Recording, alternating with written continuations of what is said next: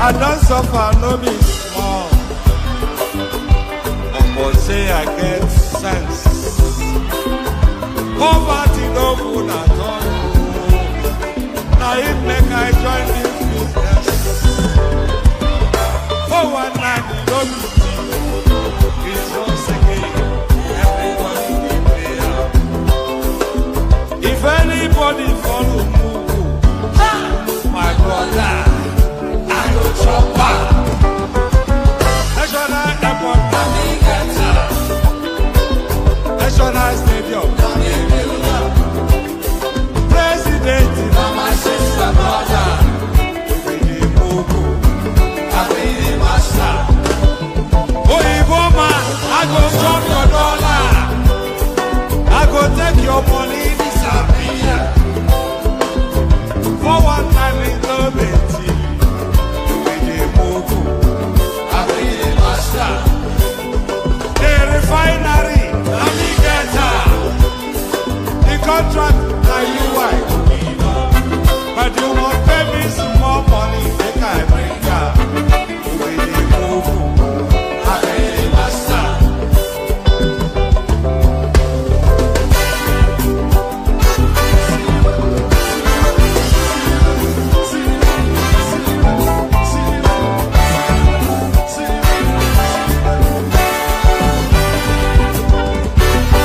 When do you go play wayo? They go say na you style. When countryman do he go? They know the shout. All I kill I die.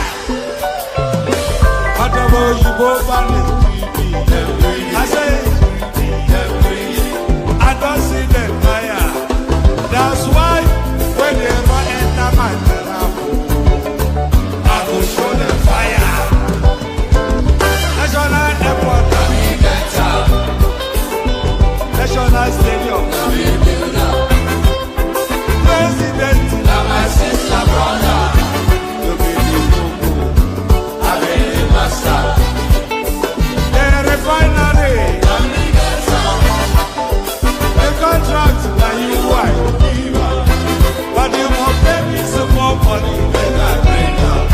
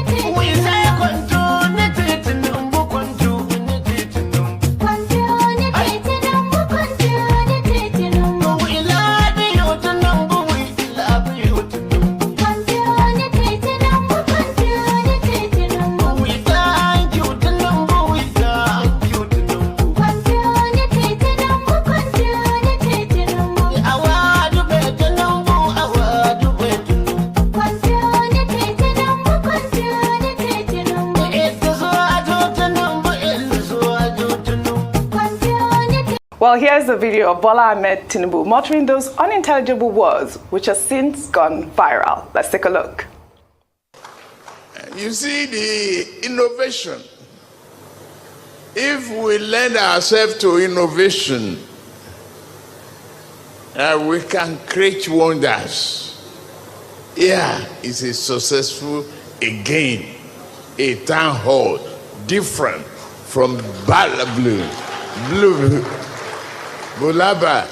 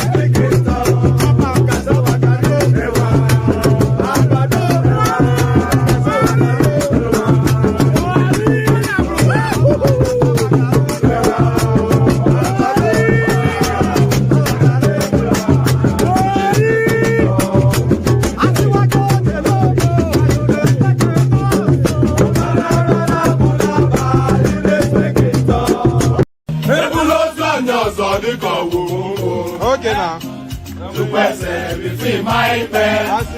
Asi pada wata lo weni boge mewo. Okay. Ọkọ yẹn ló gbé fíìmù. Ìdílé anya. Màmá mú sí na nwa m etogo kwa. Maka na nwa m jelu mba. O wee bute ike. Ọganiru na-ebute ilo nwanne m. Ọta mewe nke ya dịka akpa ya jọkwa.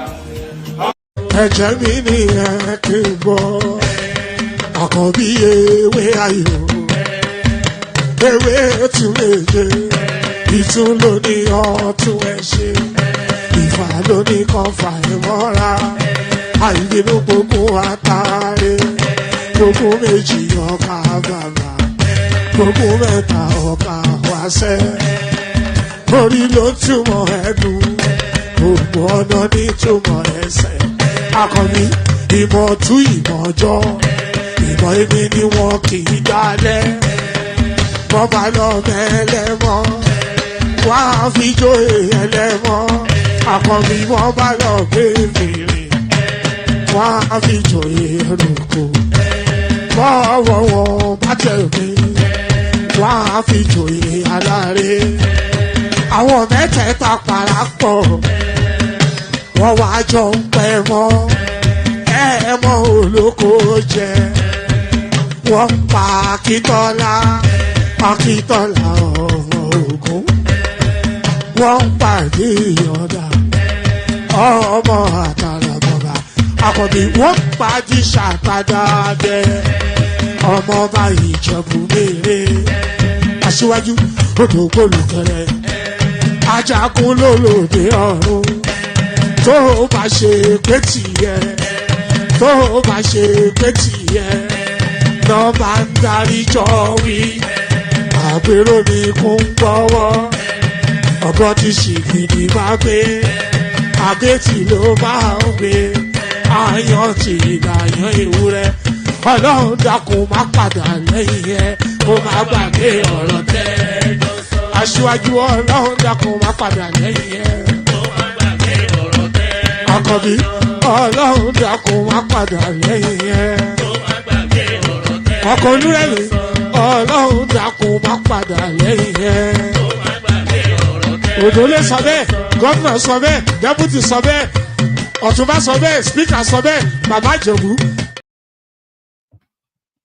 And there it is right there. So there it is right there. I'm not even sure what to say. I can only really apologize for the. It's not even a late start, is it? I'm not even sure. I'm not even sure how to come at it, but it is what it is, and it is as it is at the moment. Big apologies. I know you guys, you enjoy the sessions. At least people who have consistently been here, they do enjoy the session. And the one thing that they do ask is some level of consistency. It's now 2 a.m. where I am. So you wonder really, I was halfway to abandoning the session, but I've abandoned too many sessions and I don't want to, I don't want to cultivate that culture. So we're clinging on to it with a bare knuckles until we get to a better equilibrium. So apologies for all that. So good day to you, good to be. I'm not even going to ask anybody to super chat today. I feel that would be a bit somewhat dishonest if I said that. So I will ask you to click on like, though. Click on like. I will ask you to subscribe if you're not already subscribed. I will ask you to come join on the screen if you're interested. And what somebody suggested, because the start is so late, somebody suggested that I should just freestyle it. So don't go into long-winded reading out all of this and everything.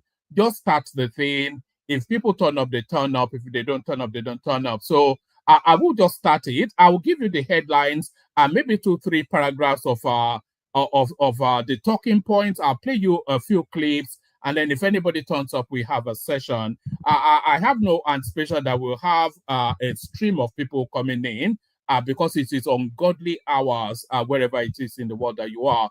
But there it is. Let me just give you a flavor of what we're going to be talking about.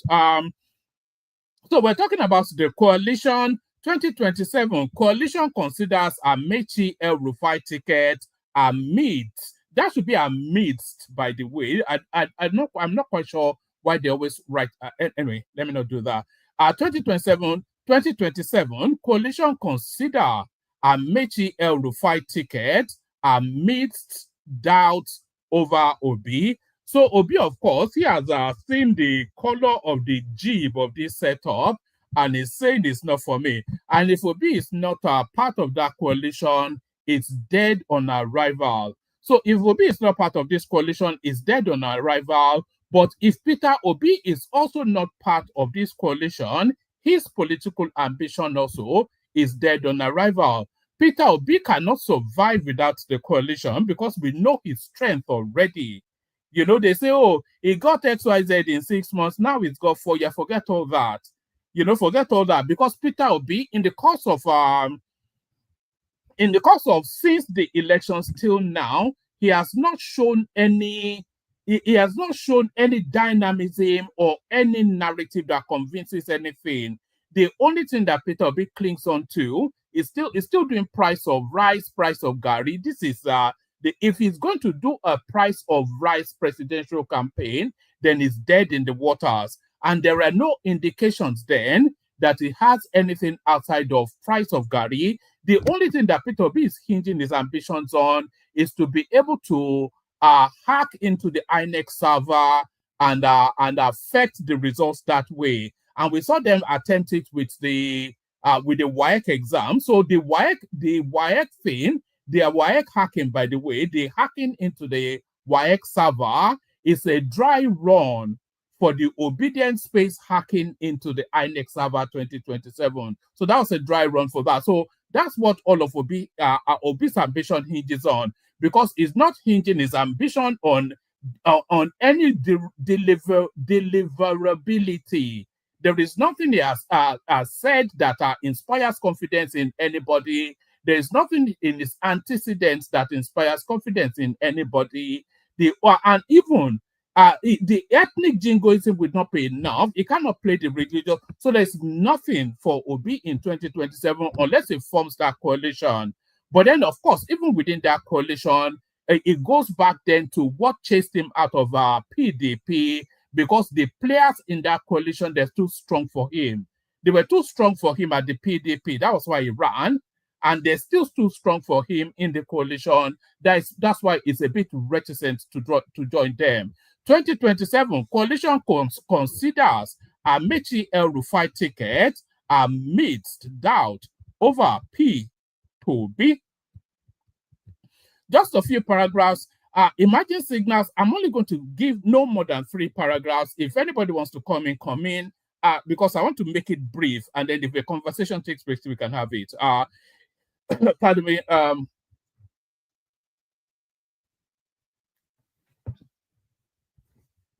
Right. Emerging signals from the evolving opposition coalition championed by former Vice President Atiku Abubakar and Labour Party's 2023 presidential candidates. Let's do that again. Yes. Emerging signals from the evolving opposition coalition championed by former Vice President Atiku Abubakar and Labour Party 2023 presidential candidate Mr. Peter Obi suggests that former Minister of Transportation Rotimi Chibuike Amaechi may be considered as a potential consensus presidential flag bearer. So now this tests a lot of things actually. So Peter Obi has always told us that he's not desperate to be president, and if the permutation within the coalition that it's a leading part of, if the permutations within that coalition does not present him as a presidential candidate, but they are saying to him then the most viable attack on the central space is via another route. So will he still stay with that coalition to demonstrate then that it's not desperate to be president? Emerging signals from the evolving opposition coalition championed by former Vice President Atiku Abubakar and Labour Party's 2023 presidential candidate Mr. Peter Obi suggests that former Minister of Transportation Rotimi Chibuike Amaechi may be considered as a potential consensus presidential flag bearer. This consideration reportedly follows growing concerns over Obi's insistence on contesting again with his 2023 running mate, Senator Yusuf Dati Baba Amaechi, who marked his 60th birthday on May the 27th, is said to have indirectly tested the waters for a presidential bid during a lecture organized in his honor. At the event, he disclosed that he had informed President Bola Ahmed Tinubu that he would not support his 2023 candidacy, etc., etc. So that's that. I think we've gotten sufficient enough from that.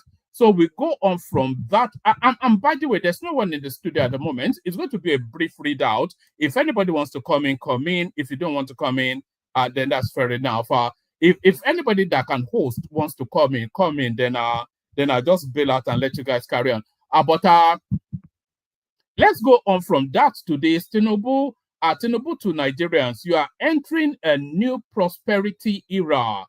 You are entering new prosperity era I promised 2 years ago. So without equivocation, the country is pivoting towards a brighter space. That's beyond question. So that's that. Do we need to read it out? I think the headline tells all that needs to be said there. So that's that. Let's go on from that to another one. Like somebody said, I shouldn't make it a long and winding one. So I'll give you this one as a headline, and then I'll give you this one as a headline. There's a video clip that goes with this one, so I'll only give it as a headline. No more approvals for illegally created islands in Lagos. This is Tinubu speaking, but he's speaking then. So the fight between Tinubu now and Ambode is in full glare now and is full blown. Because this is directed directly at Ambode, but he was actually speaking to the deputy governor of Lagos State whilst making this comment. President Bola Ahmed Tinubu has issued a strong warning to Lagos State and other subnational governments against granting approvals for unauthorized islands and developments encroaching on designated road setbacks and maritime areas. So, speaking on Thursday during the commissioning of Lekki Deep Sea Port Access Road, Tinubu expressed pride in the project's completion, which he initiated during his tenure as Lagos State Governor. He described the access road as a legacy infrastructure that will improve logistics efficiency, reduce cost of port users, and boost economic returns on investment. However, the president condemns the rising trend of island creation and unregulated land reclamation, warning that such activities undermine national development and long-term infrastructural planning. I have directed the Honorable Minister of Works, the Surveyor General of the Federation, and all state governors. This legacy project must be protected, he said. We must secure stable setbacks for future expansions and infrastructure development to strengthen our road network. So that's an aside to someone who writes there. Let's go on. This will be the last readout, I think. Yeah, I'll make this the last readout. Pastor Tunde Bakare visits Tinubu in Lagos. So it's turned full circle now. This is the guy that told us that Tinubu is worse than Satan, but there he is right there going to collect his own dollar bags. And that's just the nature of Nigerian politics, isn't it? Pastor Tunde Bakare, the founder of the Citadel Global Community Church, has paid a courtesy visit to President Bola Tinubu in Lagos. His visit is said to be focused on national issues and the state of the nation. So it's just ridiculous. What is the concern of a pastor with the state of the nation? Then go on your knees and do prayers. Now, is that not the job of a pastor? Bakari has recently called on President Tinubu to implement immediate and strategic interventions to steer Nigeria out of its current crisis. What do you think he has been doing? Is that not exactly what he has been doing? the former vice presidential candidate to Muhammadu Buhari during the 2011 election under the Congress of Progressive Change, said Nigeria needs a coordinated program to restore stability. Whilst delivering a State of the Nation broadcast at his church in April, Pastor Bakare warned the president against playing God, adding that his administration is steering the nation off course. He advised the president to adopt a more humble approach to governance. Stop playing God, Bakare said bluntly, emphasizing that whilst he disagrees with Tinubu, he does not wish him to fail. The current administration is steering the polity adrift, he continued. It is time for this government to embrace humility. So, and there he is right there, and it turns full circle now. It's just Nigerian politicians are the biggest clowns going. Let me play you the clips I have. Let me play you the clips that I have, and then we'll see if anybody turns up for the convo. Let me play you the clips. I've got a treat for you, by the way. I've got a little treat for you. Let me. Should I start it off with the treat? Let me start it off with the treat. Let me actually save the treat for you till later. So this is Tinubu lambasting Sanwo-Olu. Expansion, building of infrastructure to enhance road architecture and return on investment. Please, our dear governors, let's work together. Don't give planning approvals without collaborating with the Surveyor General of the Federation and Ministry of Works on these roads.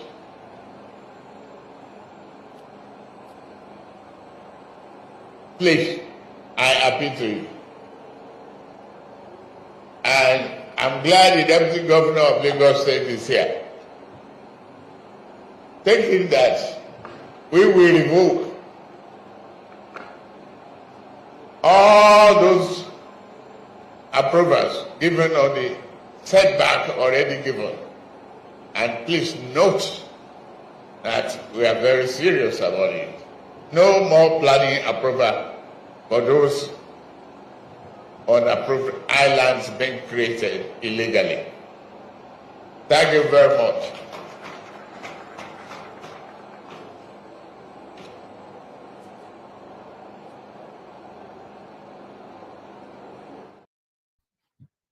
So now there are two things happening in that clip.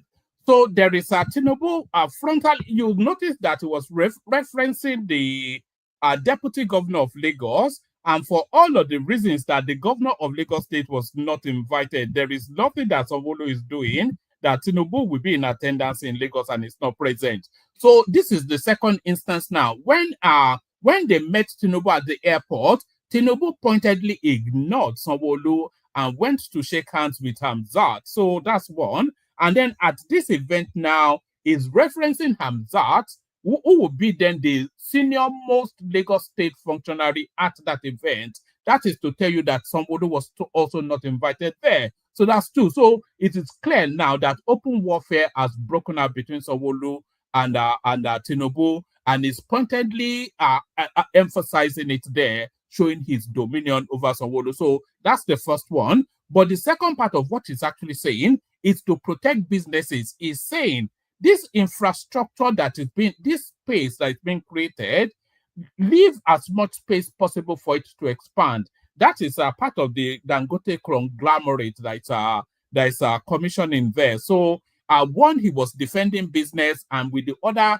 so he defends business with the swoosh of one hand, and as that hand is coming back, it was a backhand slap at Sanwo-Olu. So that's Sanwo-Olu right there. So from Sanwo-Olu, let's go back to the coalition. So the next two clips now speaks to the coalition that is dead on arrival. Which ethnic group do you belong to? I'm an Ipoman. I didn't like the way the Igbos were being treated at a particular point in time. In protest against that treatment against the Igbos, I began to wear, what's it called? The tiger hair. Traditional Clothes with the red cap. Again, I made it public that I'm an Igbo man. Igbos are like toys in the hands of unscrupulous politicians in Nigeria. No politician, no serious politician in Nigeria takes Igbos serious. They know our deficiency. They know what to do to get the support of Igbos.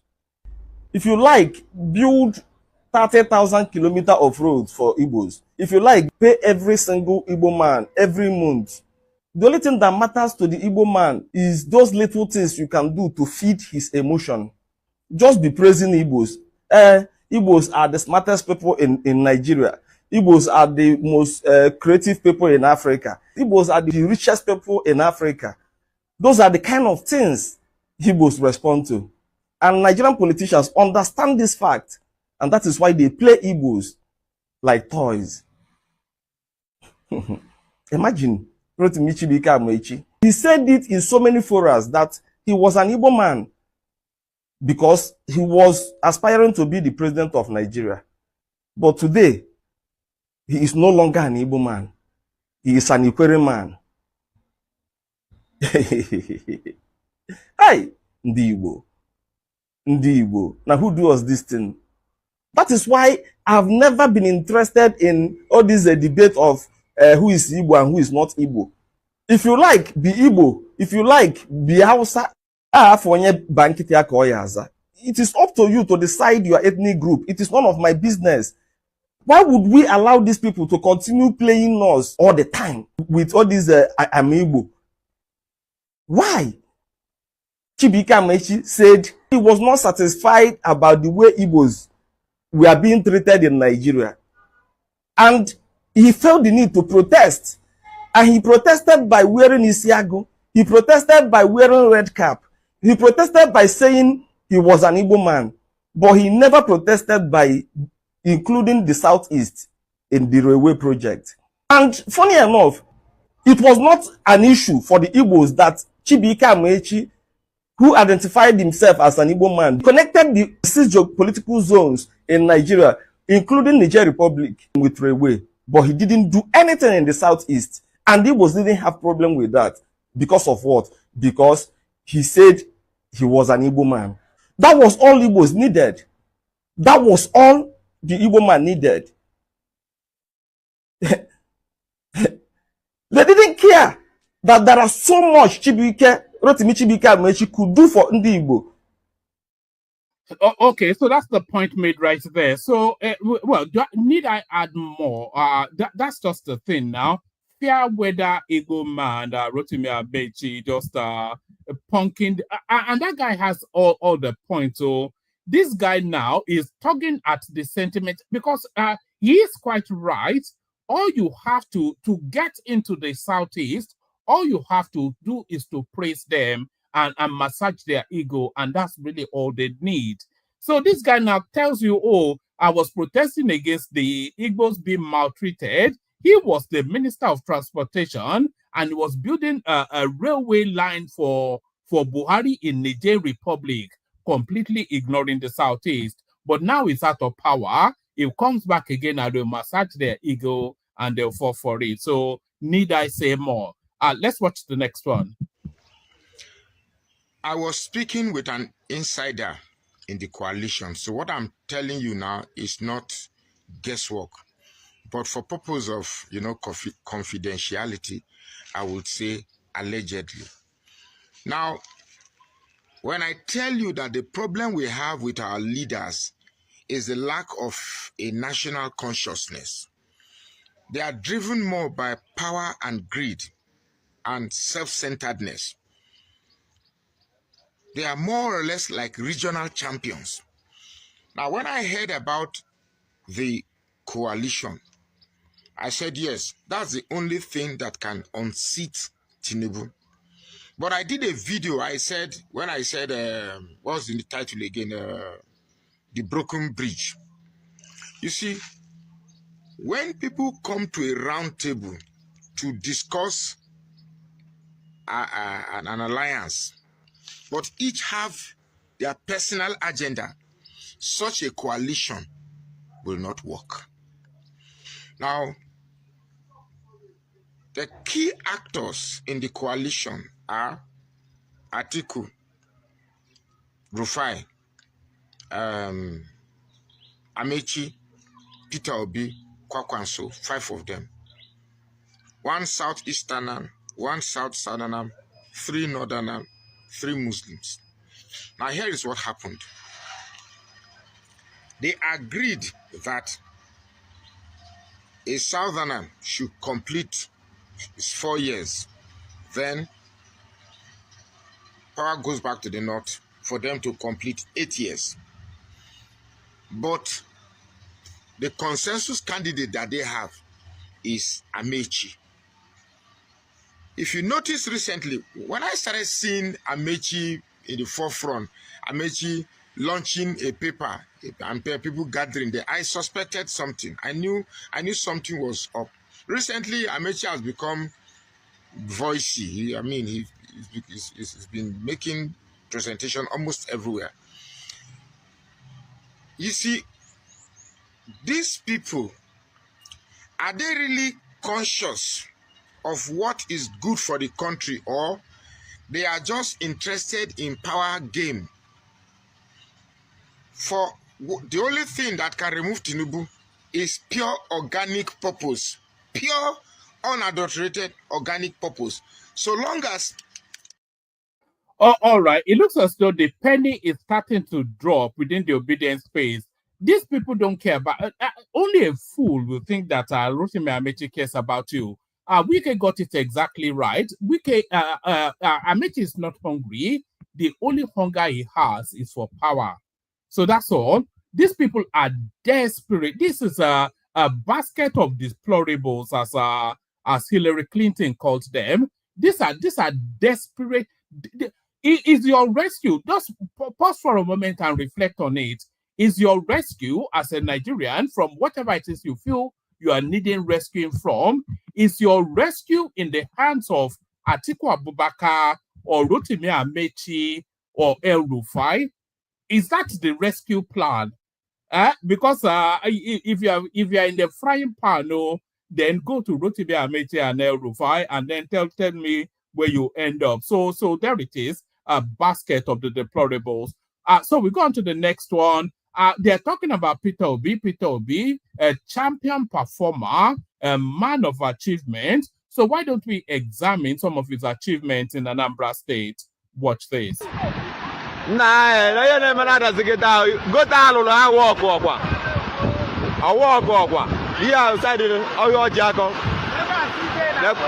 since you are going to log, you so good. Why the baby singer? Go to Jukwaleju.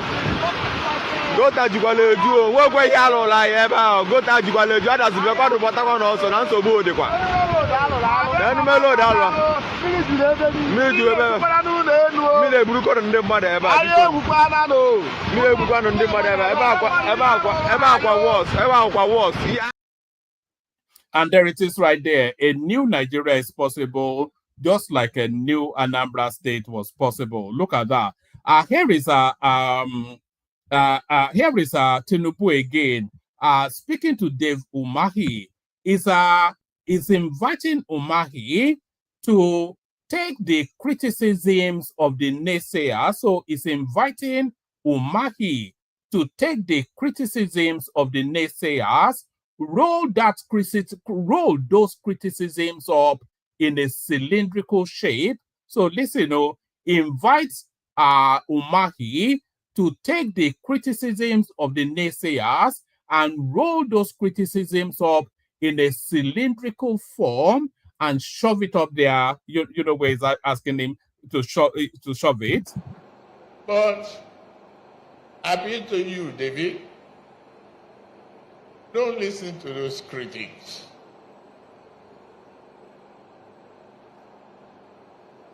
They don't know what they're talking about.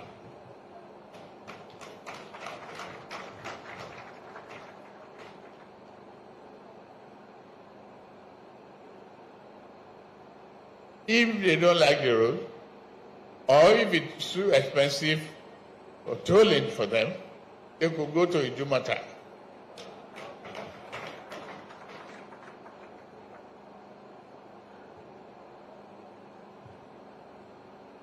own is to affirm our commitment as an administration to deliver enduring infrastructure across that great nation. Forget all the misconceptions. You are a thinker and a doer, a great professional, David. So that's Tinubu right there, inviting Atiku and his posse to go F themselves. So that's Tinubu right there, inviting Atiku and his posse to go F themselves. So talking about going to F themselves, here is the president of Kenya alarming about Nigeria. So here is the president of Kenya alarming about Nigeria. My daughter is married to a Nigerian. This one now, again, is married to a Nigerian.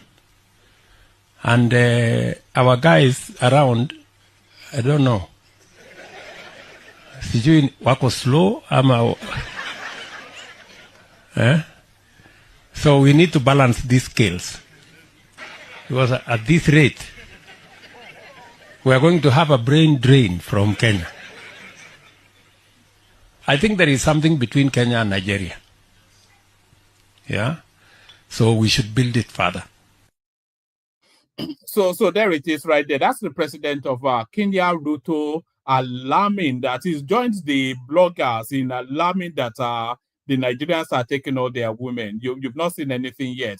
You've not seen anything yet. So you've not seen anything yet. But guys, see this. I did promise you a treat. And at this next clip that I'm about to play you now, we want to be seeing more of this.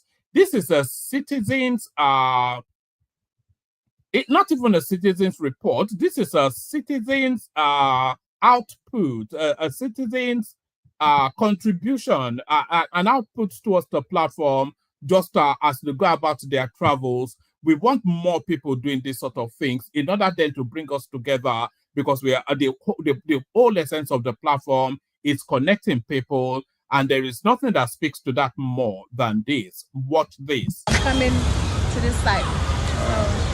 So we're so happy to speak. We called one man, so we're happy to speak to him on video call. So this video clip is for the one-man show.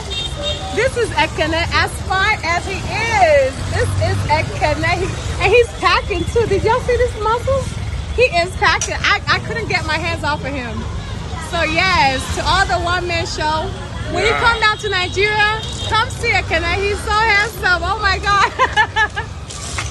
So this is Choma reporting to you live from Nigeria, Lagos.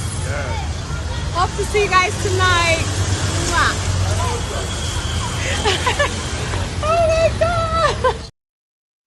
So that's the inimitable, delectable Chioma, of course, who is on a trip to Lagos. She's doing a bit of traveling at the moment, and of course, you don't go to Lagos without seeing Ekene. So he drew Ekene out, and they went out for they went into town. So that was Ekene and Chioma right there. So we want to be seeing more of those sort of clips as you go about your travels. Send a note to the platform. Let us share your journey with you. So it was a real delight. They called me as well, by the way, before just when they were either going into or coming out of that restaurant.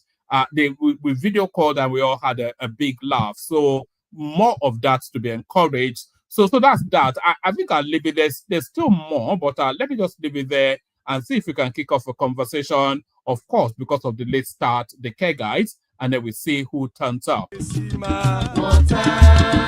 only water, only water, where they see ma. Water, only water, where they see ma.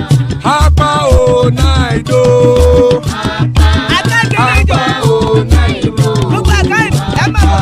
Hapa you don't come o.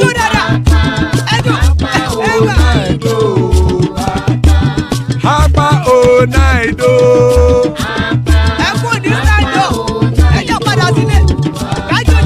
Oro kẹ̀kẹ́ ẹlẹ́mùyé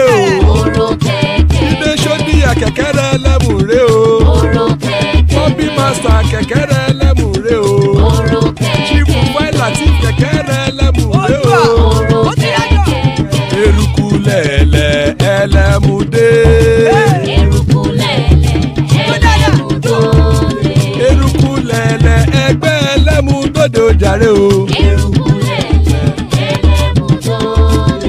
Eruku lẹ̀lẹ̀ Ghana ti dé ẹgbẹ́ bọ́dì o. Eruku lẹ̀lẹ̀ ẹlẹ́mu dòde. Ọmọ ẹlẹ́yẹ ẹ̀yẹ ẹ̀yẹ o ó dilé o.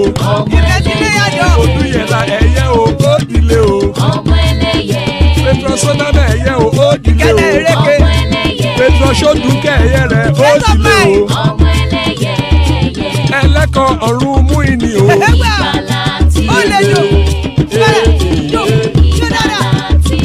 Àkùkọ ọ̀run mẹ́kọ̀.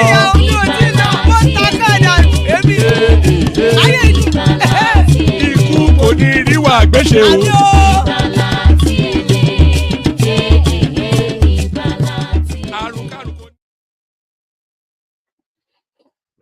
And there it is right there. Kuku Niru Agweshime just have nothing to do with us.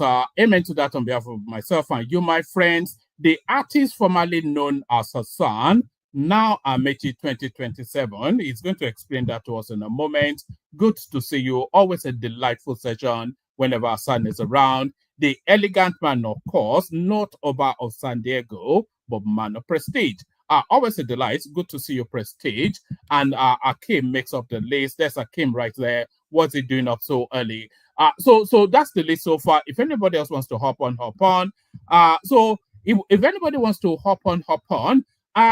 Because it's so early, we do like a 5-7 minutes monologue just to whiz it around all the voices quickly. And because we've not heard from Hassan in quite a while, we kick it off with Hassan. We go from Hassan to Akim. And then from Akim to Man of Prestige. Akim, I do know that you came in first, but Hassan has not spoken to us for a long while. So Hassan, did you see that clip of Choma and Kenneth? That was a beautiful thing, wasn't it?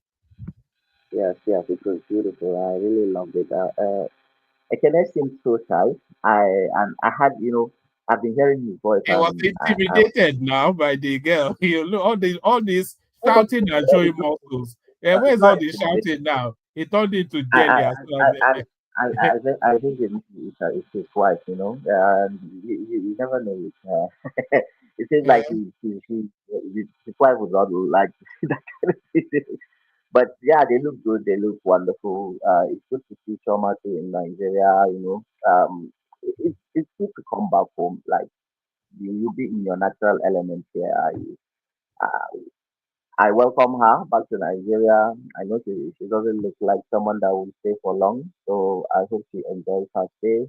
It's also good if to see only you Ekene. were in Lagos, you would have. I'm sure she'd have met up with you as well.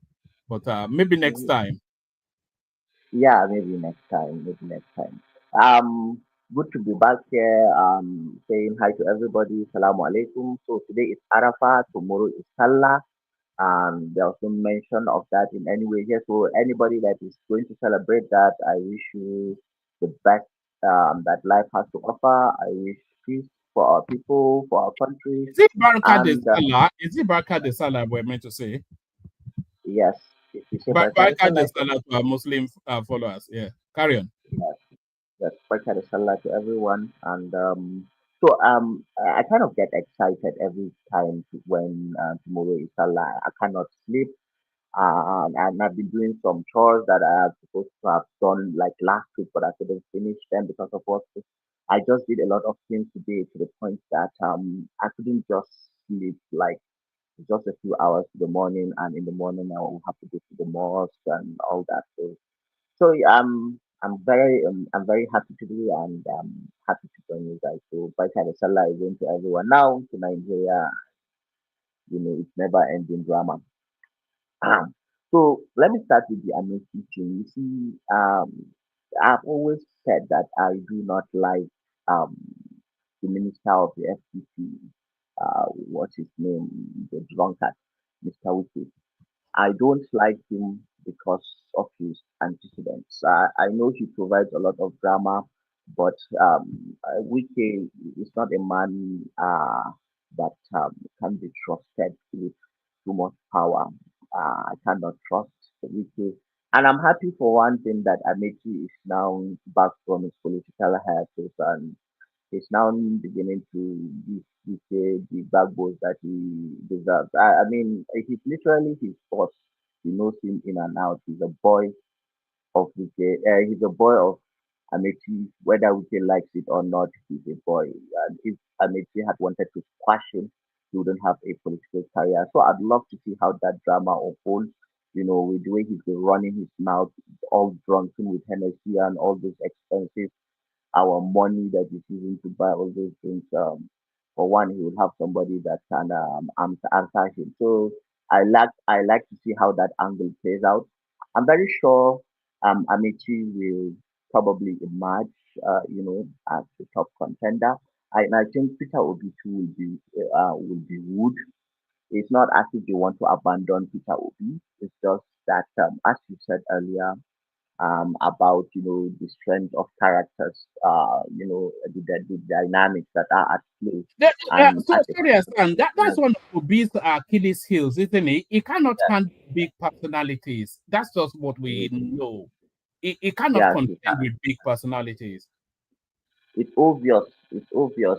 If you had been studying him from afar, I mean, like in the last election, you'd see that he did, did something that would say is kind of a miracle in Nigerian politics to be able to garner such amount of votes in such a short period of time, just as you stated. But the reality is, as he continues to, interact with the power brokers all around, um, his skill, his negotiation skill, I doubt that he is that, skilled, political negotiator, somebody that can think out a deal that favors him. I think he is not that character. I think it's the personality, It's not that it's You a you character you thing. you you are being too kind, Hassan. He lacks sophistry to the point of being naive. Mm, It's a regional champion model. Anytime he comes out of his region, he gets a nosebleed. He doesn't quite know how to engage. yes, yes, it's a personality thing, don't you think? Yeah, it's not as if it's okay.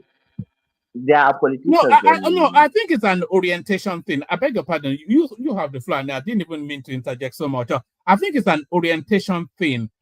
Because the criticism has always been that the spaces that Obi managed, there are it's a mono-religious, mono-ethnicity space. It was essentially what's the religion in Anambra? 80% are Catholic, whatever. You would have to fly an aeroplane to meet a Muslim in Anambra State or a non-indigen, so he managed a mono-ethnic, mono-religious space, and that is his.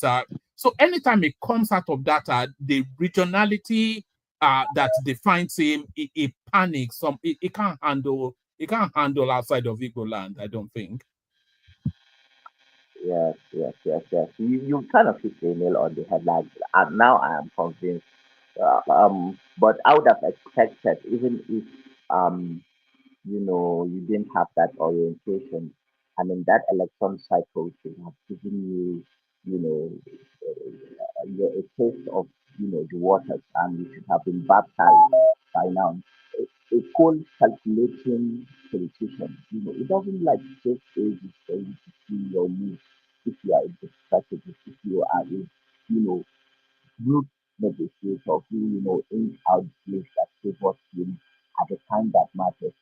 But it doesn't Your seem the your audio more your audio is quite weak, by the way. We can make out what you're saying somewhat, but it's somewhat weak. But carry on. okay. And let's try to use a different.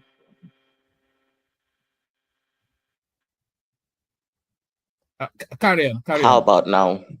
Oh, that's brilliant. You should have Is been it like that better? all the way. But fantastic. That's great. But speak to us about the permutations of Amechi El Rufai. Still, people they have no political base. They have no political stock. Amechi doesn't carry any vote. Even El Rufai carries less. So how does that ticket sell? Okay. Here is what I think will happen, and I'm not saying this. I have been desensitized by, Nigerian politics. I've been watching the president, and I've been seeing that he's doing 20-30% work and 90-100% propaganda. And this platform helps to push that propaganda around. But I've already long given up on our political elites and their mentality about putting things together to save Nigeria. I do not see anyone in the pool right now as someone who could significantly change Nigeria. Not Obi, not Amechi, not Atiku. Damn, I don't even think Tinubu is good for Nigeria. But this is politics, and it interests me to see how things play out. I know for a fact that Tinubu only stands a chance to win if this coalition doesn't work, and that means if they don't get the buy-in of a substantial population of southern Nigeria. Say, like, if the south is fully in, and then if you guys will not do what you guys know how to do best, use INEC, use Fogri, use police, just essentially steal the election, which you guys, know how to do, and run with it. If the field is, you know, free, fair for everyone, I believe, yeah, they're going to give your man a bloody nose. He wouldn't know what hit him, because the Nigerians have not, suffered as much as they are suffering now. I have never seen it in my whole existence, and I've had from several generations. Yes, tell me what the incentive is for people in the southwest, people in the southeast, or people in the south to vote for an El Rufai Amechi ticket. What's the incentive? Rufai is not going for president. You should say it, Amechi Rufai. Yes, Amechi El Rufai says, what's the incentive? Why would an Well, Igbo man or even a Yoruba man vote for Rotimi Amechi? you see, in the grand scheme of things, it will not really matter if he gets chunks of votes from, because he's going to get block votes from the north. Amechi will get block votes from the north. Of course. Why would that be? Why would that be? Because the mindset now is anything but Tinubu. My God, if you put a doll on any political party and Tinubu, people will vote for the doll baby. You know that doll baby, that red and blue that they used to give children in the 90s. Those doll babies will perform better than Tinubu, I swear to you. That is in the real elections. But I know the governors are getting ready. They are, strategizing on how to, change the elections and things like that. Because that is our reality. I don't want to sugarcoat anything. We are all Nigerians here. We all know what power is capable of doing, what the presidency is capable of doing. Do you think the opposition space will be invited to present a plan for the country, and then the people will vote on the basis of that plan? So it's not just one man. Yeah, Let's tell ourselves the truth. Let's tell ourselves the truth as Nigerians. You see, it's only on this platforms like this, that we discuss issues of policy, and their implications and implementation. And the common Nigerian on the street does not understand all this big English. And truth be told, our politicians do not sell ideas to us. They do not sell policies to us. They sell emotions. They sell what will tickle people's fancy. They go to the dark spaces of people's nature, to their hearts, and instigate something of hate or love or jealousy or something like that, to just get an edge in the overall politics. It's not as if is it not Chatham House that they go? It wasn't not one of these days. One of these some of these people from Chatham House were even putting their mouth in our economic matters and advising the president not to allow the naira to become strong. Can you imagine that, the audacity? Our politicians, actually go to London, they go to Chatham House, and they tell about their policies, because this country is essentially a company owned by the British colonizers, and they still hold significant sway politically. And since that is the case, I do not think that it really matters that our politicians come to us and say, I want to do ABC. And Tinubu understands this very well. He did not even promise anything to Nigerians during his first rodeo. Now he's 2 years in. Anything we see, it's that kind of approach. So it's the jungle out here. Well, however, some of us are leopards, some of us are alligators, some of us are chickens, some are just like gazelles, and they're and You know, unfortunate for them, the you lions know, are cycling, they will not hesitate to take their bites. you know where I think the opposition are getting it wrong. They are they are playing politics of like an ad hominem sort of politics, like an anti-establishment sort of Straw man kind of thing. yeah, straw man kind of thing. So because I fear that their campaign wants to hinge on the price of rice, and if they are because I'm not seeing any narrative that is deviating from price of rice type of it's like some contrived indignation that they are trying to sustain. So I'm not quite sure that will carry through. It's no, Yeah. that's too simplistic. While I think it's too early even right now to start talking about 2027, but I know that is the only thing that it's gives us enough drama enough, and the president we have is somebody that who believes everything must revolve around him. He is such a staunch dictator that he is even fighting his own governor. He doesn't want anybody to cross him. Now all the politicians are jittery. Those in the party are jittery. He sees himself as some kind of god. You know what I see Tinubu like? One man. Let me just say this. I see Tinubu just metaphorically as like the slaves that were taken from this part of Africa and were shipped to for transatlantic slave trade. I see Tinubu as somebody who participates in the catching and enslavement and putting iron rods in fire and then giving the Africans tattoos and then selling them to the white man.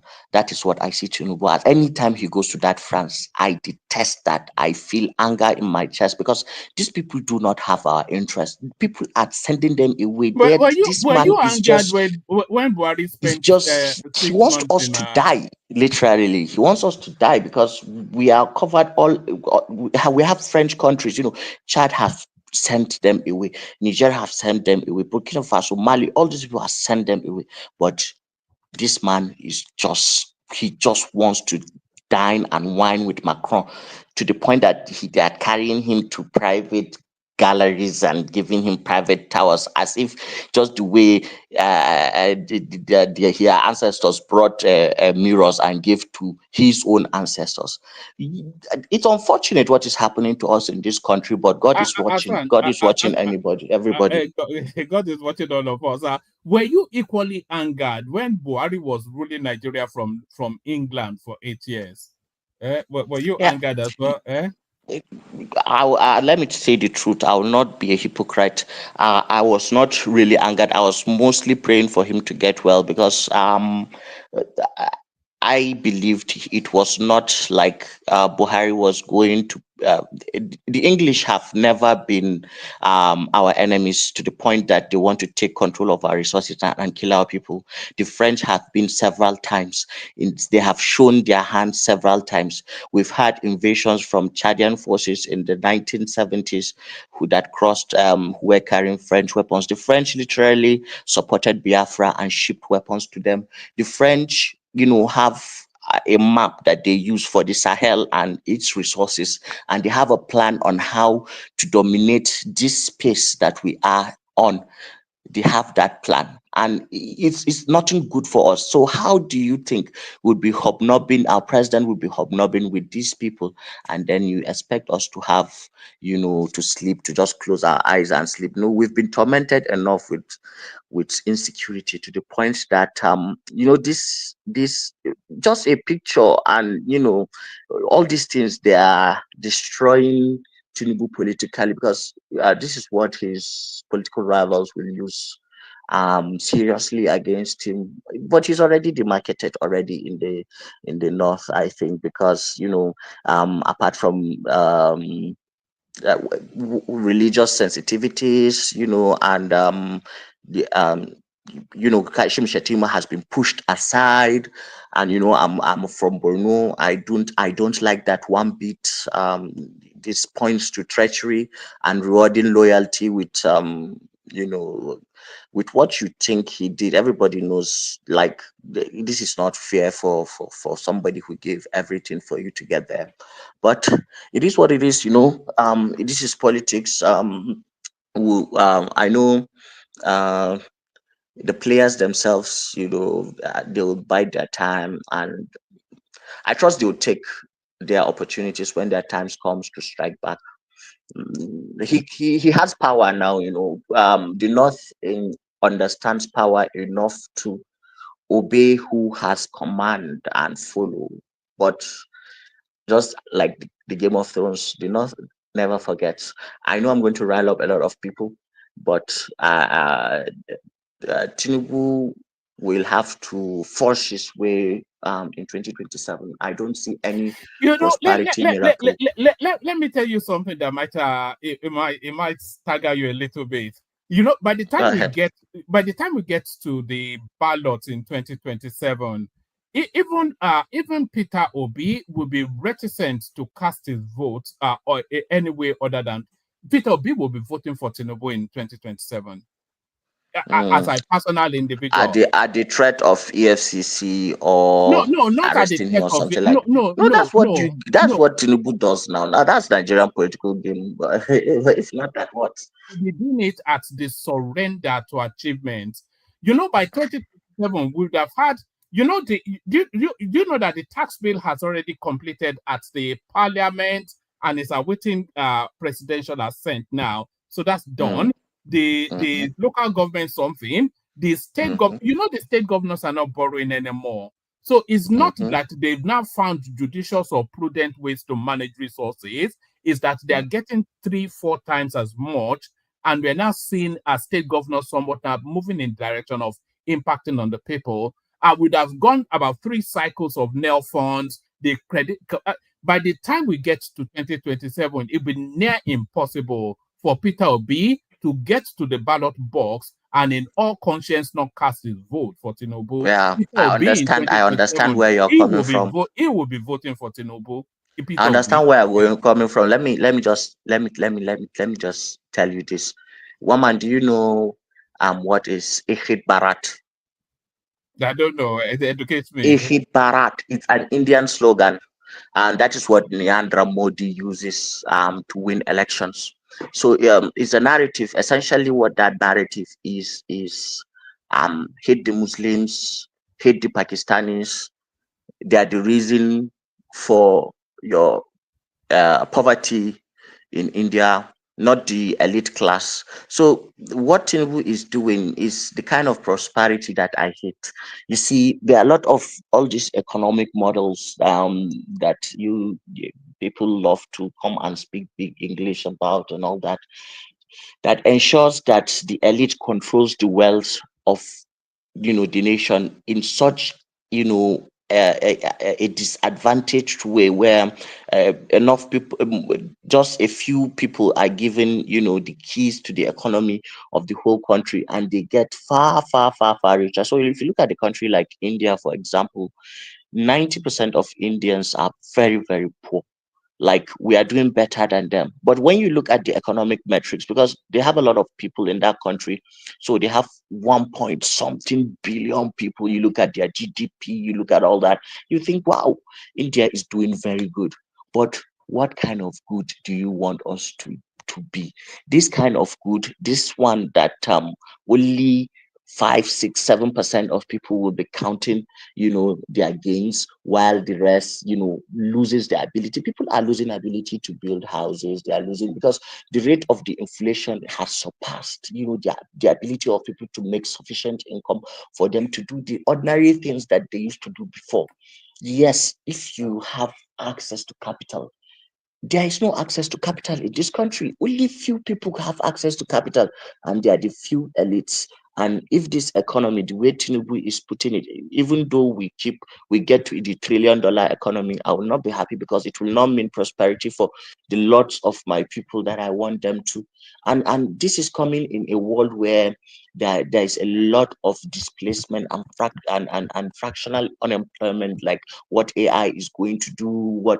So I don't see like deliberate effort to factor in a lot of the things that put us at a disadvantage as a developing country. I just see a blanket implementation of World Bank, IMF, and all these multilateral banks, conditions for, trickle down economics that has never worked for any developing country that wants to develop.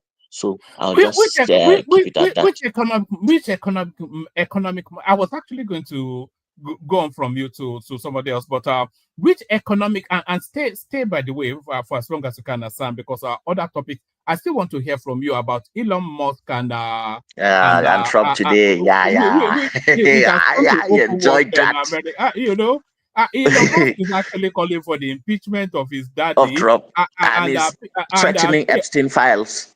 It's threatening Epstein's files, and but that's true, right? It's true. Ultimately, Trump, and he has the mind to do it, he could just revoke his citizenship and deport him back to. Trump actually tweeted today that there is no white genocide in South Africa. So it's backfired. He can cry us a river. Elon Musk can cry us a river. No sympathy for him. He has shown himself to be a Nazi. He has shown himself to be a weak person who is not driven by the best part of human, the best things of the human character. And he has put his hands, in a wasp nest. And you know what happens when you put your hands in a wasp net. I think Elon Musk has, some kind of psychological or maybe developmental disorder. Maybe he's autistic. He has OCD. They say he has a heavy drug habit. That's what they're saying. Yes, the drugs are to control the something now. But if you have all those OCD, ADHD, autism, and all that, you might be given drugs that instigate your brain to produce dopamine. And then the problem with using drugs to get dopamine, like ketamine, is that you can easily get addicted. So you can begin self-administration and things like that. And for somebody who has a lot of money, the risks are just too high. So, and the tension and kind of balancing his life, putting himself in more risky waters with joining politics. He caused all that on himself. So good riddance. I don't bloody care about any Elon Musk. Anybody who believes the white man is superior is not my friend. I don't like him. I cannot be a friend to my enemy. But what if a white person says that about you? You end up in jail. You can't be. That's almost racist now. But the one thing that you did say there, that I've always had the thought, and you've just it's been at the back of my mind, but you've brought it to the fore now. It's almost certain that Elon Musk is in some sort of spectrum, either autism or ADHD. I think he's in the autistic spectrum. I think there's a bit of autism about the guy. And you can see it even in his But stay with us, Hassan. Let me move it out there. I could talk with you all day, as you know. Thank you very much. Thank you everyone for listening to my perambulations. And it's good to be back on here. Thank you. Brilliant. If you stay with us long enough, I'll loop back to you because I want to still hear from you about what you think is going on between Tinubu and Sanwo-Olu, because it's now getting highlighted now. But let me move it around. We'll loop it around. We go on to Akim. Hopefully, he's not already asleep. Akim, good to have you. You said to leave the preambles and get straight into it, Akim. And there it is. It's gone to bed. Prestige, you there? Yeah, I'm here. Salam alaikum. Alaikum salam. Oh, I didn't imagine that you would know. I thought you were too well done. I didn't even know you could do that. Wait a minute. What did you think? What was I you thought you thinking? were too. I thought you were too. No, no, no. Let me not complete that sentence. One of my best friend, that here is, is a Muslim. So Oh, what are you that's talking brilliant. about? Yeah. That's brilliant. So to the conversation, we're talking about this coalition that seems to be just hemorrhaging at the seams. We're talking about the now almost public falling out at Sanwo-Olu, Tinubu, and still talking about public falling out, mosque, and I'm looking forward to that. That's going to be a delicious fight. But those or whatever interests you. Did you see the clip of Kenny and Chioma? Yeah, speaking about that, that's very nice. Yeah, maybe I will do the same thing when I go back in December. I Yeah, hope if you go back, Chioma. no, so that's now an obligation. Anybody that goes to Nigeria must visit Ekene. Yes, carry on. Yeah. Like I said, I'm gonna give it Connecticut. If whenever you come here, I want him to come. Because we're having a party. The big guys. I mean, I was giving it. My cousin that is there. Giving me information. We're having it on the 16th of December. So that's the one I invited Chioma, or whomever is here. I will give him the artillery to come. Because you can't get it. You can't buy the ticket. It's called what we call Omona. In Abuja on the 16th of December, all the big guys will be there, Big Kubana, them and some other big guys. So they will be there. And you have to wear white. All the big guys will be there, but you will be there too. Are you there? Are you Yeah, going but to? it's not that I'm a real participant. You, you, I you, have some big deal, in Nigeria, that you'll be there to serve the that's drinks, gonna Abi. You'll be there to serve the drinks. serve the drink. You crazy, man. Why would I serve the drink?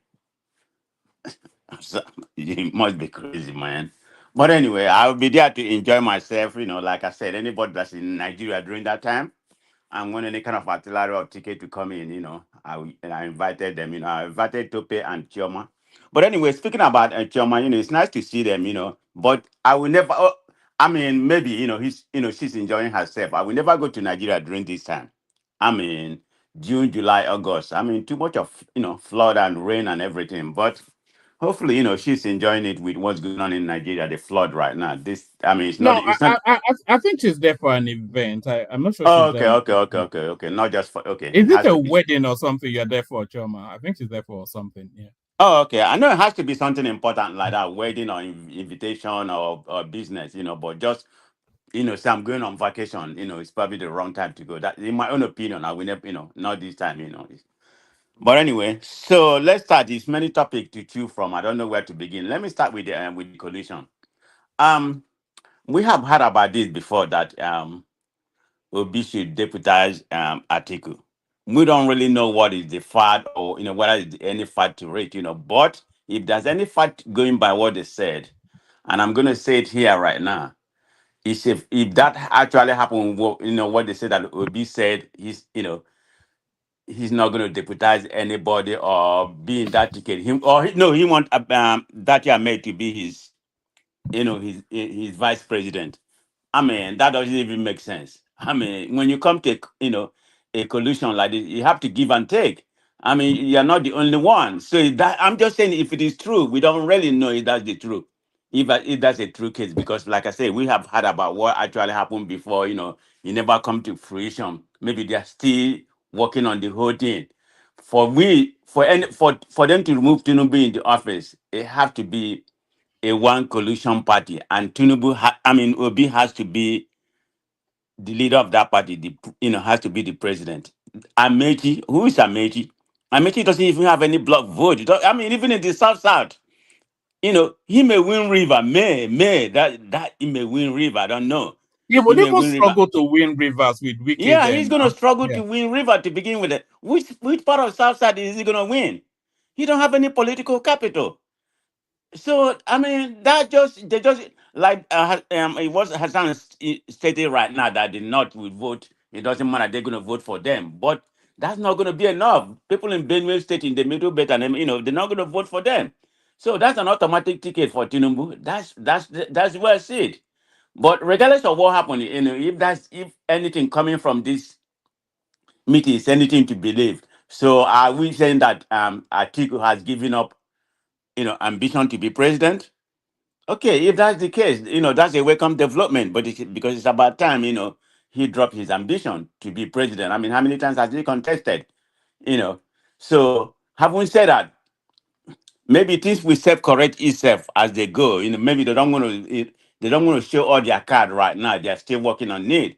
But for Obi to say that he has to be my deputize me, if not, I'm out of the coalition. That doesn't even make sense. You know, Obi is smarter than that. He can make that kind of statement. You know, I mean, look at what happened to the how APC come to fruition during a Buhari time and the Tinubu their own party, how they come together. It has to be give and take. So you can't just say, I mean, after all, that year made doesn't have, you know, I mean, I like the guy that year made, but he doesn't have any kind of political capital. He even lose his polling, you know, his polling unit. So why would Obi even say that? But if that may be the case, so let it be. It's going to be Tinubu in as far as Tinubu has not performed anything. I mean, I share with what Hassan was saying.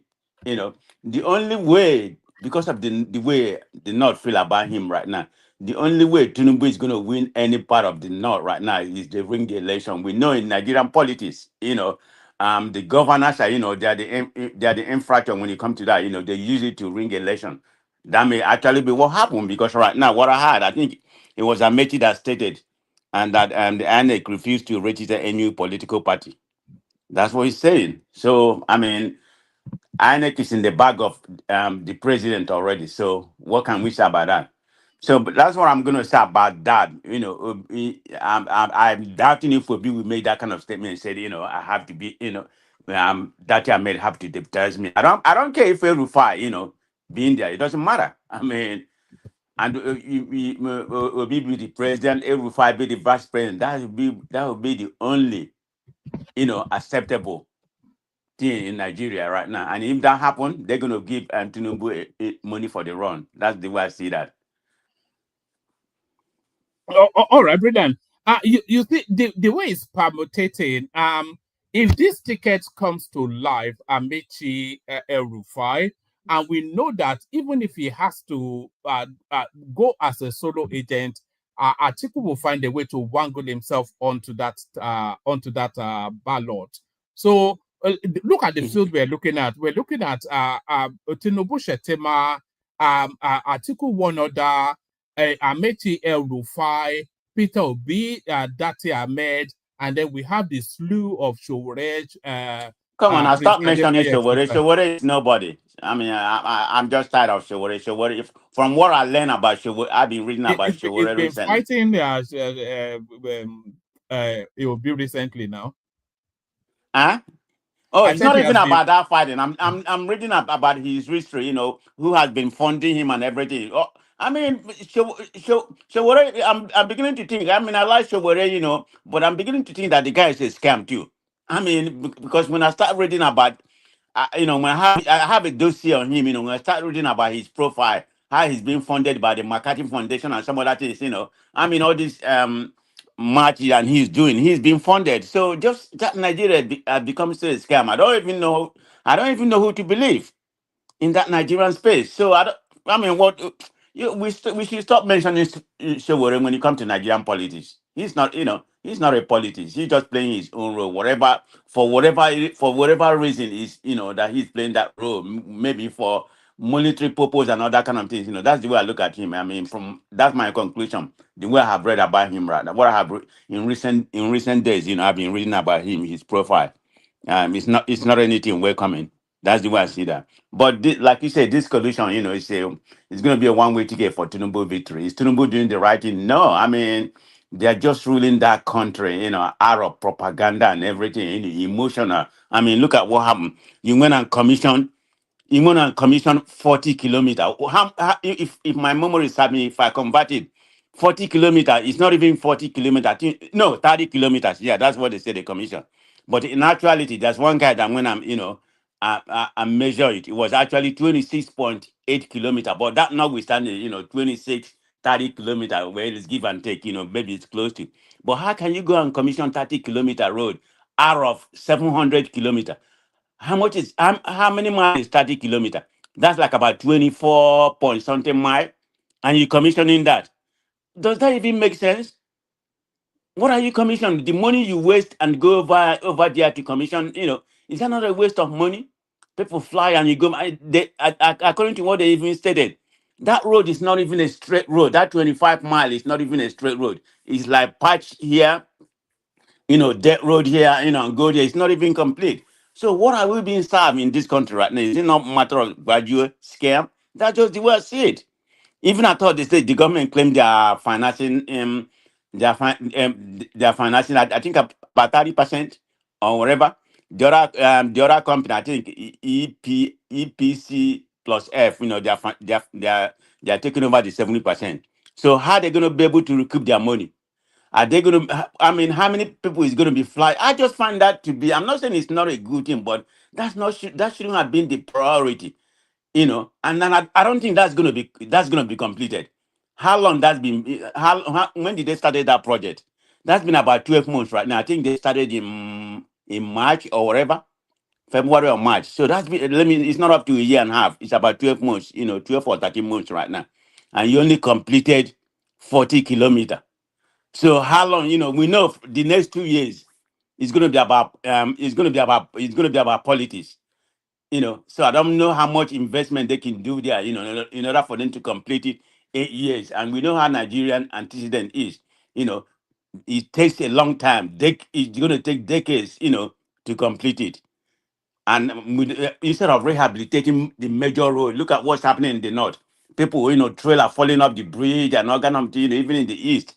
Every part of the country, people are just dying. Even in the west too, you have all these trailer because of the road are not motorable. That's my main concern. They should have been able to use some of that money and rehabilitate, some of the road, like you're talking about. And you're speaking about Amechi. Amechi is an idiot, in my own opinion. Whether he wants to be Igbo or he wants to be Hausa or whatever, or he wants to be good, that's none of my business. If you want to be Igbo, if you claim you're Igbo, you're not Igbo. That's your prerogative. I don't really care about that. I don't know why people. And the guy that was speaking earlier here, that when he praised the Igbo or something, I don't know what kind of Igbo he's talking about. That we only believe in praising, when he praise our ego, we're gonna believe him. That has nothing to do with that. That's not the way. That's not the way the Southeastern and the vote or whatever, because he praised them. They just, praise with God to their ego, so they believe what he's saying. I never really trust Amechi, I mean, when he was the Minister of Work, what did he do? What did he do in the south to southeast? Did he build any railway? But instead of concentrating on building road from north to Niger Republic, even the one we have right there right now, is it not from the southeast? All these projects that he's commissioned, has any one of them touched the southeast? Southeast, where southeast is the people that travel the most. Why can't it be the railway? Why can't it be the railway from Lagos to Midwest to southeast? That would be more profitable to you than just building. What has they done in that? What has he done in that part? He's here building Lagos Calabar Road only, building from Badagry to wherever, Sokoto or wherever. What has he done? Forget about that area. I'm not saying that you shouldn't be equal. Everybody should. Prestige. Let me play this 1 minute clip that speaks to what you're saying, so that your audience understand where you're coming from. Finally, which ethnic group do you belong to? I'm an Ikwereman. At different times you have said you're Igbo, and other times don't bring that controversy. Don't bring that controversy. I don't know why you want to go into that controversy. Well, because it's interesting to know what your position is on that. No, it's not. So if you ask an Ikwereman, who are you? You say, I'm an Ikwereman. So what you can say is an Ikwereman and Igbo man. There are those who have divergent views. Majorities will say no. In all honesty, majority will say no. There is a very tiny minority which includes me. And why do I take that position? It's political. And when I say political, it's not to win the votes of the Igbos. I didn't like the way the Igbos were being treated at a particular point in time. In protest against that treatment against the Igbos, I began to wear, what was it called? The tiger head. Traditional clothes with a red cap. In protest, asking Nigeria to address their problem. Again, I made it public that I'm an Igbo man. In protest. But not in fact. It doesn't make me, whether I'm an Igbo man or not, is immaterial at this point in time. There it is right there. You see, this the Nigerian people, man. This Nigerian people, the way the Nigerian behave. So you did it at that particular time for political capital, that you get support from that part of, whatever your ambition is, I mean, whether I don't quite get it. So, but anyway, that doesn't put food in my mouth. Whether you're Igbo or whatever you want to claim, that's your own business. I don't really give a shit about that. Okay, I mean, that's not where I'm coming from. It is very, very stupid of him to, to be making that comment right now. But the other time he claimed to be Igbo, whether even at time when he came to be Igbo, that doesn't mean anything to me. And I don't think most Igbo people care. Okay, forget about the political people that come on space, and try to say, you must be Igbo and all that kind of nonsense, which I don't really buy. So that's the way I see that part of it. So what's going on with Showolu and the Tinubu? I've not been following that space that much, but I know. They seem to have fallen out somewhat. I think it all traces back to that tussle for the Lagos State House of Assembly. I think it's a spillover from that. When Tinubu came to Lagos, apparently, when the president goes to your state, everybody lines up at the airport, and he pointedly ignored Sanwo-Olu to go and shake hands with the deputy governor. And then at this event now, the Dangote event, the deputy governor was there, Sanwo-Olu was not there. So Sanwo-Olu could not be doing anything that would prevent him from. So clearly there's a gulf between them. Yeah, it's definitely something. It's definitely a gulf between two of them. But I mean that. I don't. I don't think Showolu is not running for re-election again. So I don't know if he does care or if he has political ambition, hoping that, Tinubu will be on his side. But I don't understand, but yeah, this is one man, this is your man, Tinubu, okay, I don't know why he takes something political like this and bear grievances against it. It doesn't make any sense in my own opinion. But that's who Tinubu is. If you don't worship him, he's gonna kick you to the curb. That's just his personality. Yeah, but so let me speak so other people can speak. Let me speak about what's going on in USA. I don't know if you know what happened today. So the glove is off between Trump and Elon Musk. I didn't think they was people really expected this to happen, but I didn't think it was going to be this early as it is happening right now. So if I have to form my opinion, I would say Elon Musk is the one that's going to lose. Believe me, he's the one that's going to lose because he started the whole thing today. I mean, look at what he tweeted, almost about 10 times that he tweeted. I mean, to the extent of accusing Trump that, the reason why he doesn't want to open the file because he's in the file, the Jeffrey Epstein file. I mean, look at that imagine that kind of accusation. You think Trump is going to take it lying down? And he's claimed that he's the one that he's 270 million. That's exactly what he said. So he's telling exactly how much he spent. He said he spent 270 million to elect Trump. I'm not sure. I'm not sure. So sure that in a fight that it Elon Musk can use Twitter to get no, wait a minute. Do you know how much contract? He used Twitter to get him elected. So you can use Twitter to get him impeached. How is he going to impeach him? How is he going to be able to cause the Congress people to impeach him? Both houses. That's not possible. He's the one that's going to lose financial and everything. How much did he lose today? And Tesla lost 14% of their share today. And how much does that translate to? The highest loss ever in that man history. 150 billion that was lost today. The highest ever just for today. Maybe this fuel contributed to it and everything.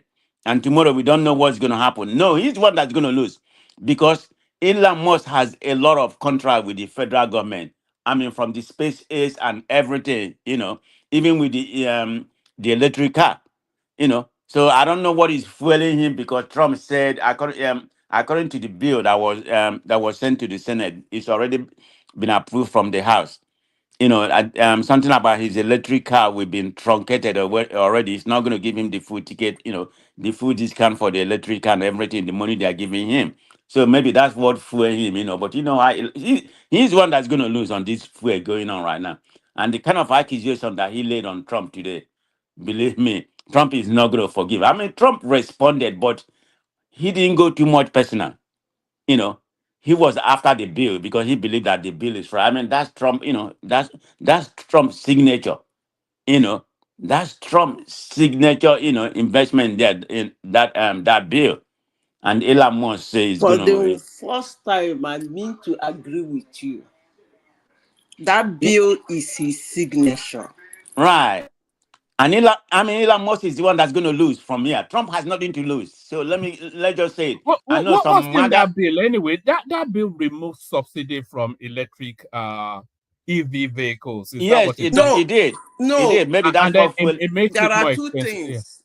Yeah. There are two things that got him angry. Two things, not Go just ahead. the EV. Two things got him angry in the bill. So what are they beside the EV? The first one is the work he did as agreed. We are not included. Do you understand? So You're talking about the budget cut in the federal government? Yes. All those cuts he did, he wants them to be permanent. Okay? Because if But it is that supposed to reduce the is that supposed to yes, reduce yes, yes, the it is deficit? not permanent. And again, you see those things Trump said, no tax on tips, no tax on social security, no tax on overtime. All those things are things they should have gotten to reduce, the deficit. But Trump removed those taxes. Do you understand? Thereby increasing the deficit according to Yeah, them. it did increase the deficit. But he should also understand that bill is the man's signature. That's what he campaigned on. What is hard for anybody to understand? No, I completely agree with you. I completely agree with you. In as far as I don't support Trump for everything, but I mean that's his signature bill. So We should be I mean, happy that for the first time somebody campaigned on something and is struggling in a democracy to do them. I don't get it. I mean, this is why I'm not against Trump on all this thing that he's doing. He campaigned on immigration. He campaigned on campaign on this budget and something like that, and he's doing it. So I don't understand where Elon Musk is coming from, but like I said, he's going to lose from it. I mean, he already lost big time. There's so much the shareholders we take, because if you look at Tesla, market in Europe is already plumbing to almost about 50 to 70%, depending on the part of Europe you go in. China is non-existent. It will jump up. Okay, but not right now. I'm only jumping up in America because if the smaller Tesla that used to cost 60,000 or 70,000, they have discounted. You can buy Tesla for 30,000-40,000 right now. Plus, you get free tax. Here it's only Tesla they use. Tesla. Okay, that's in Norway, but Norway is not really Europe. Norway is like Norway is not. It's not. I mean, it's in European, but they don't behave like other European Union. So that's the only place Tesla may still be selling. That should be Cybertruck. That motor.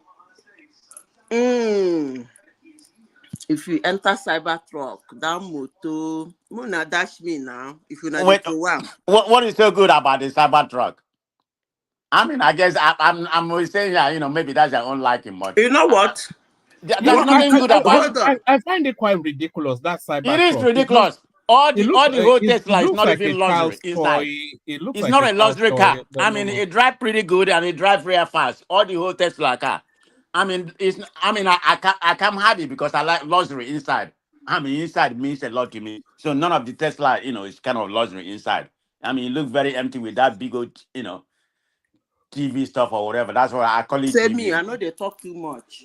If you think Cybertruck is nothing, all you need to do is to walk into a Tesla shop and tell them you want to buy it and take a drive. No, people like it, but I'm talking about my own personal view. I mean, I'm not good. I don't care for it. It's just nostalgic. It's just nostalgic Me, looking, in my own if opinion. I cannot get complete effigy, I know they drive. But how many? When I Okay, enter that car, I see effigy die. Madam Zita, how many people can afford it? That's a car of 100 plus. Tell me how many people can afford it. Bros, it's just like telling me how many people can afford Mercedes Paco. So what are you No, talking that about? car is It's about meant for a 100 and particular something, class. 160. So let them afford it. But okay, how many people would have? How many people can afford those Mercedes you are talking about, Maybach or Mercedes S or whatever? How many people can afford it? Come on now, maybe you can. Can I But how answer many you? people? Can I answer Come on you? now, talk sense. Can I answer you? Yeah. You know, there's a way I answer questions. That's fine. I know the way you answer, you know. Go Okay, let ahead. me answer you. I have a very smart nephew. One day they were watching television with his young ones, and they advertise Mercedes. And one of them asked him, Prince, why don't they advertise things like Bentley, Rolls Royce? You know the answer? What? Because the people who can afford it don't sit in front of the television. So those cars are meant for a particular class. It doesn't matter how many. Yeah, buttressing what I'm saying. Yeah, Few so it's people. meant for cars are meant for particular class. For those who can afford it, let them afford it. He Okay, has cheaper how many ones. percentage is that particular class you are He saying has right now? cheaper ones that other people can afford. Classes and cars are made in classes. So the highest class is for the highest people. It's a simple and short period answer. Come on now, we stop arguing for something we got that. Yeah, breaking off our prestige. You're breaking off. Oh, I'm breaking up. Okay, maybe you can go to another you're back person. now. You're back now. Okay. All right, Yeah. bring it to and then we go on to rational mind. As soon as you're ready, let us know. Okay, so the point I'm trying to make about what's going on in America, you know, Trump campaign for what he's doing right now. I don't know what is Elon Musk. Even I thought he may have a valid point about the deficit and something like that, you know. So you can't go against Trump. Are you the one that's going to lose? I mean, most of the a lot of the Trump supporters right now, some of them, you know, like Steve Bannon. I don't know if you heard about it. He want Elon Musk to be deported, but we know that's kind of ready. You know, it's gonna be deported. But yeah, he said it. He was saying it today. He should be deported, you know, and revoke his citizenship or whatever he has. So this is the fuel we're having right now. I don't know if that's going to subside. And the Republican, because they interviewed some of the Republicans today, they don't like what's going on. I think there's about 2 or 3 holding in the I Senate, think you right? should do more to talk about your press secretary that has decamped from Democratic Party, who had swell for 3 years talking rubbish about Joe Biden, that decamped, that he's no longer a Democrat. I think you should do more in talking about it. What has that concern me? If you like, make it decamp go anywhere. All right, it doesn't concern me, but anyway. Yeah, bring it on prestige. Apologies, that's not mine. Let me go to Ekene before you. Go ahead. Ekene is here. Ekene, lover boy. I see you with you and Kioma. Go ahead. All right, brilliant. So Ekene, yeah, you've been pushing, so you're up next, Ekene. One man, Alpha. Waiting the Alpha. We have been exposed now. All these ones when they come here, they throw muscles. You know, go fit. Nobody can talk when you're talking. We've found the kryptonite to you now. Explain this, Ekene. Coming to this site. So we're so happy to speak. We called one man, so we're happy to speak to him on video call. So this video clip is for the one-man show. This is Ekene, as fine as he is. This is Ekene, and he's packing too. Did y'all see this muscle? He is packing. I couldn't get my hands off of him. So yes, to all the one-man show, when you come down to Nigeria, come see Ekene. He's so handsome. Oh my God. So this is Choma reporting to you live from Nigeria, Lagos. Hope to see you guys tonight. Oh my God. So what if this one now, Ekene? When you could come here, they hold muscles, everything shout. where was your voice? Look at you. Look at that. So that is it, Abi. So now fine girl be your poison, Abi. We don't catch you. Wait till they happen. Look at this guy. Look at this guy. You look at you. You turned into a shy school boy. Look at that. What Good do you to want see me you. to do, John? Thanks for meeting up with that Chioma. She was really happy to see you. Yeah, it's a very nice experience. You know, I never knew she was in Niger, so when she alerted, I said I must go meet her. Well, I couldn't meet up on time, but at least I meet her today, and I'm very happy to see her. So it's a very nice experience. So at least, Shaman a fine girl, yeah. Shaman a fine girl. You understand? Look at that. If you don't behave yourself now, you know I have that clip on my phone. If you don't behave yourself now, I'll just be forwarding it to if you don't declare yourself for Tinubu, I will forward that to your wife. Look at this guy. All right, take us to the politics. One man alpha. I know. Politics. You know, this coalitions of a thing, I really don't want to talk about it because I don't see any meaningful thing coming out of it. It's still all about politics and not to move the country forward. And I will just be sitting down and be looking until they make their decisions. Then I will know what to say. But for now, Atiku still wants to be It's president. looking unlikely that Obi is going to be part of that coalition. Obi for me is Obi is cool for now about the coalition because I can see some maybe many politicians are not buying into his idea. If you're a politician, it's very difficult to believe Obi. That's what I know. Because he must be coming from a different angle. And I think that is what is happening to the coalition. So maybe they are thinking about Atiku and the Amaechi. So it's still about holding power. That is the way you do things, and you know that this is not going to be different for what Tinubu is doing. So it's still all about grab the power, let's take it over from Tinubu. So, and I will not be in support of such. I want to see a different angle, a different thing happening in our politics. Not just to take the power and remain and just be in governance, just the way Tinubu is in governance, just because of power. So that's why I said I don't see any different thing happening in that coalition. So the best I could do now is just to wait. What about the what about the ticket on the screen right there? What do you think the prospects are? Amaechi or Rufai? How is that even? How do you sell that to Nigerians? This ticket is very difficult to sell. This ticket will just give Tinubu automatic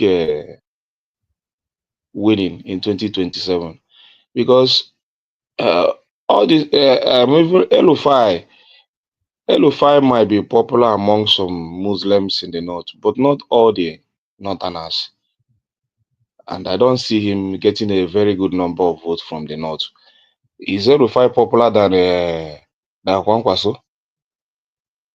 He's not. Even in Kaduna State, where he came from. So, and the Amaechi is not even popular in Rivers State because Wike will not even allow him get a 25% vote in that state. So, the ticket is not sellable.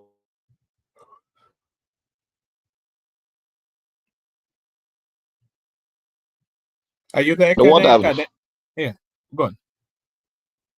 But you can see, no matter how you might not like Obi, he has been in the public space after the election. So, you are deep in Ekene. Are you there or am I not here? You can vouch for. Yeah, you can vouch for him that he can still win some state. But all these ones, what can you say about them? So the coalition still need Obi more than they need themselves. So that's what I see. But if they don't want to do it right, does they Obi can. not? But can you hear me? Yeah, I can hear you. Does Obi not need the coalition too? Because we know the strength of Obi. Obi got 6 million votes.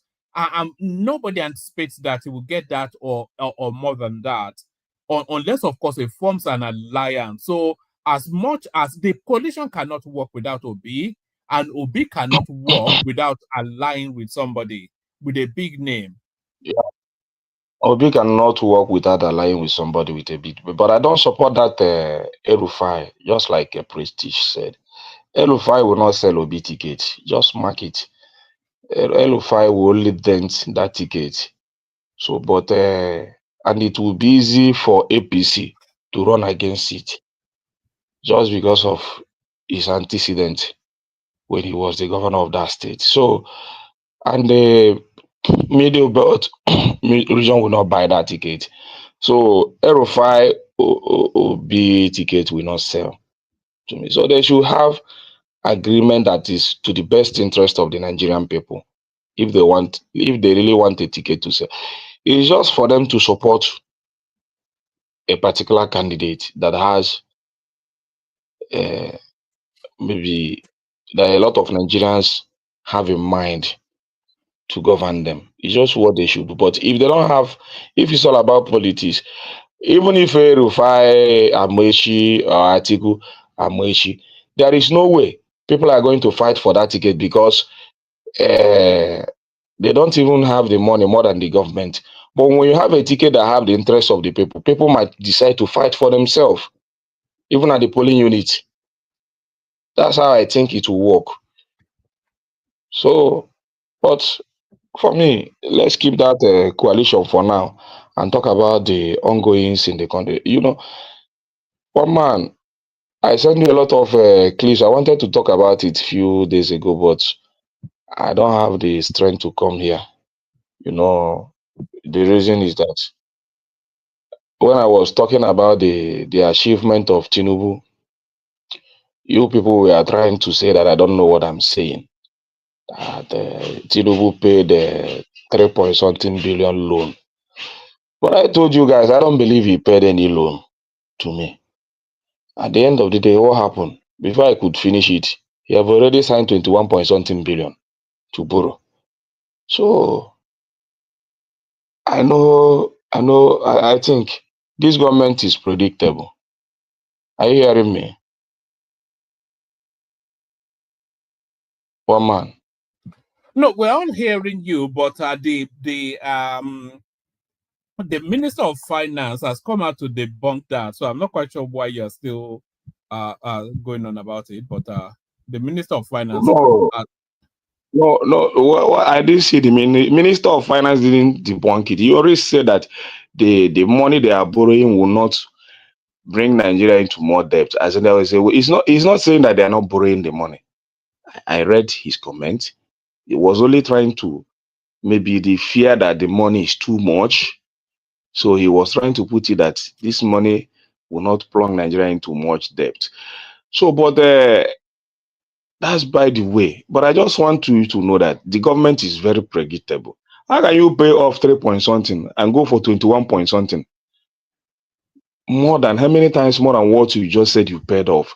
So when I say APC, especially this Tinubu government, the propaganda they use for Nigerians, it's only the people that maybe, and many Nigerians are not understanding it. But for somebody like me, if I say I don't believe this government for one reason, even though I might not like Showore, there was an interview he had a few days ago, I think yesterday or day before yesterday, and I totally agree with him. If you're expecting anything to change or any special achievement to come in this government, you are just wasting your time. Just go there and fight for yourself. You are not expecting anything. When are they going to do it? Is it next year? They already started their campaign. And all this money they want to borrow now is to boost their finance for the campaign. So when are you going to get something tangible?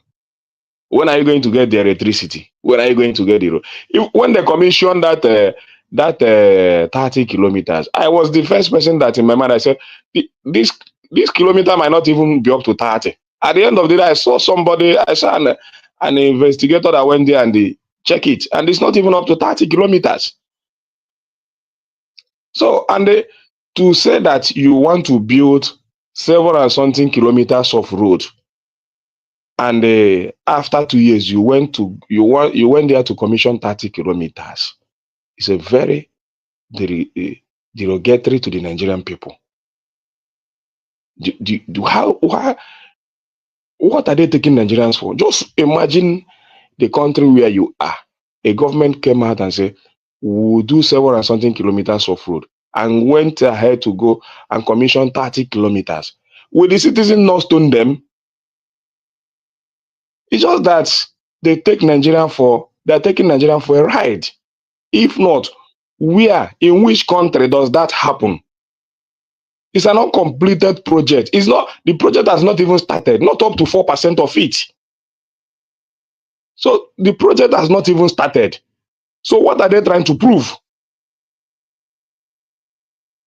You would have done a project, finish it before you commission it. So let them continue be doing whatever they want to. And the people that is defending them will continue to defend them.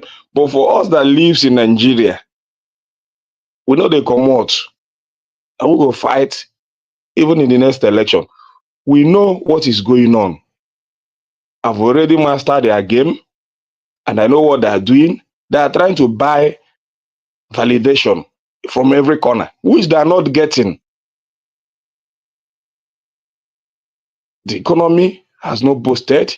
Nothing has happened since everything got worse. And I have every indices. It's only people that say, he gave government more money, governors more money. In what regard? At what inflation rate? So I just understand Tinubu game. He just came to Nigeria government and they just decided to get Nigerian people more poorer and fill his own pocket. And they added some numbers to money he gives to governors, added some numbers with the minimum wage and the other stuff without the money having any value. And Nigerian people are suffering it. Nigerian people are suffering it. But that's by the way. It's for the people that love him. I wish you guys the best.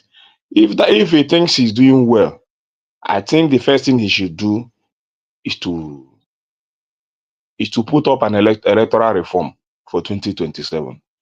But I just pity the people that goes to the INEC office and say, a National Assembly to say, we want an electoral reform. That they will not get it. I even said it, even during the time of 2023 election. I said to the APC member that my greatest fear is that if Tinubu came to government, even this little reform that Buhari did, he's going to truncate it. I said it. So the best for Nigerian people is to put out a candidate that the people are willing to fight for. Apart from that, Tinubu will continue. But if they're able to put out a candidate that majority of Nigerians want to fight for, then we'll fight for it.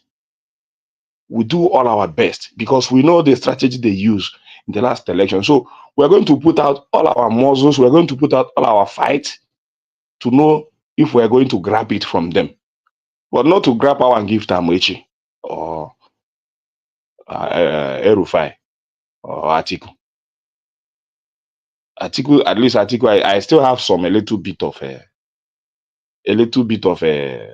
trust where he is. But the only reason Atiku might not fly is because it's still the turn of the South, just the way many Northerners want the South to.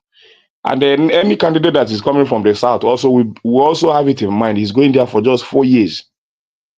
Without that, I think that coalition will not also work. So Atiku coming out, any candidate coming out from the North knows that it will not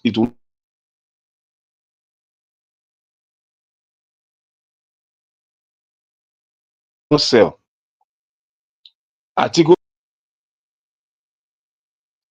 would have finished his 8 years as the president of this country. But because of his greed, he's joined Tinubu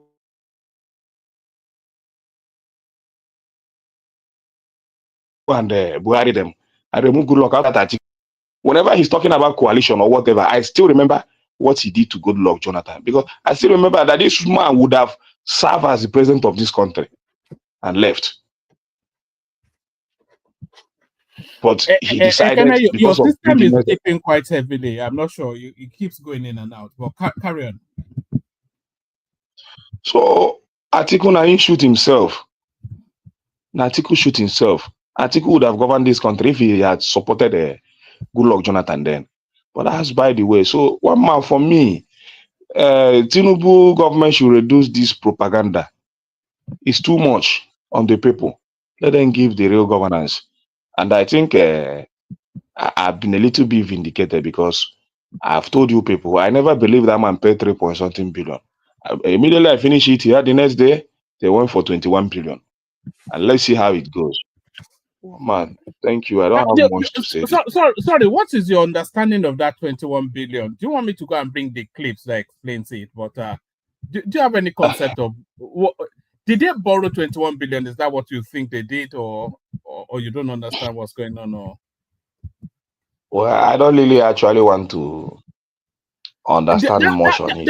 No, that 21 billion is a loan facilitation available to the entirety of the Nigerian state, including the states and the local governments. It's not a loan that has been availed, but a loan that is available that can be accessed. I send you a video clip, and you cannot explain it more than how Senate President explained it.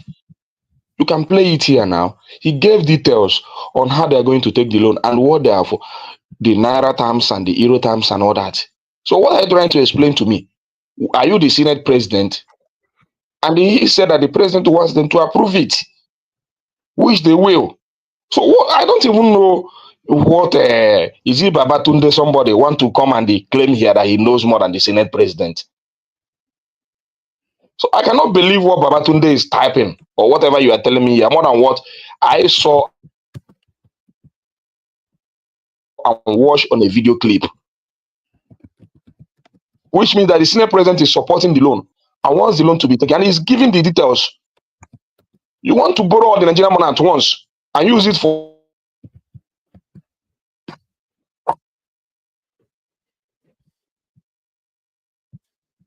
your country wants to borrow. The explanation that the minister, is it the finance minister, is giving is to let you know that that money is not going to make Nigeria to fall into more debt. It was I saw the explanation. So what is Babatunde Martins trying to explain here, or somebody? What is he even typing? That's Baba.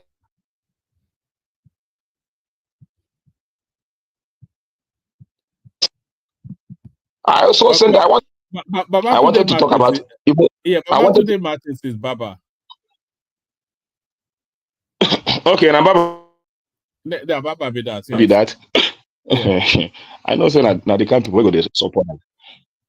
But I wanted to talk about also the what is going on with the Senate and the Southeast in this present administration.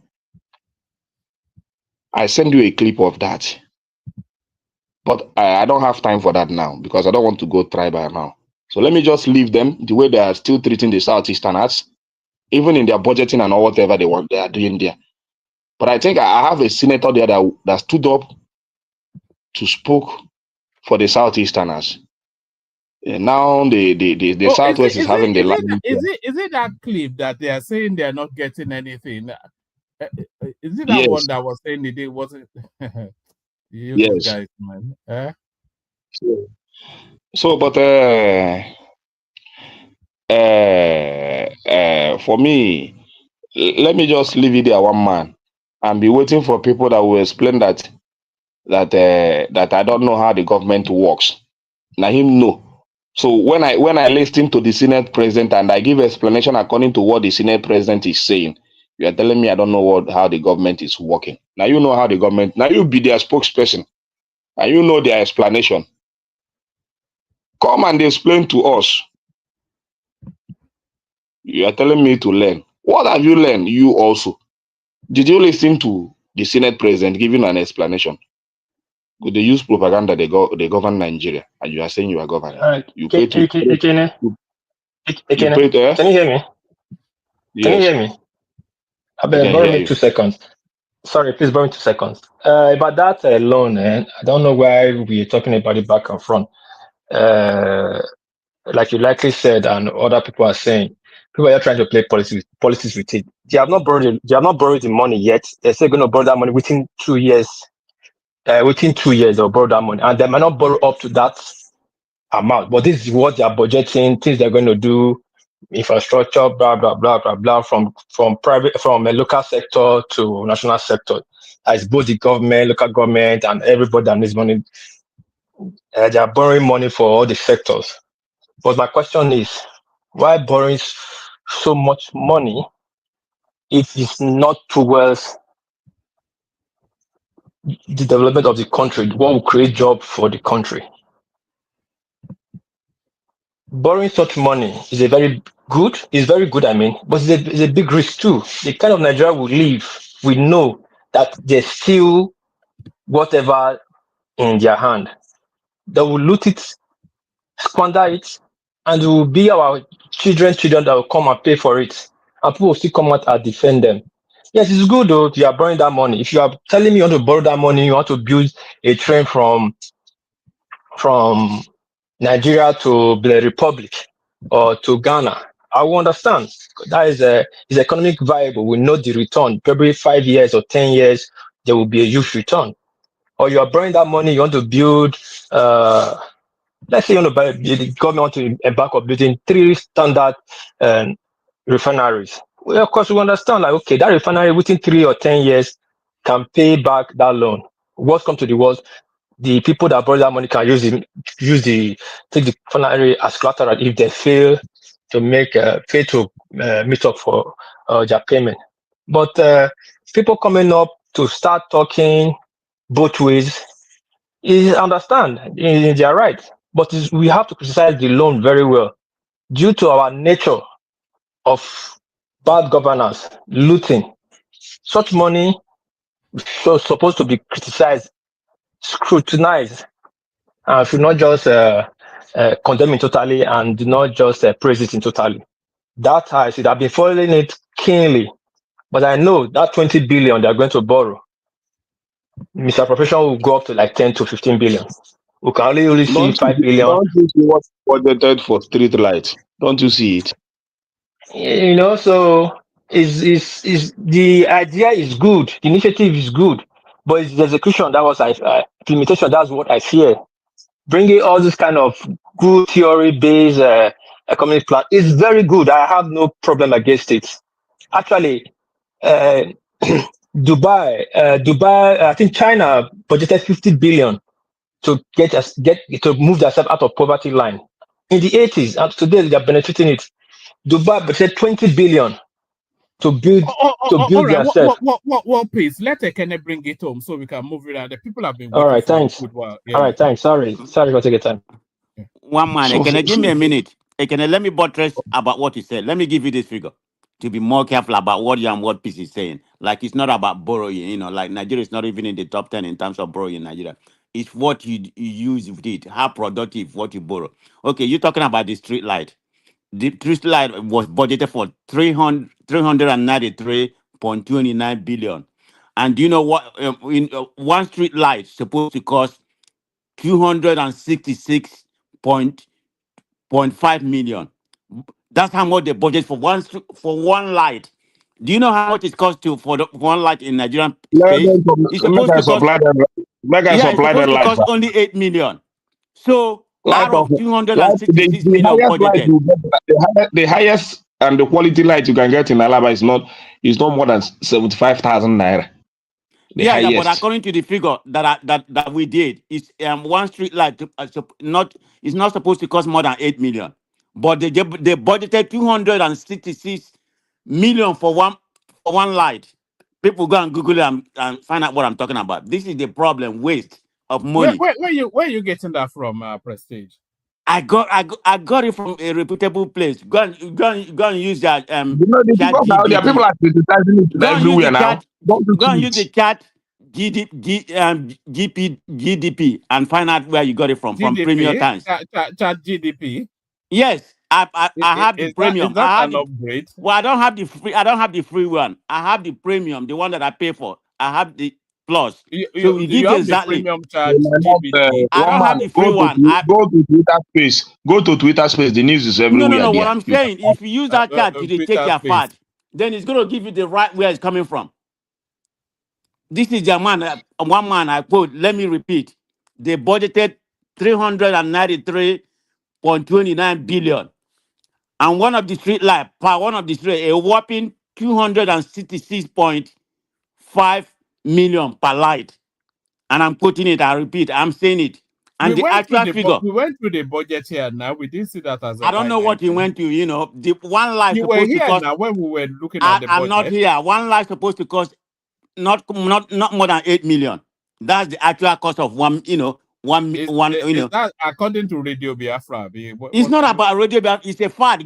Somebody go and fact check what I'm saying. Let me repeat. If anybody not listening to we read the budget here. I don't know what you read, but I'm giving you the actual fact. None of the lies supposed to cost that 266 million. Do you know how many duplex that's supposed to buy in Nigeria?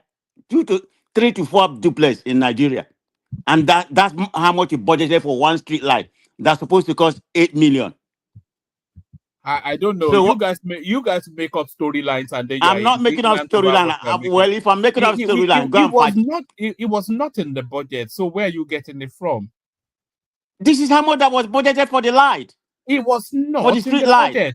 It was not in. We went to the budget now. This is how much they portion for it. 12% Prestige. Pay attention now. It was not in the budget. I'm not going to be taking a word. I have to fact check anything you said. I mean, you're a propaganda. You are fact checking me. Come on, maybe fact check yourself. I'm telling you that it was not in the budget. But I'm telling you how much that was budgeted for. How much that was budgeted for 100 and the. Where was it budgeted for? It was not in the Nigerian budget. It was not in the budget that was presented. This is how much that was allocated.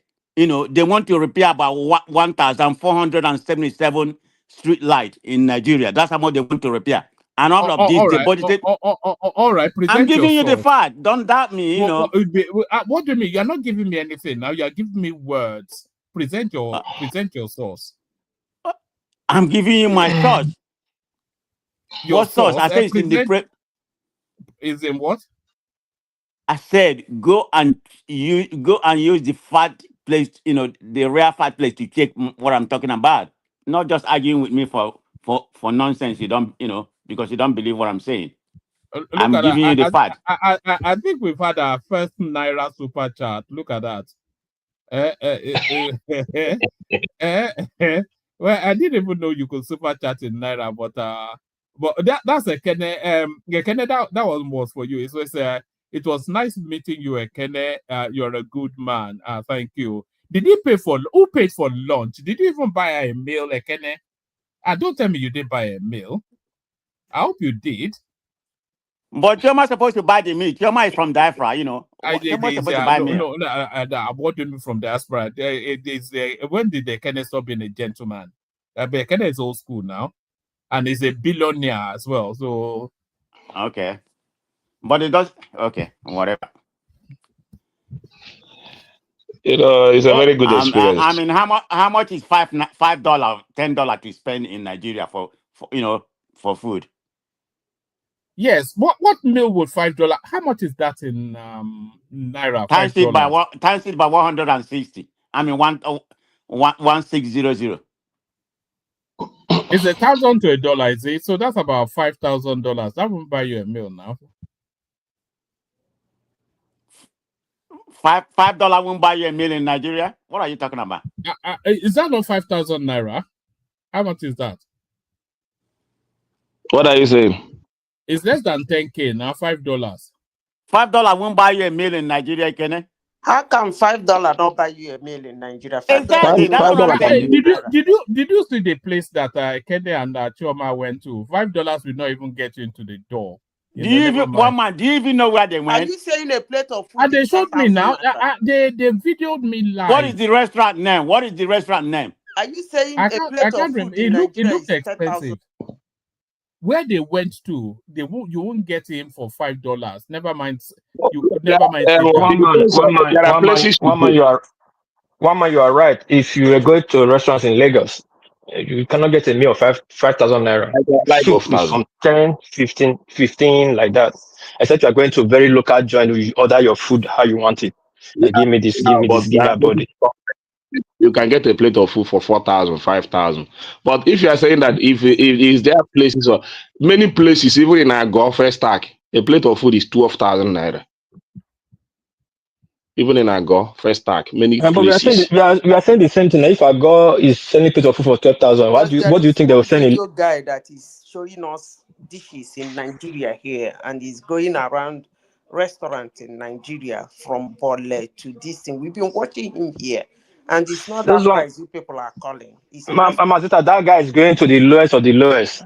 When I was in of the lowest now. Mazita, just hold on. Let me tell you where I went to. When I was in Nigeria 2021, I was staying in my friend's hotel, Presken, in Victoria Island. This place close to the embassy. Is this called Bishop? I've forgotten in the Bishop, whatever. I've forgotten in the military base not far from there. You guys are very close to that. Know Lagos very well. The restaurant I was going to oppose my hotel to eat. There's one soup I like. They mix with is a okra soup that mixed with seafood. At 2001, I was buying that plate of soup for 10,000 naira. Just a regular soup. And just a regular restaurant in Victoria. And opposite my hotel was Ikoyi Atlantic. When my friend that was working in Shell, I always say the procurement manager took me there. I know how much you spend for just a meal. It was 100 times different from what I was buying. Let me show you where Ekene and then you know that you can't. No, if not that one, even for hold on. You always try to take over some. Just hold on. This is where Ekene and Choma went to. So you see, you can't get 5,000 naira. You can't get him for 5,000 naira. But Ekene is here, and Ekene tell us now how much food costs there. Because $5 equals to 8,000 naira.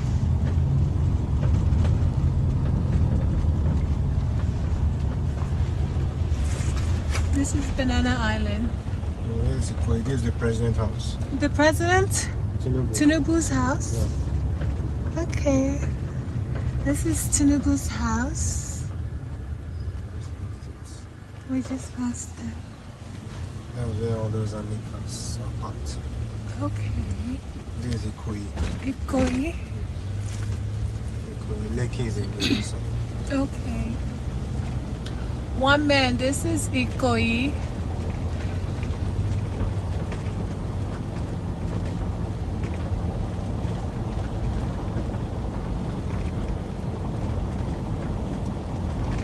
The man that died in a plane crash, apart the Access Mall. Okay. The owner of Access Mall? Yeah, this is his house. Okay. Access Bank. This is his house. Wow. This is the owner of Access Bank, his house. Well, you know everybody's house. This is the Army General. The Army General. Yeah. House. The Navy. Okay.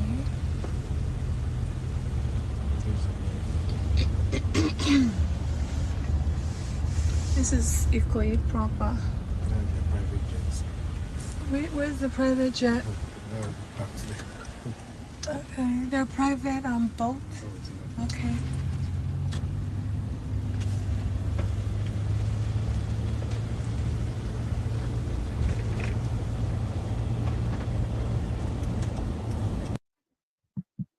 So that's where they were hanging out. So you tell me if $5 can get you a meal there. It's not possible. It's not possible. No. It's not possible. It's not possible in that environment. $5. They wouldn't even let you drive on the road for $10,000. Not even to drive there. Never mind to buy a meal. That's where Ekene took Choma to. No, not be me. No, yeah, but that place Choma was, it is not possible to get a meal of even 10,000 naira there. At least you'll be thinking of 20,000 or 15,000 upwards. I don't think you can even get it. You go in Oh, Lagos.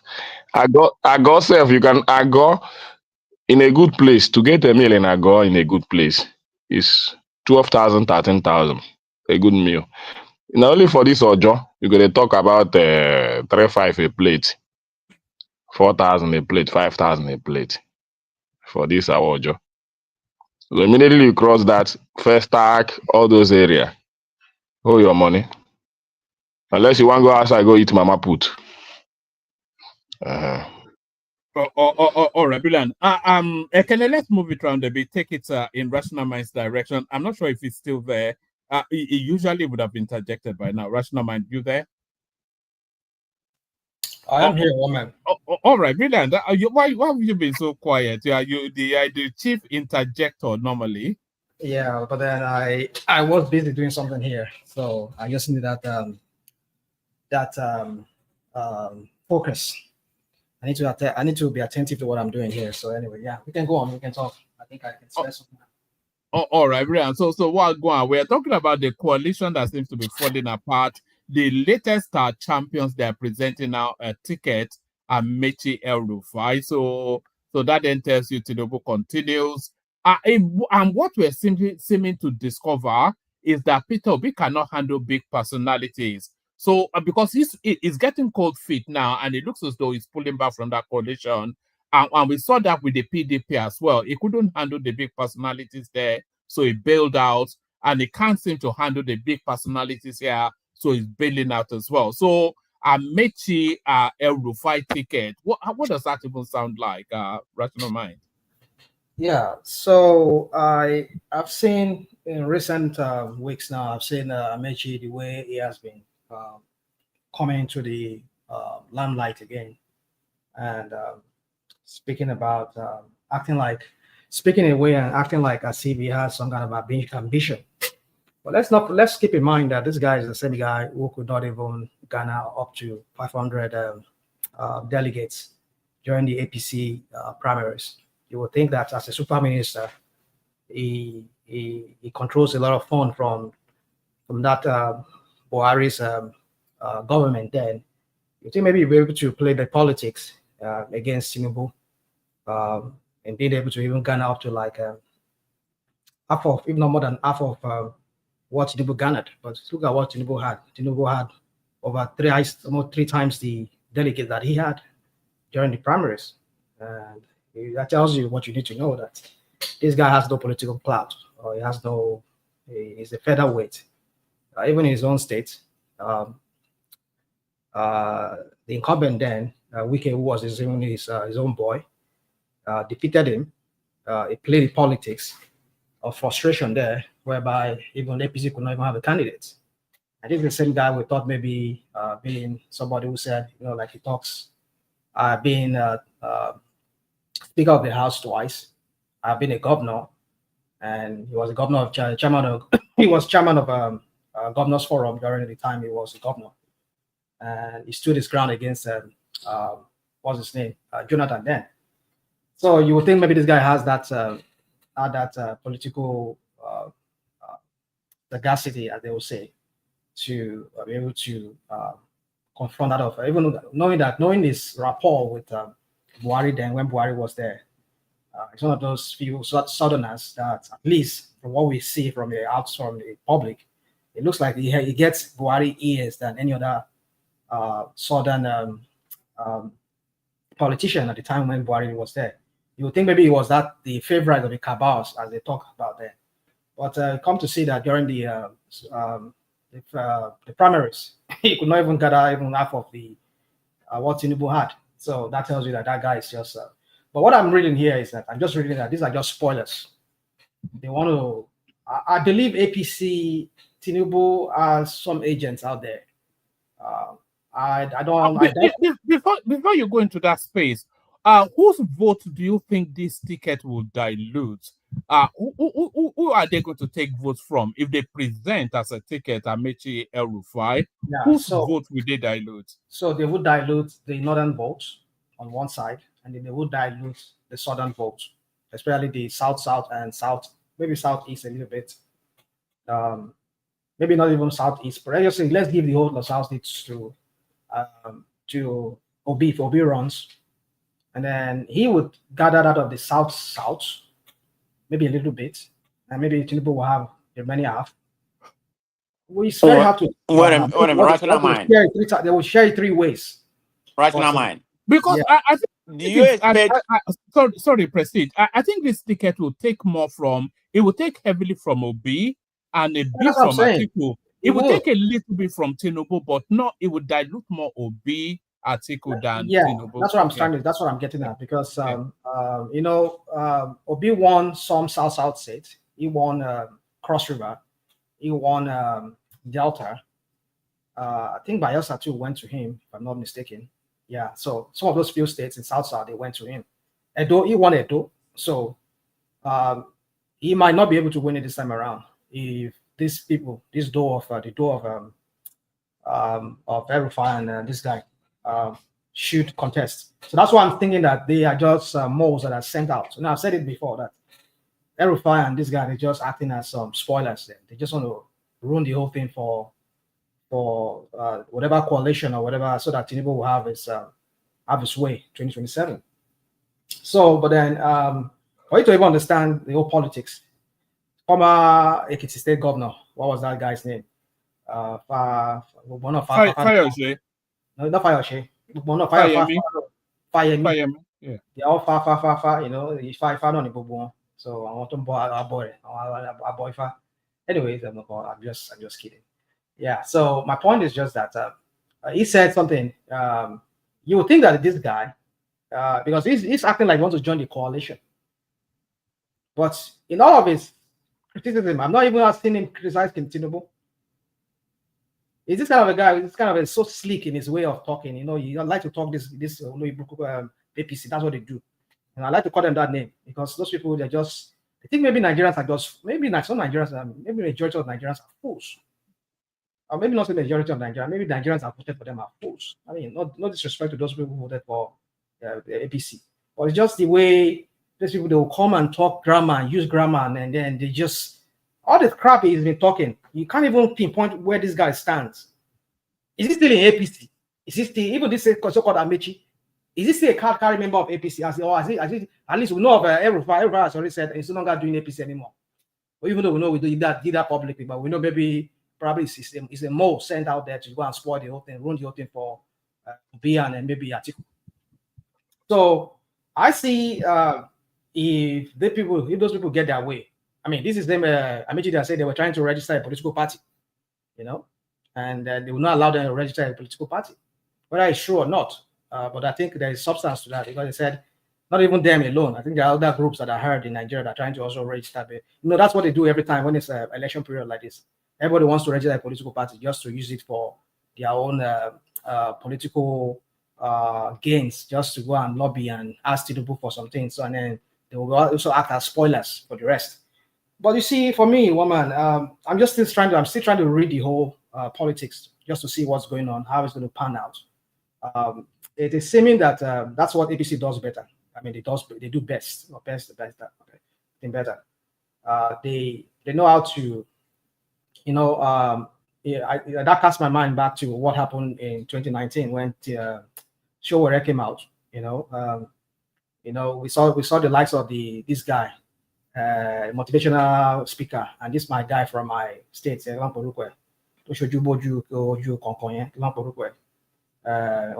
think his name starts with fire something. What's that guy's name?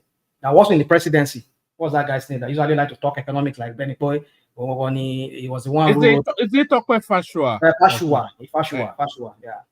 So I mean, people like that, you know, you think maybe they are just serious bunch, not knowing that Oshowere was wrong, was right when he was he suspected them to have been some kind of people that were just sent there to ruin to spoil the whole thing. Probably if Oshowere has gone it alone by himself. I mean, those idiots didn't come out. They didn't come and join scatter the whole thing then. Probably, who knows? Probably, I'm not saying Oshowere would have won the election, but who knows? Maybe that would have even put Oshowere on the map some ways. But this guy just came, he just waste everybody's time, and then at the end of the day, the thing came to nullity. I think that's the same strategy they're trying to play with this 2027. Well, that's what APC does best, you know. just go there, confuse them, send confusion among them so that they will not gather themselves until the end. Right now, Mike, can I ask something? Go on, please. Do you even trust Showore? I mean, because I've been reading about Showore dossier recently. You know, I mean, that guy, that guy is. I mean, I don't even know what to believe from that guy. Go and read about Showore profile. I mean, is he really serious? This is a man who is his own spokesperson. He doesn't have any. I mean, what kind of party does he command? So that's beginning to make me doubt Showore. All this revolution, nothing, the revolution things. I think I've also criticized them in the past. Until recently, It's not about criticizing. What's his main motive? I don't even believe his main motive. He wants to be a president. That's what I'm saying. That's what brought about my so I won't say frequent, somewhat kind of infrequent criticism of him. You know, once in a while I have to criticize him if I see the need to criticize him. It's just that you know, I keep saying to him and other people that care to listen, like who are on his bandwagon, that he needs to just change his style. But it's okay. That's another topic for another day. But my point is that I will not. So far, there's nothing I have against him, such than his misdirected politics and criticism of someone that I think I see as another viable candidate apart from him, which is Obi.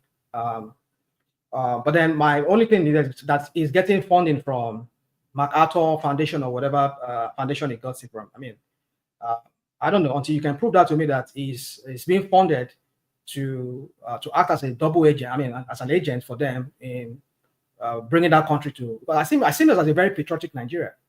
Like that was the point I was trying to make to him. You know, sometimes you have to do a little evil to make some good. If MacArthur and all those people that are funding his Sahara or whatever, they've been linked to be, or they've been known, or kind of is suspected to be people who also maybe sponsor some color. I mean, how do you call them? Some kind of people to go and destabilize some countries with their propaganda and all of kind of the thing, or they sponsor some kind of programs that are anti-people, anti-masses, or anti the people of that country. Then why are you getting funding from them? But I can understand if he gets funding as long as he's using it for a good in bringing about the truth about issues that are going on, like in Nigeria, whereby dogs. I mean, one of his big work he did back then was Yar'Adua's death and all of the how he covered it, and a lot of the corruption under Jonathan and he exposed. I mean, I will give him to him. So if that's one of those good he's accomplishing with that bad that he's getting from some bad source, I'll give it to him. That's what I'm saying to him. So that you don't have to act like holier than thou. And you see, this kind of politics, you cannot just do it all alone. Sometimes you have to join those people that are so-called evil. You cut yourself out in some ways. Maybe just keep yourself. I know it's very hard to keep yourself clean in the midst of all these corrupt leaders. But sometimes you can always stand your ground in some ways. But penetrate them. See how you can get into them. You act like them until when you get to a place in there. I mean, to a spot, then you can now make them understand that yes, this is what I have in mind. So it's a very complex thing for me to talk about right now. For me, I just don't see anything wrong with he getting funding from MacArthur or whatever foundation. Foundation or group that gives that bankrolls his program or his Sahara reporters. But my point is, what do you do with that? Yeah, but it doesn't make it public though. That's the thing. It tries to hide it somewhat away. And by the way, a few months ago, Emeka did an expose on him on this platform. What he brought all the documents. So we've always known it was being funded by documents. Well, I was there when people were discussing about the document. You see, forget it, woman. I'm not. You see, I'm not disputing anything about MacArthur or whatever group that sponsor him. It's maybe the Rockefeller group or whatever that sponsor him. But my point is that. You should understand that yes, if you are getting the funding from some questionable sources to fund your Sahara reporters that you are using for some kind of good, does that not tell you that you have to apply that same idea in wanting to run for politics? You cannot act like a clean person in a very unclean society where everybody is just so it's a dog eat dog kind of politics. And the people you are trying to fight for, they don't even see that your cleanliness as something clean. So I'm not saying you should join them, kind of. If you cannot join them, if you cannot beat them, join them. But sometimes what I'm trying to, you see, one man, I think you people go to my previous submission here on this platform and other platforms. I mean, I've spoken a lot about how you can go about it, but maybe it doesn't ring to him, because look at what you're saying now. You're running a party, or your party is not even moving forward. It's not even moving a needle. You know, not even one person you've been able to make a council of a particular area within Nigeria, and you are the same person who is the chairman, who is the spokesperson, who is this. I've not even had they've done any congress that is known to anybody. So that's why I saw people like when people doubt him like that. People doubt him, but people like our friend here from California, you know, they doubt him. So I can understand with that. But please, for me, I still respect him because I still see him as somebody who survived. I mean, two of his interviews that he did recently on channels. I mean, I gave him a thumbs up on that, and I made comments on some of his what's it called? I mean, two of those interviews. But let's see that one, man. That's by the way. So for me, Amaechi and all these people, they are spoilers. I just see them as spoiling something. But we'll see how Atiku and this guy Obi wants to go about this thing. But for me, I don't know. Woman, I sent you that back and forth you were having with Man of Prestige. I in the chat, in the general chat, I put it there. Guardian of May 26th. Yeah, May 26th to 2025. It's there. So those figures that he gave you were true. So it's there. I don't know what budget people. You see, that's what we're saying here. I mean, again, it takes me back. I'll come back to that budget. It takes me back to an interview that was done by one. They call them the renegade Afenifere or the rebellious. You see, this man, this spokesperson for Tinubu, what's that man's name? That man that is doing Twitter, I mean, at 80-something years old man that is doing a special advisor to Tinubu on Twitter and whatever. I mean, what's that man's name? That was threatening the Igbos in Lagos at that time. What was that man's name? Anonuga. By Anonuga. I think, was it the one I read? I don't know, maybe it was in that I replied, the Afenifere, they call them the rebellious. I one of the previous session here, I saw you when you advertised that woman, that what's that man's name? Ifalaye is the one that emerged as, I don't know, the splinter group of or factional group of the Afenifere. You know, that's the Tinubu faction. You see, go and listen to that guy. That guy, what's that man's name? That spoke on channels a few days, 2 days ago, or a day ago. And listen, I took my time. I rewind it again. I have to rewind some of the things he said. There was a time he said, which I mean, I remember we saw that here when we were talking about in the throes of that election period, that Tinubu said that he's going to remove subsidy. He said he's not going to remove it until the guy said it twice in that interview. I mean, which I think I remember we saw it here when we were reading his manifesto here. I mean, for you to even understand, during that time of that what's it called, that election period, we're seeing all kinds of this guy, what's his name? My former boss, what's his name? That was First Atlantic Bank, Pedro. Pedro was also him and some people. They were also designing their own manifesto for Tinubu. So they just flood the whole media space. We don't even know which one to even pin as Tinubu. That this is Kulata came here. Kulata then came here with some other manifesto that we're saying that. So I don't know which of them. That's what they do, just to bring confusion. The same way they denied the manifesto they produced in 2015, that they were saying they will be doing this, they will be doing these social programs. And they asked. The thing is, Tinubu has been fairly consistent. No, it's not consistent. I can go and bring you clips. It's been talking about the students' loan for the last 10 years. No problem. No, he has been talking about floating the naira for the last 10 years. It's okay. All the clips are coming out. I'm sure you've seen them anyway. So in that interview, that guy made reference to a page. He said that page 35 or 30 something. He said 30 something. There, Tinubu said that he will not remove fuel subsidy until the refineries are working.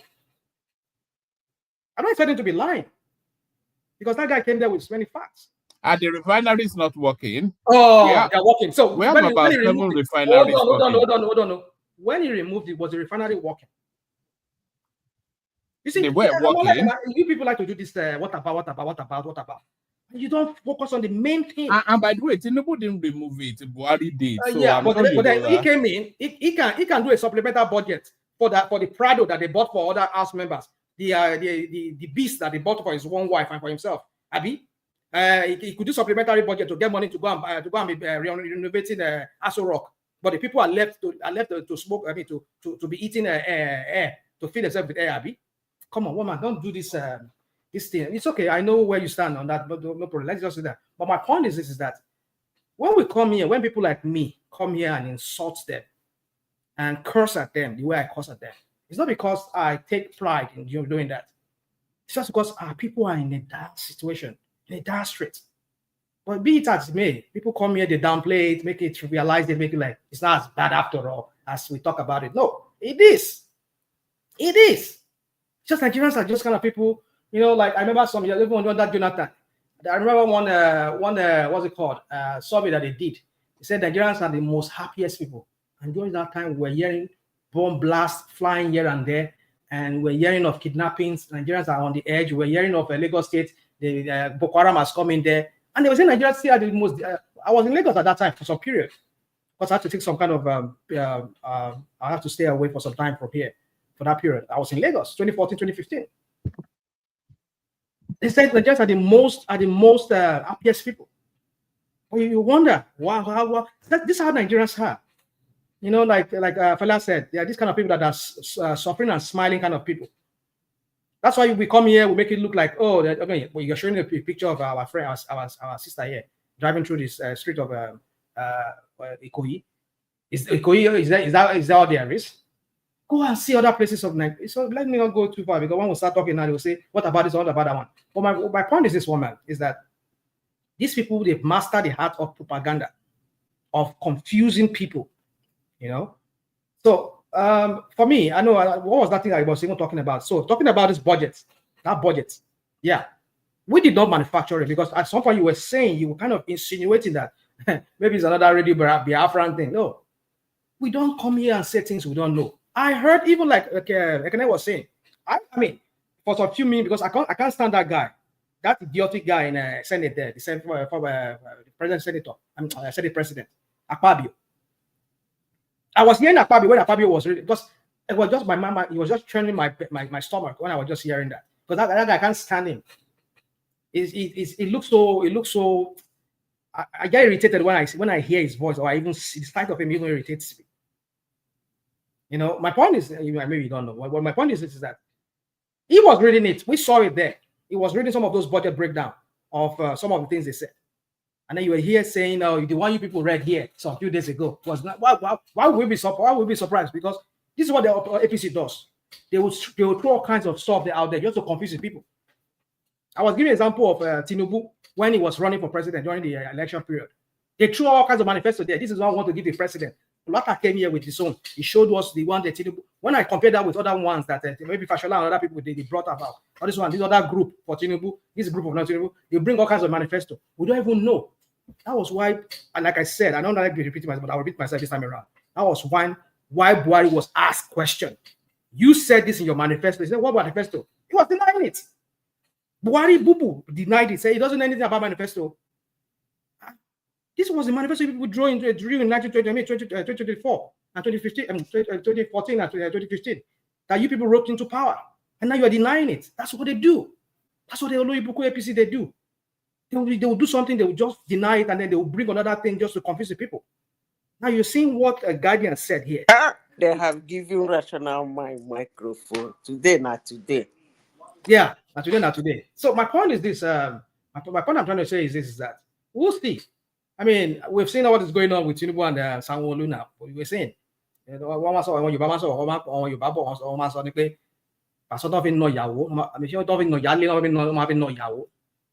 the treatment they gave. I mean, remember, mind you, keep in mind, this was the same guy when what's his name? Ambode was there.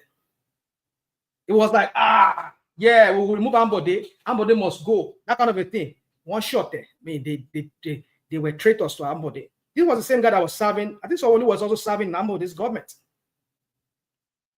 But the treachery they did against that guy, and they removed that guy. The same one, that's what they're going to do to him now. He's not seeing it now, right? He's not seeing now that with Tinubu, there's nothing. There's no somebody waiting Tinubu throw under the bus. If he sees the need, he will throw you under the bus. I mean, we've said it that this is the same guy. I've said it many times here. Just look at somebody's pattern, what he has done over time. It tells you what you can expect of the guy. We've said it here that there's a rift between him and Shetima. People are denying it here. We had this our friend here. What's his name from this our Fulani / Kanuri guy that came here first. I think that was when I came in when he was talking. Ahmed, is it Ahmed? What was that guy's name? Is it Sanusi or Ahmed? That came here. The Northerners now they've had it enough of Tinubu. Other way they see that Shetima is going here, is going to where there is disaster, and Tinubu is not going. Is to tell you what is going on. Baba Ahmed himself said it here when it's not here. On several interviews that he granted after he left Tinubu's government. He said he only saw Tinubu once, and you are an advisor to Tinubu, but he has his own clique within the presidency, and they push some people out of that clique, and the vice president is one of those people. He's an advisor to Tinubu sitting in the vice president's office. So what does that tell you? So we are people that read. When we read the politics, we can tell you what is going on. So when we come here, we'll talk. Some people say, no, we just talk anyhow. But well, we see. This is a guy who is treating his own. This is the same guy when they went to Guinea. We saw videos of that when they went to see the former president of Guinea that was removed. We saw him, but Sanwo-Olu. I know one party deal. I know there's a deal going on among them because from that video I saw back then during the election, I know Tinubu. We know he's articulated. There's some kind of things that took him to Guinea, and we knew that guy, the former president of Guinea, and some people they are all into drugs. Well, let's leave that. I know we talk about it. Say the control. We're talking about conspiracy. Well, it could be some conspiracy. He knows where Tinubu's dead bodies are buried. He knows. But one thing about Tinubu is that he doesn't care. He has immunity. He's the president. Not anybody can do with him. So it feels now he can now tell someone who he is. And I know it's about this whole issue about how they were able to defeat him in Lagos. I think that was where the whole thing started from. Now culminating into this issue of Obasa issue.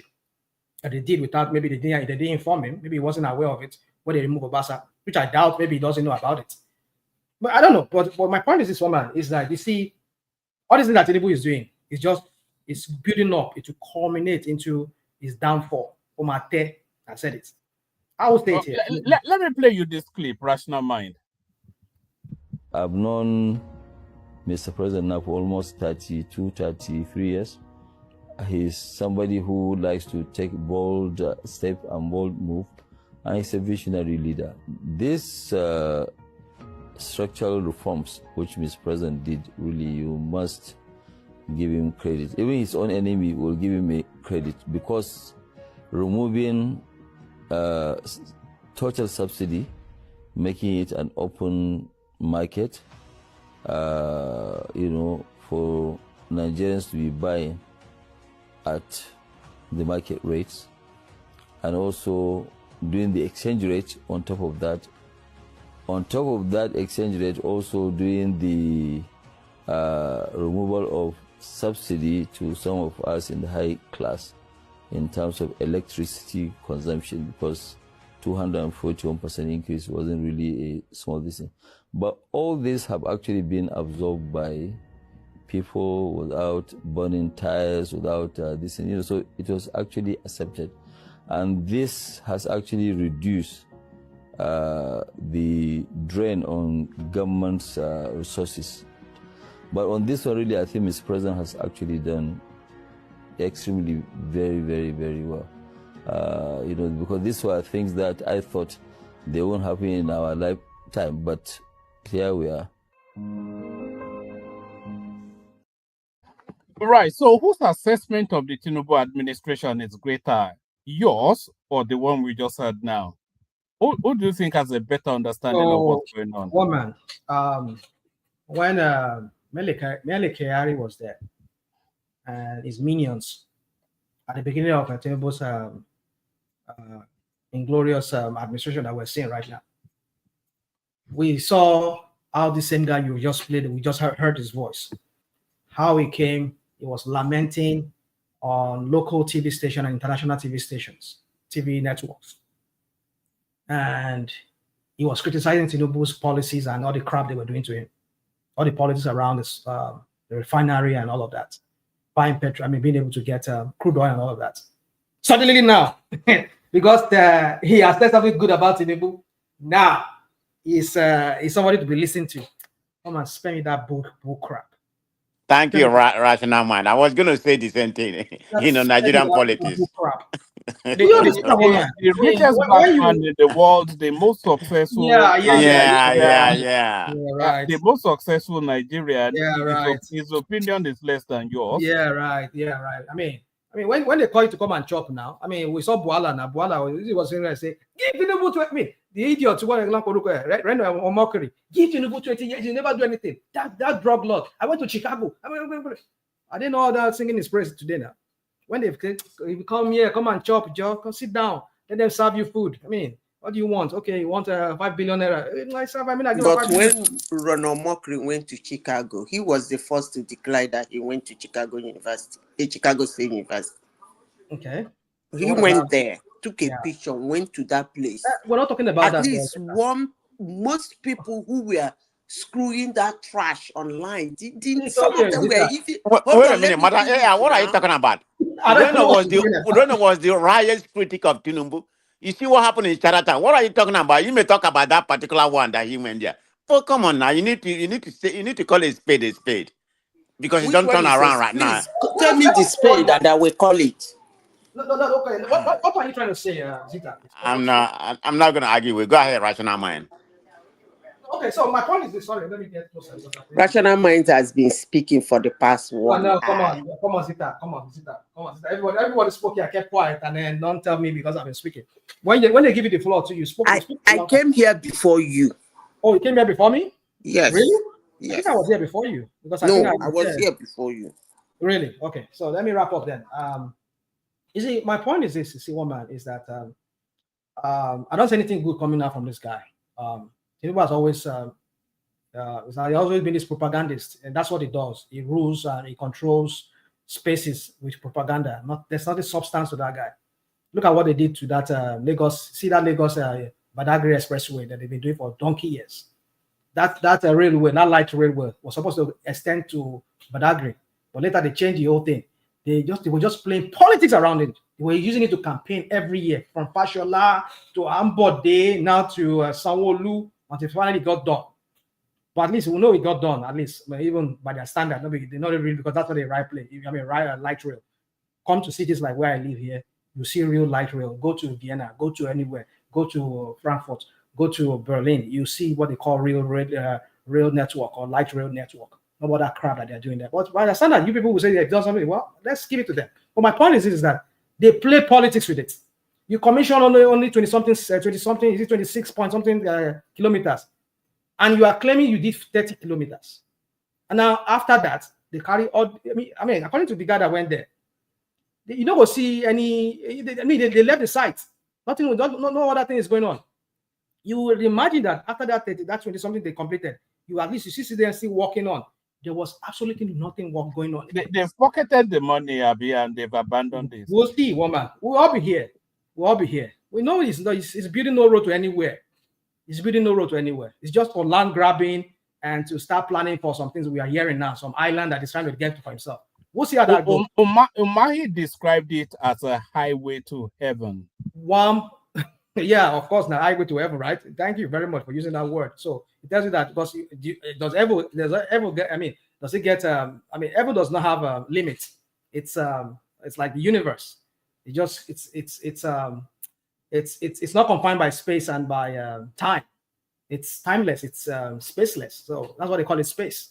So but let me not go into it. My point is this one, man, is that it's just propaganda this Tinubu does. That's what he does. They don't know how to do that. This talking. Actually, maybe we can set Chioma on that task to. Okay. Only security now. Only security, okay. Only security. I hear you. I hear you. Choma, you have security, don't you? I'm sure Choma doesn't travel without security. Only security now. Okay. All right. If you have the space, Choma, go and check out that super highway. Tell your driver to drive you on it, and then. What's good about the highway? There's no real track in it. I mean, 1 trillion over 1.1 There's trillion. a corridor for a rail track now. What do you mean? Dude, come on. You see, come on. But there's a real track in the design now. This is what Tinubu does. But is there a real track in the design? There's a real track in the design. It was supposed to be there at the same time. No, it wasn't. It wasn't there. Do you imagine the spend? That wasn't budgeted for now. They are building the highway and then they're leaving the 30 kilometers they built now. That's a 1.something trillion naira. 1.something trillion naira. Where are you getting that figure from? Yo, that's how much he gave. That's how much he gave. Yeah, 1.something trillion naira was given out to Shagori for that construction. I mean, if you want me to go and dig it out for you, you guys just pull figures out of. Here you go. Here you go. One man. When we get the fact to you don't believe it. Can I ask rational mind a question? Okay, go on. Can I ask you a question if you don't mind? Go on, please, Remy. Do you know how many kilometers that coastal highway is at seat of today from that Lagos end? Do you know how many kilometers they have constructed? And you also know how many kilometers they've constructed from the Calabar end? Also, yes, thank you. So let him answer that question. I don't know the Calabar end. The one we see. Know. Hold on. Don't give me that. I don't know. I'm talking about the one that they commissioned.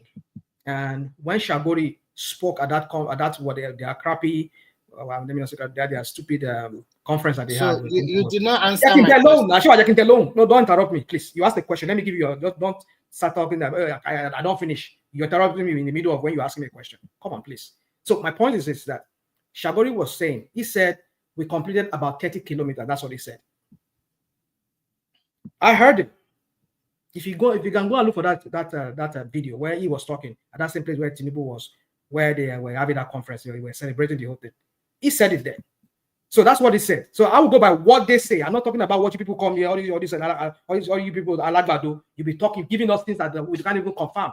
You'll be saying that this also exists somewhere. Calabar. How do we know Calabar? Where are the videos? Do you mind if I clarify something for you so that you don't just continue this path? I don't continue to spark. Okay, all right. So let me hear you. I'm sparking, okay, right? When they talk about 30 kilometers, they were telling you that 20 kilometers was constructed from one particular, maybe from Lagos end to the middle of that road, and then there's another 17 kilometers about. Hey, Remy, I came before you. Do you? I'm not. No, he permitted me. I'm just interjecting you. It will continue later. So there was another about 10 kilometers plus from the other end, but they want to build a bridge in the middle. So that is why they left that part. They want to build a bridge in the middle because of that bridge is going to be in front of a Dangote refinery. So when you put all the accumulated kilometers they put together, it's more or less about 30 kilometers. And I also want to tell you that they have reached kilometer 100, channel 100, which is about 100 kilometers. This particular one has been gravel, but not yet concreted. The concrete level is about 9 meters from the base. So, and when you go, there's so many YouTubers. If you have chance, you can go to YouTube. They have also concentrated to let me give you a couple of names. Just on what you said there, Remy. There's a guy called Just OZ. Yes. So Just as in JUST, and then OZ is OZED. That guy documents every single grain of sand that moves on that. If drones, it will drive on it, it will walk on it, it will fly drones without equivocation. So there's that one. And then there's another one called I Am Bolahon, who does exactly the same thing. So this Gola Hon now is going to be documenting from the Calabar end and the Akwa Ibom end. And they will drone footages, video cameras, the guy on the walking. One man is so annoying. It's so annoying. What are you proud now? What are you proud about? For 26.8 kilometers complete in 13 months. What are you proud about? It's so annoying. Sorry, man of prestige. Rational in conclusion, they have constructed up to kilometer 100 already. So by December, you are going to have listen. Stop lying, man. Stop lying. Let us finish it. Then hold on, Remy. Actually, carry on, Remy. Maybe I'll just play the guy in the background. Don't keep saying just lying. So by December, sorry, Remy. Don't keep saying just stop lying. Prestige. No, I never said lying. No, not you, but Prestige. No, I said it because the construction guy said it's 30 kilometers. How are you going to come here and telling us you are not partially complete? That don't make any sense. It's only because you are not listening to what he's saying. In terms of the sand fillings, the heavy lifting of a lot of these things have already been done. The 30 kilometers that were ready to be commissioned were the ones that have been absolutely perfected. One man, that is called process. In process, there's a difference between complete and in process. All right, look at this guy. Okay, if everybody, sorry, carry on, Remy. But okay, so in conclusion, Rational Mind, you can take a bike from the end, the one they started from VI. You can take it to Ondo State now because they already reached Ondo State, kilometer 100. And they are trying to say by December, they will concrete it as in real concrete road up to that end. So if the pace they are working at, they continue and they put more effort, then we are going to have 100 kilometers in our hand by December. I hope they can finish it, including the bridge, because they have started working on the bridge also. And that bridge is going to be under the water that will connect to Sokoto-Badagry Expressway. Please let us always endeavor ourselves to look at information and to look at the pace of work. You might not like him, but you have to give it to him that this is a progress. Say me that last thing you're saying. That's me that last BS you're talking about hating him. Don't say BS again, because if I come at you now, it's BS, it's bullshit you're talking about. It's crap you're giving there. You can say what you want to say. So you say the truth is very bitter. No, there's nothing bitter about it. No. Your truth, your APC truth. Your APC propaganda truth. You all come here like as if you have seen some kind of kakas to pet on. Start talking about this your APC propaganda. It's okay, but we are telling you what Shagori himself said. Gilbert, I mean, it was Gilbert said. He said it. Was it Gilbert, the one that spoke in front of Tinubu when they were having that? He said 30 kilometers, and you are telling me on those state axis, and one man is showing me pictures here of just tank they pour. They never concrete ammo. They never even pour coat. They never put asphalt on it. You're telling me that on those axis, one bridge. Do you know how many bridges are going to construct to get to Calabar? Almost about 18 to 21 bridges. And some of them are as long as, even more longer than the Third Milan Bridge. At least almost like 5 of them are longer than that of. Especially that you see that Delta axis there to River State. I mean to Akwa Ibom State. That place alone has almost about 5 different, almost 5 or 7 different, 7 different longer bridge than this. What do they call them? That Lagos Bridge there, the Third Milan Bridge. You're telling me crap. Dude, it's okay. We all be here. It should be power. We all live to see what Tinubu. But I tell you, there's a pattern. Look at what he did in Admiralty there. Look at how he staggered it. He started from Ahmadu Bello way there, former Australian embassy there. The Tada road. They do a zigzag. They got to Admiralty there, and they stop there, and then they did from there. They get to Lekki roundabout phase 1, and they did it to some part of it. And what happened to the rest? What happened to that rest from that? What's it called? Is it help me? I've forgotten my geography now. It's been a while. What happened to the remaining part of that road that they're collecting? They're already collecting toll on, but they did not finish the rest. That is how Tinubu is. This tokenism, that's what they do. Just have this taste of this thing. This is what we're going to do, and then the rest they will leave it after a while. It's okay. We know what you people do. Finally, one man. I know Zita wants to talk. This Trump thing. Okay, let me just leave it at that because I want to talk about Trump, but I guess I think Zita Yes, has it. we'll open it up to Trump. Like I said, just stay with us. We'll open it up to Trump. But like you said, Zita is I think she's ready to speak now. So Zita, the floor is yours. We're talking about this coalition that doesn't want to coalesce.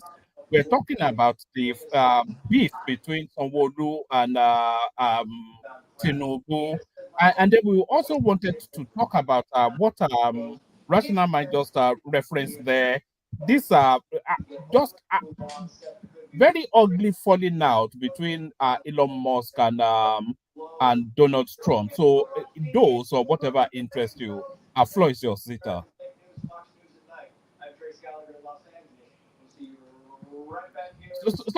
Sorry, Zita, you have to mute whatever it is you're listening to because it's feeding through. Oh, I don't think she's ready for us now. Do you want us to go to Remy or are you? Which Remy? No, we were calling you now, but we were hearing your television in the background instead. I dozed off. Were you not the one fighting Rational Mind just now? When did you do so? Go to have you Zita. Did you see Kenny and Chioma doing fine boy, fine girl in Lagos? I saw the clip they sent to you. I saw it. I was doing something, but I looked at it. It was good. Good to know. This platform is bringing people together, you know. It's amazing, you know. I think that's the second meetup. I think Ekene met up with Des as well, if I remember rightly, when he went to Nigeria too. So that seems to be the thing now. So next time, maybe when Kulata goes, he will meet everybody that goes to Nigeria now must meet Ekene. That's the rule now. Yes. So what is the discussion for today? That's it right there. Now we're looking at the viability because this coalition now it came in with a lot of fanfare and a lot of noise, but it now seems to be it's not even plateauing. It's just hemorrhaging now. It's just falling apart. So Peter B is developing cold feet because the permutations are not permutating in his direction. I think the latest offer on the table was for him to deputize Atiku, which I'm sure his base will recoil from. So he seems to be pulling back somewhat. The coalition now seems to be permutating a different ticket, Amaechi El Rufai. But what is the base? What is the sellability of that? Where are the votes coming from towards Amaechi? Amaechi being the head, El Rufai being the tail. How viable is that ticket? Among all these names you've called, the only people, and I will say it, woman, you know me, the only two I know politically can plan something is El Rufai and Amaechi. I'm not saying if you match their two tickets, it can work. No. The putting Amaechi and El Rufai as a ticket, I don't think it will fly. But I'm talking about in politically smart. That's what I'm talking about. Putting the two tickets together is a different thing. Two of them sitting down to cook up something is a different thing. Now, let me say this. For those who are very angry at Tinubu, who wants him out, you should pray for a surprise. What do I mean by a surprise? All these things they are doing, let's assume that they actually do have somebody who is good, very good, but they don't want to bring him up immediately. They might take Nigerians by surprise. And when the person comes out, everybody will like, oh, this guy, oh, we like him, oh, he's cool, yeah, that kind of a thing. If they have the brain, they can put that out. Because why did I say this? I keep making, when you talk about collation, I will always remind Nigerians of 2013. 13, 14, 15, what happened in Nigeria? Before Nigerians knew what was happening, they have finished cooking what they are cooking. They came as a surprise. Wow! Before you know it, APC was everywhere. So if they want to do that, I hope they are working silently. But if it is this thing I'm hearing and this they are kangarooing themselves from here to here, talking from both sides of their mouth, that thing will not even, if it will not make Tinubu lose an hour or a second of sleep, let alone losing sleep. Let's just pray. And yet it started campaign already, right? It's not losing sleep. But it started campaign. It's not losing sleep, but yet it has already started campaign. All his billboard everywhere, right? Listen, let me tell you, he can't lose sleep. He's a sitting president. I repeat myself again. Let me repeat myself again. If what they are seeing, I am seeing that the opposition, they don't have opposition party, but they have opposition. Opposition is kangarooing themselves, talking from here and there. If it's all they got, I repeat myself again, Tinubu will not lose a second of sleep, let alone losing a whole sleep. Now, back to your thing, he's campaigning everywhere, everybody's everywhere. You started it. Rufai started the camp. They gave him the campaign. They have started their own campaign. He came out. He has to campaign. He wants to be there. It's not a question of losing sleep. Anyone you bring out, he will beat you at the game. So he has beaten them blue, black, and purple in the campaign. So that one is no longer flying because almost the whole Nigeria, almost decamped to APC. So the campaign, I don't think it will fly again in this election. Now, they have started the campaign. I heard I saw Amaechi's poster in the north. So he's going to run them through on that one too. He's going to beat them blue, black, and purple. So what am I saying in essence? If this nonsense they are doing, it's not going to take them anywhere. But I hope, or probably those who hate Tinubu, let them put their chaplet inside the water, praying that these guys might have something as a card they're going to bring at the end of the day. Otherwise, none of them.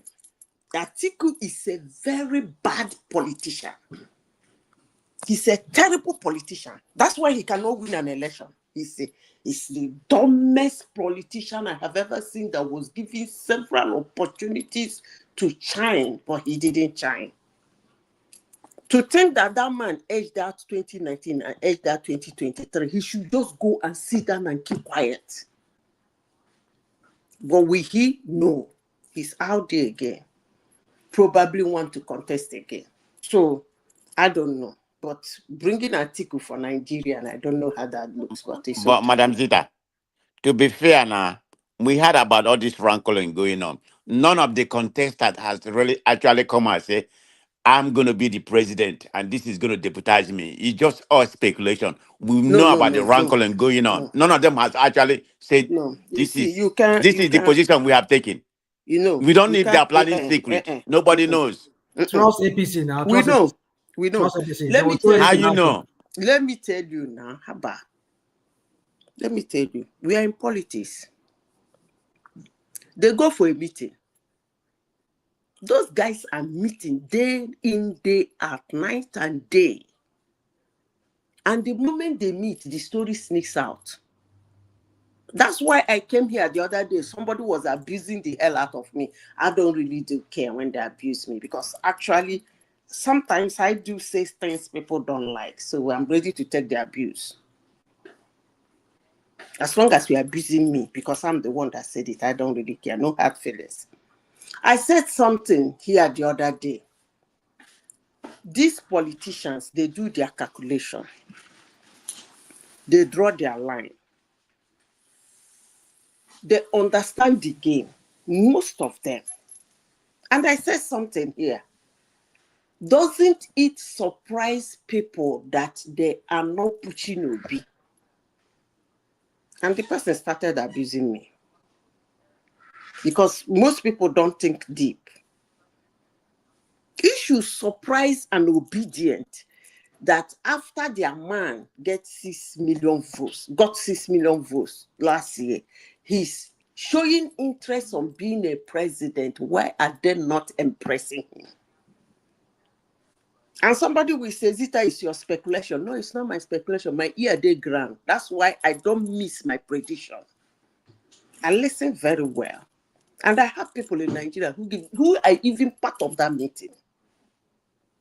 Is the people you have in the caucus that's having this meeting, you think they are not smart in order to keep some of what's going on secret? How can you say that is what you I don't am saying? hold on. You are claiming, you are acting like you know everything. Don't go there. When I speak, I like people to understand me. I said when I started my submission, I said, I hope that they have something secret, like a card they're going to bring to destabilize APC. I said it here. And I concluded by saying, but if it is this thing I'm hearing and seeing, that's all they got, the man is not going to lose a second of sleep. That's what I said. So why are you saying, if I hear something, what if they're doing something secret? I've already said that. Unless they're doing meetings that some people I know are not involved in. It's possible. So let's wait. Let's wait and see. But the 4 people you people are talking about is no go for Nigeria. I can assure you. You see Atiku, you see Rufai, you see Amaechi, you see Obi. Take it from me. These people are not going to fly. I hope they have a secret card. Let them bring it out. I don't finish my own. Which is not next topic, one man.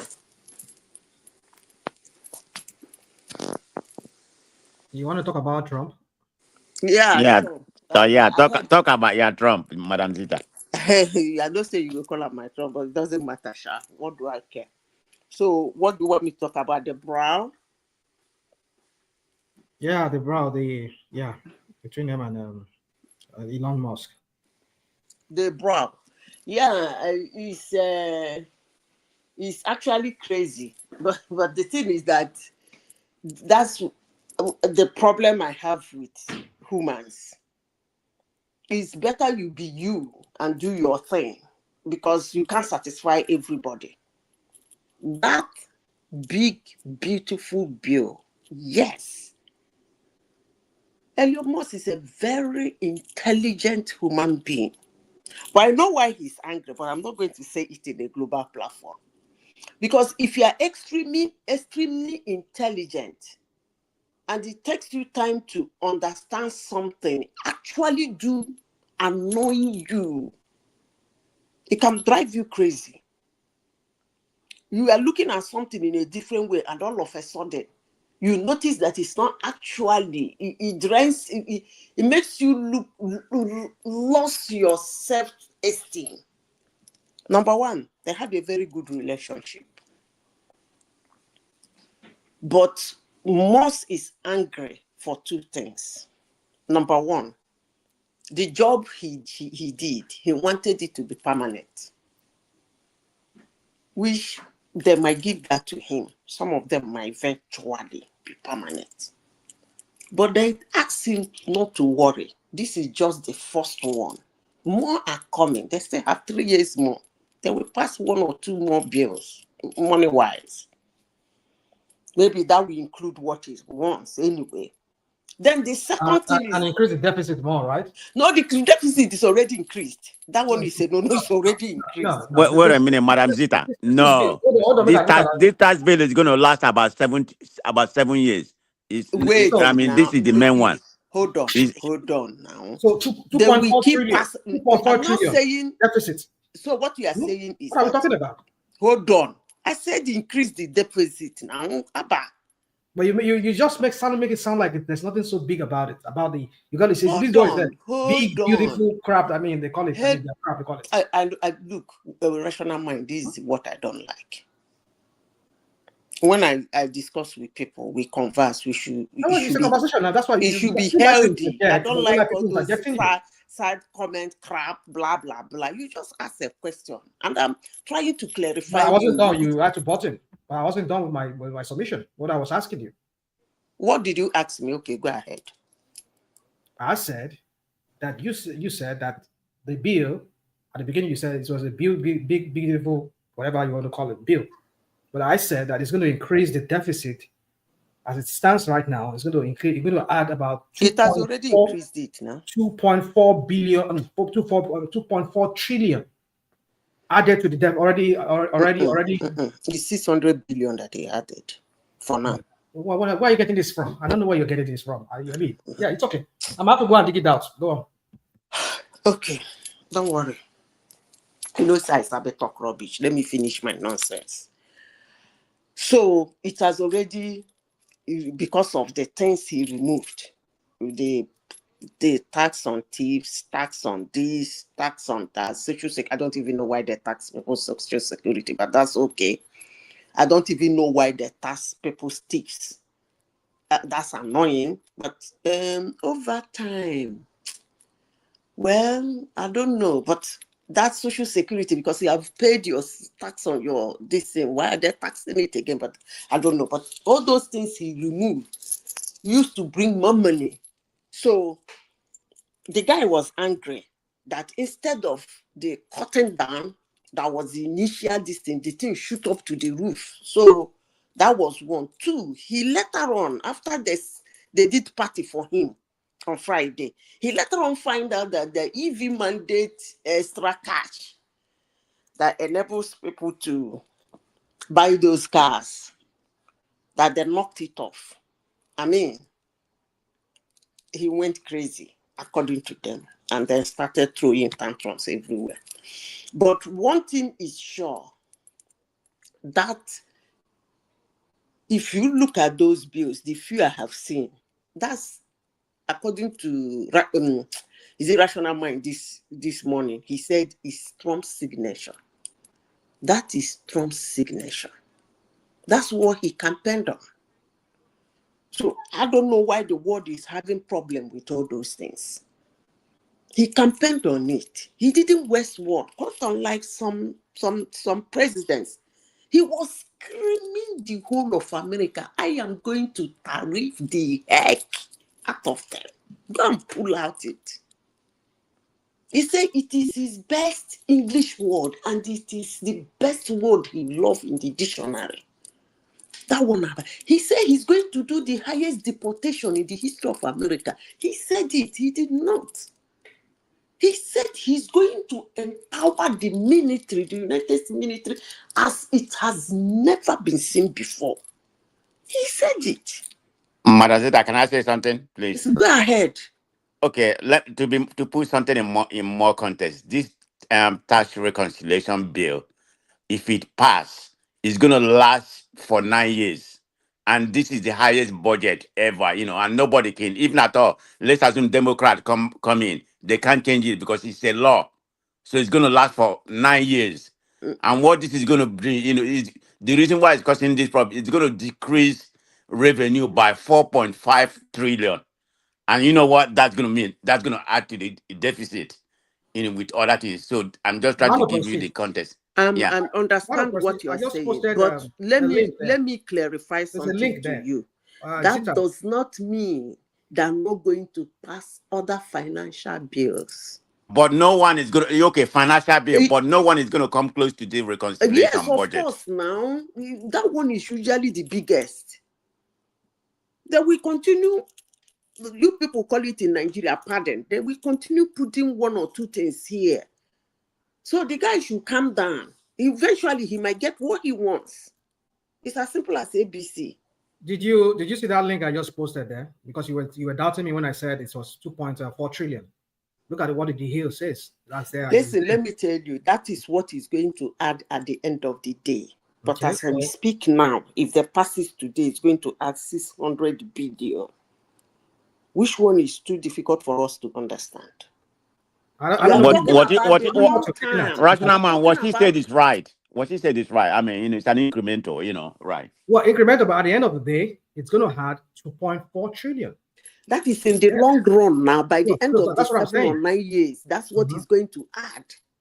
So if it adds that, so what are we talking about? Hold on. These are the same people who talk about small government, leaner Hold government. on now. Calm down. Calm down. Let's explain. You see, these things are simple math. It's simple mathematics. It might not. This is paper calculation now. At the end of the day, the 9 years, it might not. Because other things, as it goes along, other things might come in place. Because remember, excuse me, these crazy tariffs that man is doing is bringing in money. The money has not actually landed by now. Just as we are projecting that this by 9 years is going to cause this. Those money coming in might have a dot. It might end up not being that. That's simple economics. But on paper, exactly, that's what it's good. That is, if that bill does very badly, that's what it's going to add. So I don't know why. I think he's coming around now. I think they're going to talk tomorrow. They will settle. The guy, the guy behaves like a big baby. So you don't think the damage to a certain extent has been done? I mean, already? I mean, for accusing Trump of being in the Jeffrey Epstein file, I mean, you can't take those words. You can't take those words back. Hold on. He's a sitting president. It's not like he's looking for re-election. So what damage? See, let me tell you, what damage? You see, men are not like women. I admire you people a lot. Honestly, sincerely speaking, I admire you people a lot. And whenever I see you people in that situation, I admire you people and I respect it. You people are not like women. You see, what J.D. Vance said about Donald Trump, maybe you people were not listening to him because you saw him as one small boy, one corner. What he said about Donald Trump, or is it Marco Rubio, that today, not only that J.D. Vance, Donald Trump went and picked him to be his vice president. And Marco Rubio is in his cabinet today. So, you're talking about the little finger Marco Rubio? A short man. Yeah. So, you see, there is one thing that man said, and I relate it to myself. When you are somebody who have a sharp mouth, you can tell somebody how you feel. You should be ready to accept what they are going to tell you. Donald Trump said it in one of these things. He said, if he keep, because they asked, what's his name? This one that speaks like somebody who has a constipation. What's his name? That had that voice problem. The health guy now that he's not health. What's his name? But he's doing Kennedy, a very right? good job. The Kennedy. He's doing a very good job. So that guy, there was a time they interviewed him, and he was saying that they said he sued Donald Trump and rode on his plane. He said yes, that he needed a ride, and Donald Trump was in that same place, and the wife spoke to Donald Trump, and Donald Trump said they can join him, and they were like, he said he was surprised because already the case is in the court, and then they took the ride, and then they were asking Donald Trump, why did you give somebody who has taken you to court a ride? He said, look, if he keeping what people do to him and say about him, he will never talk to anybody. And I admire him for that. He said he will never even endorse anybody or bring anybody close to him because he said there is some things they say about him that when you look back, he said, who are they talking about? Is it actually me? So everybody just laughed. So it is what it is. If somebody saying damage has been done, there is no damage done there. J.D. Vance said worse things about Donald Trump. He said worse things. Written today. And today, when you ask him, he will tell you that it's the press that deceived him to say all those things. He keeps saying it. That is what the press are pulling out about Donald Trump, and he believed it. And that was why but that when he, just like the man said, when you meet him in person, actually, he's a total different person. They will settle. Men are not like women. If you're a woman, hey, Jehovah Jireh, this case no go end though. Women, they will settle. And I think Donald Trump has one kind of spirit. I admire him for that too. Because the man wrote all the names they called each other in a piece of, in a paper, typed it out, went for dinner with him in White House, and gave it to him and said, you called me all this name. Can you please endorse it? The man endorsed it and gave it to him. That was the funniest thing I have ever seen in life. So he is that kind of person. I believe they will, because they said they're going to have a call tomorrow.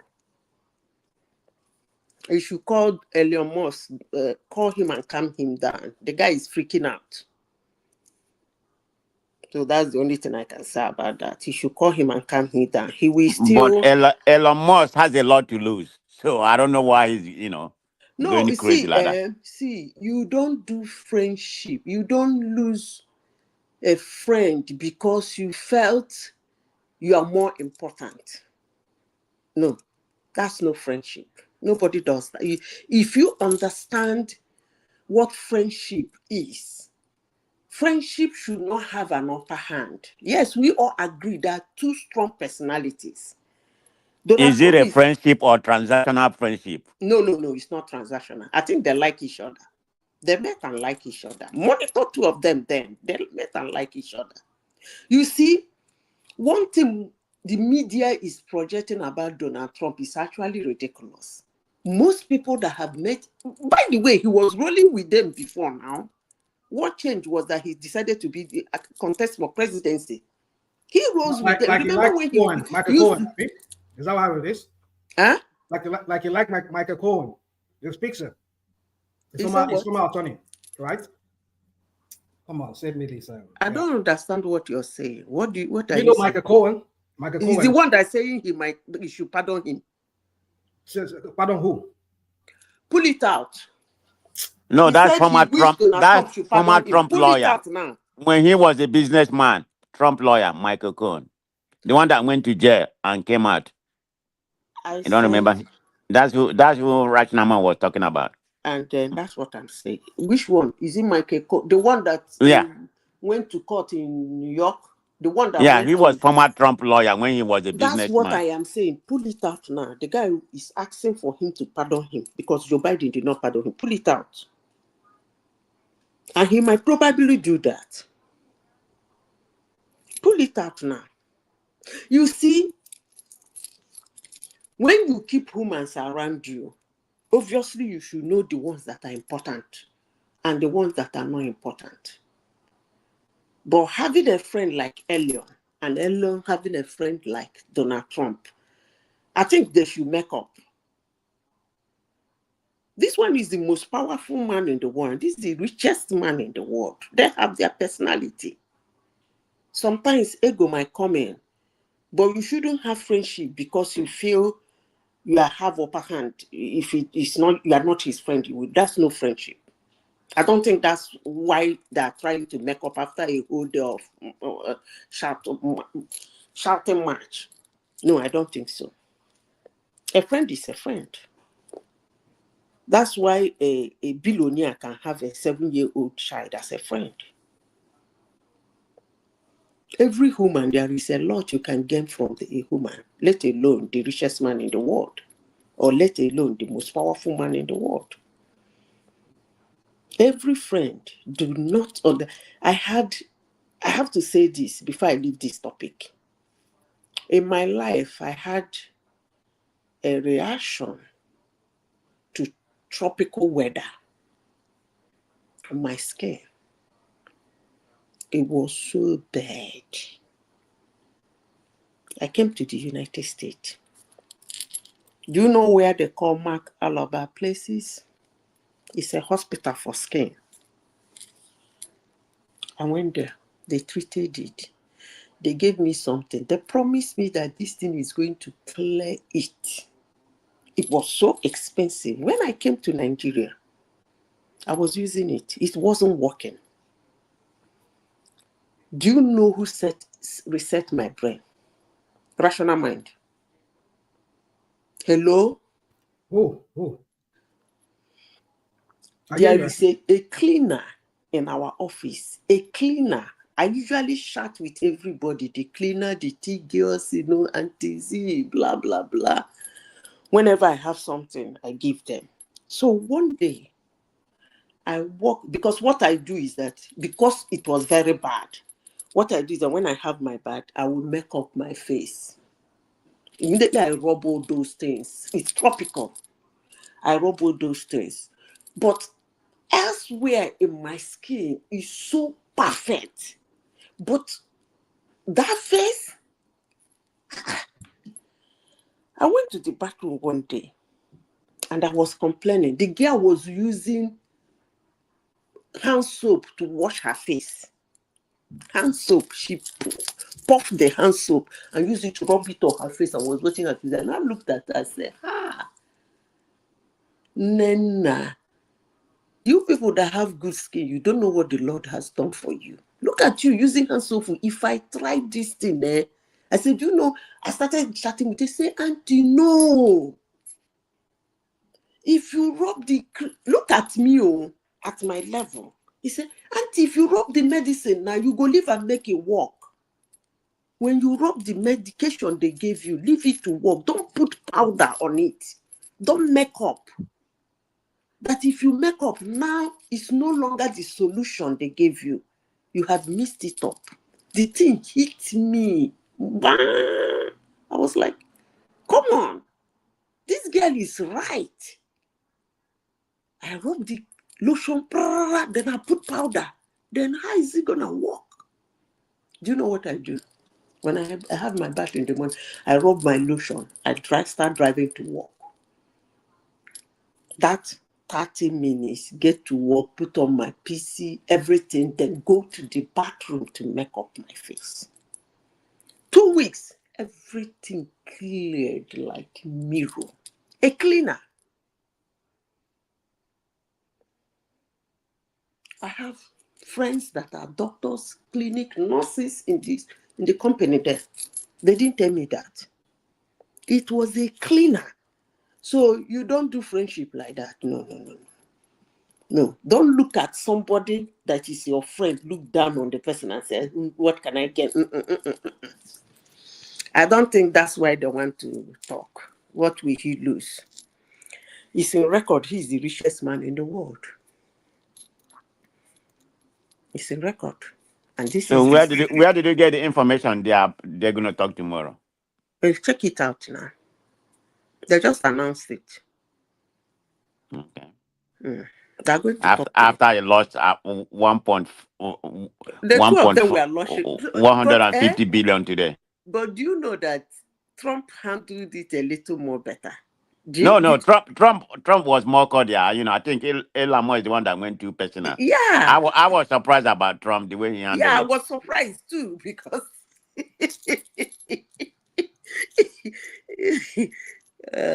Trump can talk over bar sometimes. So I was surprised. He handled it very well.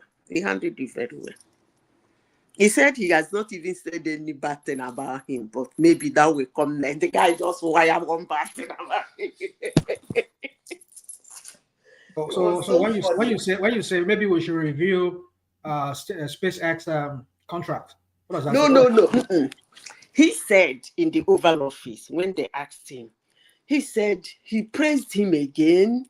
talked about his intelligence and said he was even surprised because the guy knew about this bill more than those, like all these people did here. And then he didn't complain about it. And then he now said, he has not said anything bad about me, personally, but he knows that will come next. Immediately he finished that over, the guy wired that Epstein something, like saying, do your worst and saying something personal. You are 100% right, Madam Zita. That's exactly how it transpired. I watch it now. Hey, Okay. my father told me that anywhere I find myself, anywhere I have interest in, I should be monitoring the place. I was monitoring it when the thing broke up. Since yesterday, even my friends were telling me in the office, we were watching it. The guy said he has not said anything personal about him, but he looked forward that might be the next thing he's going to do now. The guy just immediately shut his mouth and wired him. And he called Trump ingratitude. Wow. What an ingratitude.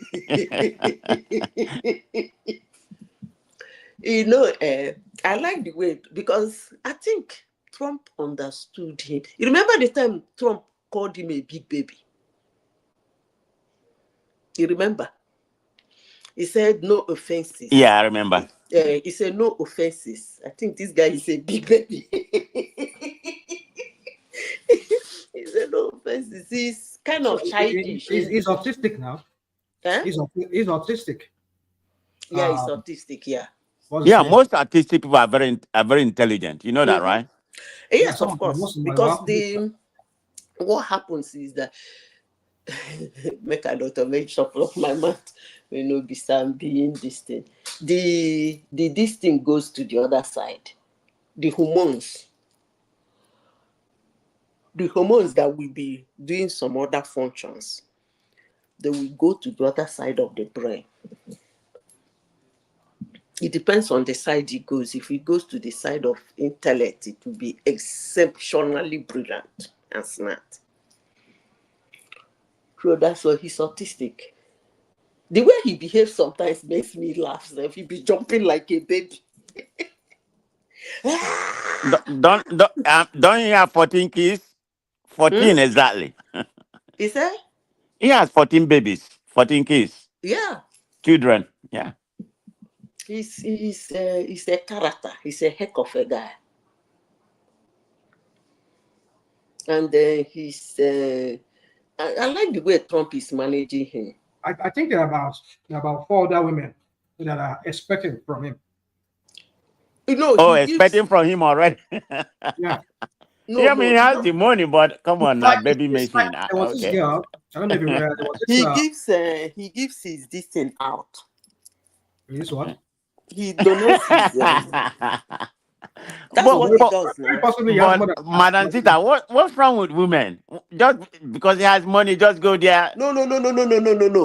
On the women's side, yes. Yeah. But on his own side, they have interviewed him severally about it. On his own side, I think the guy believes that he's extremely brilliant, intelligent, and smart. So he wants to produce more like him on Earth. You serious? That's what he said? Yes. Wow. Yeah. He wants to produce what. Oh my God. That's why 90% of the time he chooses the sex by himself. He does insemination. Wow. Yeah. He wants to produce. He does a lot of crazy things. Apart from that, he has always been talking about the world population on a decline. Yes, now. So he wants to. He said my own contribution now. You want to, Remy? We don't need their Lambo here, please. Just be listening. Not Jimmy doing my Lambo. I did not, Madam Zita. Because that's all you're gonna do. Come here and propaganda about Tinubu. Thank you. Nobody wanna hear from you. Let me say my own, and then you can go back to America. He might end up having up to 50. By the time he's 60, he might have 50 children. So let me just say a little thing, and then I will tell you my opinion about what is going on. Just my opinion. I do not have the full grasp of what is going on in America. But just the topic of today, I wanted to write it home. Rufai is just a placeholder. I've told you before that they are preparing Amaechi for VP role. And at the end of the day, Rufai will step aside and Atiku will be the presidential candidate. For and which then, party? The party they are considering is ADC. Are they okay? They are not. The problem they are having now is that they have not put their heads together very well. Some of them is trying to say, let's go and register a new party. Some of them say that we should go ahead with ADC because they are afraid they cannot use SDP. They thought SDP has been infiltrated. So they are going to ahead with their ADC stuff. So at the end of the day, Rufai will step aside and Atiku will come in. Obi is never in the picture. The reason why they did not put him in the picture is very simple. They look at the aftermath of the 2023 election and what has transpired in the last 2 years. They've seen that it does not have that block vote or that support base like 2023 anymore. So he himself knows it. So the best bet for him is that, and he also knows that if they are not even, they just consider him for VP role to Atiku. And he is not sure that the little support base he has, that there was that. Wait a minute. Hold on, Remy. Remy, we need to interrogate you. Hold on, Remy, before you go further. Let me interrogate you because what you said, it's not even make sense. It doesn't make sense. Let me interrogate you, okay? Let him talk now. Let him talk. Let him talk. Yeah. Because it's not making any sense. It's okay. Let him talk. Don't be too emotional about it. At the end of the day, what I see that will pan out is very simple.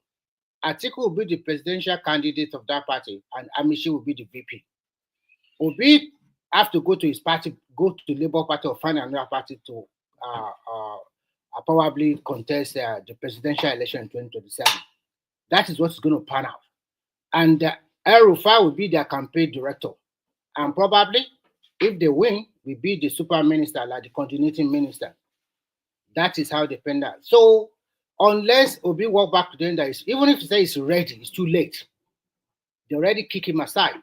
So don't have any hope that Obi will choose Obi as their presidential candidate. It's not going to happen.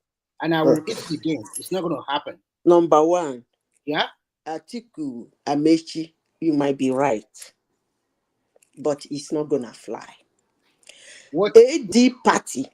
AD, that AD you are calling about, I don't know where you got that one from. Because if they want to form party, time is running out. They have to I did not say AD. Let me finish. You know the party ADC? If you know ADC, you know that thing, you see, ADC that is thing, a party by Obasanjo and co. Okay? Hold on. You see, LP is even more popular than AD. That AD you are talking about. Let me tell you, you know, in 2023, when we were telling LP people this thing, they were like, we are destruction. When they not hammer them, they say I rich. You cannot say you want to use a party for you to that is comfortably contest for an election, more especially a country like Nigeria. You must have party offices at least. Okay. Can I finish my Every submission? local government in Nigeria. I allow you to do your waste of me for a long time. So the way to me, this is my just personal opinion, they are gallivanting all over the country, trying to sell ADC to everywhere in Nigeria. But what kind of alliance or coalition they are going to put in is not going to fly. And I base my assumption on this. First, even in the north, when we talk about the north, don't let us talk about north central. We should talk about northeast and northwest. In northeast, they are not so stupid. They are not going to put all their eggs and vote Atiku. No, because they know they have a better chance in the next 4 years. Probably by 2031, they have a very good chance to get the presidency. The same thing go to the north central. With who? With Shetima? It's not only the Shetima alone. Who again? The northeast have a better chance. Don't worry. When the time comes, I will. Let me finish now. I only allow you to talk. When you want to when I want to. Remy, let me ask you: is it your personal opinion? Let me finish. Hold on. Is it your personal opinion? No, I'm not giving you a chance. I'm sorry. I'm not giving you that chance. It's a personal opinion. That's what he said. Oh, okay. So let me finish. So what I'm trying to say is this. Everything we are saying here is our personal opinion. It's not cast in stone. What I'm trying to say is very simple. The way I see it is Speak for yourself. Speak for yourself. That's my opinion. That's there. I said it.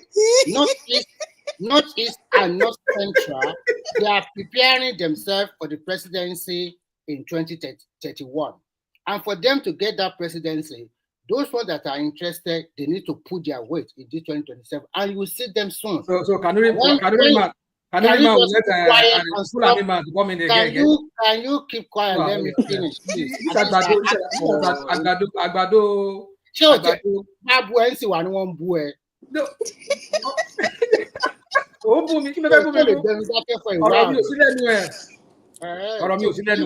a little while and let me finish. Okay, go on. Okay, sorry. So Northeast and North, that is the policy they are playing.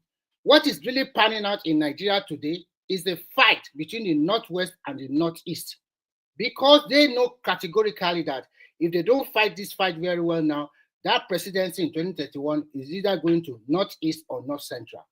So what they are trying to do now is that pull Atiku and Amaechi together. But with that even enough for them to win Tinubu, I doubt it.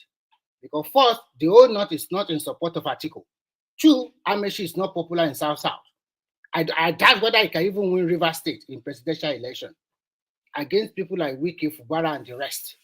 So the way it's pans out now, whatever they do, their chances is very limited. And Nigeria is more politically aware. It's not... You are trying to talk about coalition.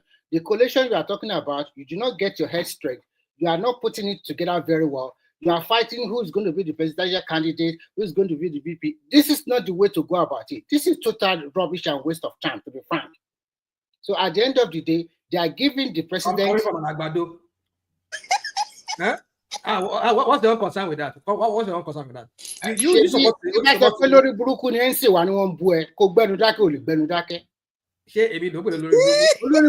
ẹ náà ṣé mi ló ń pè ní àgbàdo I've warned you like twice or three times. You did not keep quiet. Má bú ẹ náà. Ṣé yẹn ló wọ around pé gbogbo ẹ lórí burúkú? Okay, take over. Continue. Tó bá yẹ kí wọ́n fẹ́ ṣe nìyẹn. No, kí ló ń ta lára náà, kí ló ń ta lára pé mo interject ló fà. Kò sí nǹkan tó ń ta lára. When you are talking, I did not interject you. And when I want to interject you, I ask for that permission. I give it to me and I continue. Why am I giving my own permission? If you had wanted to interject him, you would have interjected. If you understand what he said, there's something he said, which I will never use. I will never use, no matter how many times he interjects me. He's using a word here that is very derogatory. And I will never use that against mother. Describe that word. That's why I use it on you, because I warned you more than 3 times. So Lori Bukuto, I warned you more than 3 times. If you have listened to my warning, it's like keep you know, call her name now, apologize. Do you think you are talking to your house? Yeah, just go and hear him again. You are stupid. I don't have your time. And if you want to take over, I can as well. Hey, I will pause 2 of you now. Okay, please do that. Talk. Yeah. Are you the moderator? Yeah. I can pause you guys. Okay, all right. So, but then look at what he said. Who is the next person? No, he's the one who has the floor. But what he said was what I said, or however I interjected, does not warrant what he said to me. You deserve it because I warned you more than 3 times. And you're only doing the same thing. Telling me you never allow. You always think you are bigger or older or something like that, which you are nothing. Keep quiet for God's sake and let me finish my submission. And so is that what warrants you calling yourself a something you know accept. Any mental problem. You also have a mental problem too. Any mental problem. Mental problem. You are only mental problem. Obviously, you have a mental problem. That is why you could be saying what you're saying to me. Because I don't see what warranted what you just called yourself now. If I interject you, you can tell me to shut up. So you see what you are doing now. Okay, continue. You tell me to shut up, that's fine. But you won't put a lori bruku. You know what warrants that way? You won't put a lori bruku. That's to tell you that, oh, boy, you pay any people more you ban so. You shouldn't have used that word now. You shouldn't have used that word. Just for interjection, you shouldn't have used that word. I will not. I'm a very. I'm not going to accept I'm not going to accept anything from him. Go on. We've drawn the line today, you and I. I thought maybe you were somebody What who's do you even mean draw the line? I don't draw the understand. line. You and I, you're on one man platform today. You and I will draw that line here. I don't have a battle with you, and the way No, you always we do now. Going forward now. That's okay. Remy, can you continue with your submission? Going forward, we do. Going forward, you do. You started it already. Remy, Remy, are you ready to continue with your submission? Yeah, I'm ready. So okay, go ahead. Thank you. So at the end of the day, that is whatever kind of coalition they put together, they are not putting their heads very well, and I don't think it's going to work. And politicians are also not stupid. They can read between the lines. Nobody will jump to a sinking ship. And that is why you see that defection. It's not a reason, because as a politician, you have to look at which party will give you that opportunity to win an election. You are not going to go to a party that is not going to give you that wherewithal to make you win an election. That is why you see the defection. So you can't blame anybody. And in politics, everybody goes to a party that can give them at least short chance or 50% chance that if I go to this party, at least they are deeply rooted and it can give me opportunity to win an election. So that defection, that is why people defect from one party to another party. So you can't blame anybody. And according to the Nigerian Constitution, people have freedom to move from one place, from one party to another one. It does not mean that you have to stuck in one party. So, Remy, can I ask you a question? Are you saying that moving from one party to another disqualifies a candidate? No, I did not say that. I said that according to the Nigerian Constitution, it does not disqualify them. They have a right to move from one party to another, especially if the party they are moving for have a kind of serious trouble or they are in crisis. So they can move. And when we look at today, can we say PDP, their house is in order? Or can we say the other party, their house is in order? No, they are not. So they have a right to move. So Makinde is going to be PDP's presidential candidate. No, for Makinde, I don't know what it's going to be, but maybe in their PDP, what I see that is clear is that PDP is not ready to give that ticket to Atiku. And Atiku, where did you get that one from? Okay, you will not. Okay, you will see soon. So it's a matter of time. So what I say is that Rufai is just a placeholder there in that whatever coalition they are doing. So no, placeholder where now? Which party? It's either in ADC or if they are lucky, if they can form a new party, but they are fighting among themselves that forming a new party now will take a long time and they are not sure that it will be registered. So they are going ahead with their ADC. ADC you see this thing you are talking, all this analysis you've made now, if it's actually what is on ground, then I just have to say that Nigerians, not even IPC, Nigerians should not take them serious. If all this analysis, because it sounds like a child's play. I mean, you want to form which ADC? Where is the ADC? I understand you, Madam Zita. What you are trying to say is that the party they are forming is not deeply rooted. But if you are saying that no matter what, they will still get vote. But is the coalition, is it good enough to unseat the incumbency? That is where we should go. For me personally, I don't think it's good. It's not good enough. Because there are so many political things on ground, because there are so many big weight that will contest in 2031. And I said that they will show their weight in 2027. And when they show their weight, that is when the ruling party will probably know that this is the person we should support in 2031. Guarantee that by 2031 is going back to the north. Unfortunately, for both Atiku, Obi, and the rest, the best bet is that 2023. And because they did not win it, nobody, no politician will tell you that Atiku will win 2027 election and spend 4 years and give it to Thomas, do you have the link? Somebody's asking for the link. So, I'll quickly go to what you guys have been talking about, Elon Musk and the rest. What I see that is panning out in America, just my own personal opinion, is that there is a disruption. And whether it's a reform that your current president is going through or is going to, I don't know. But what I know and guarantee is that the next president after this guy, we have a hell of a work to do. And if Americans were lucky, maybe most of the reform, let me finish. If Americans were lucky, maybe most of this reform that Trump is doing will bring in good results. Time will tell. But what I see is a lot of mess and a lot of destruction. And I see a lot of ego fighting between those who supported Trump and Trump wants to exercise his own authority.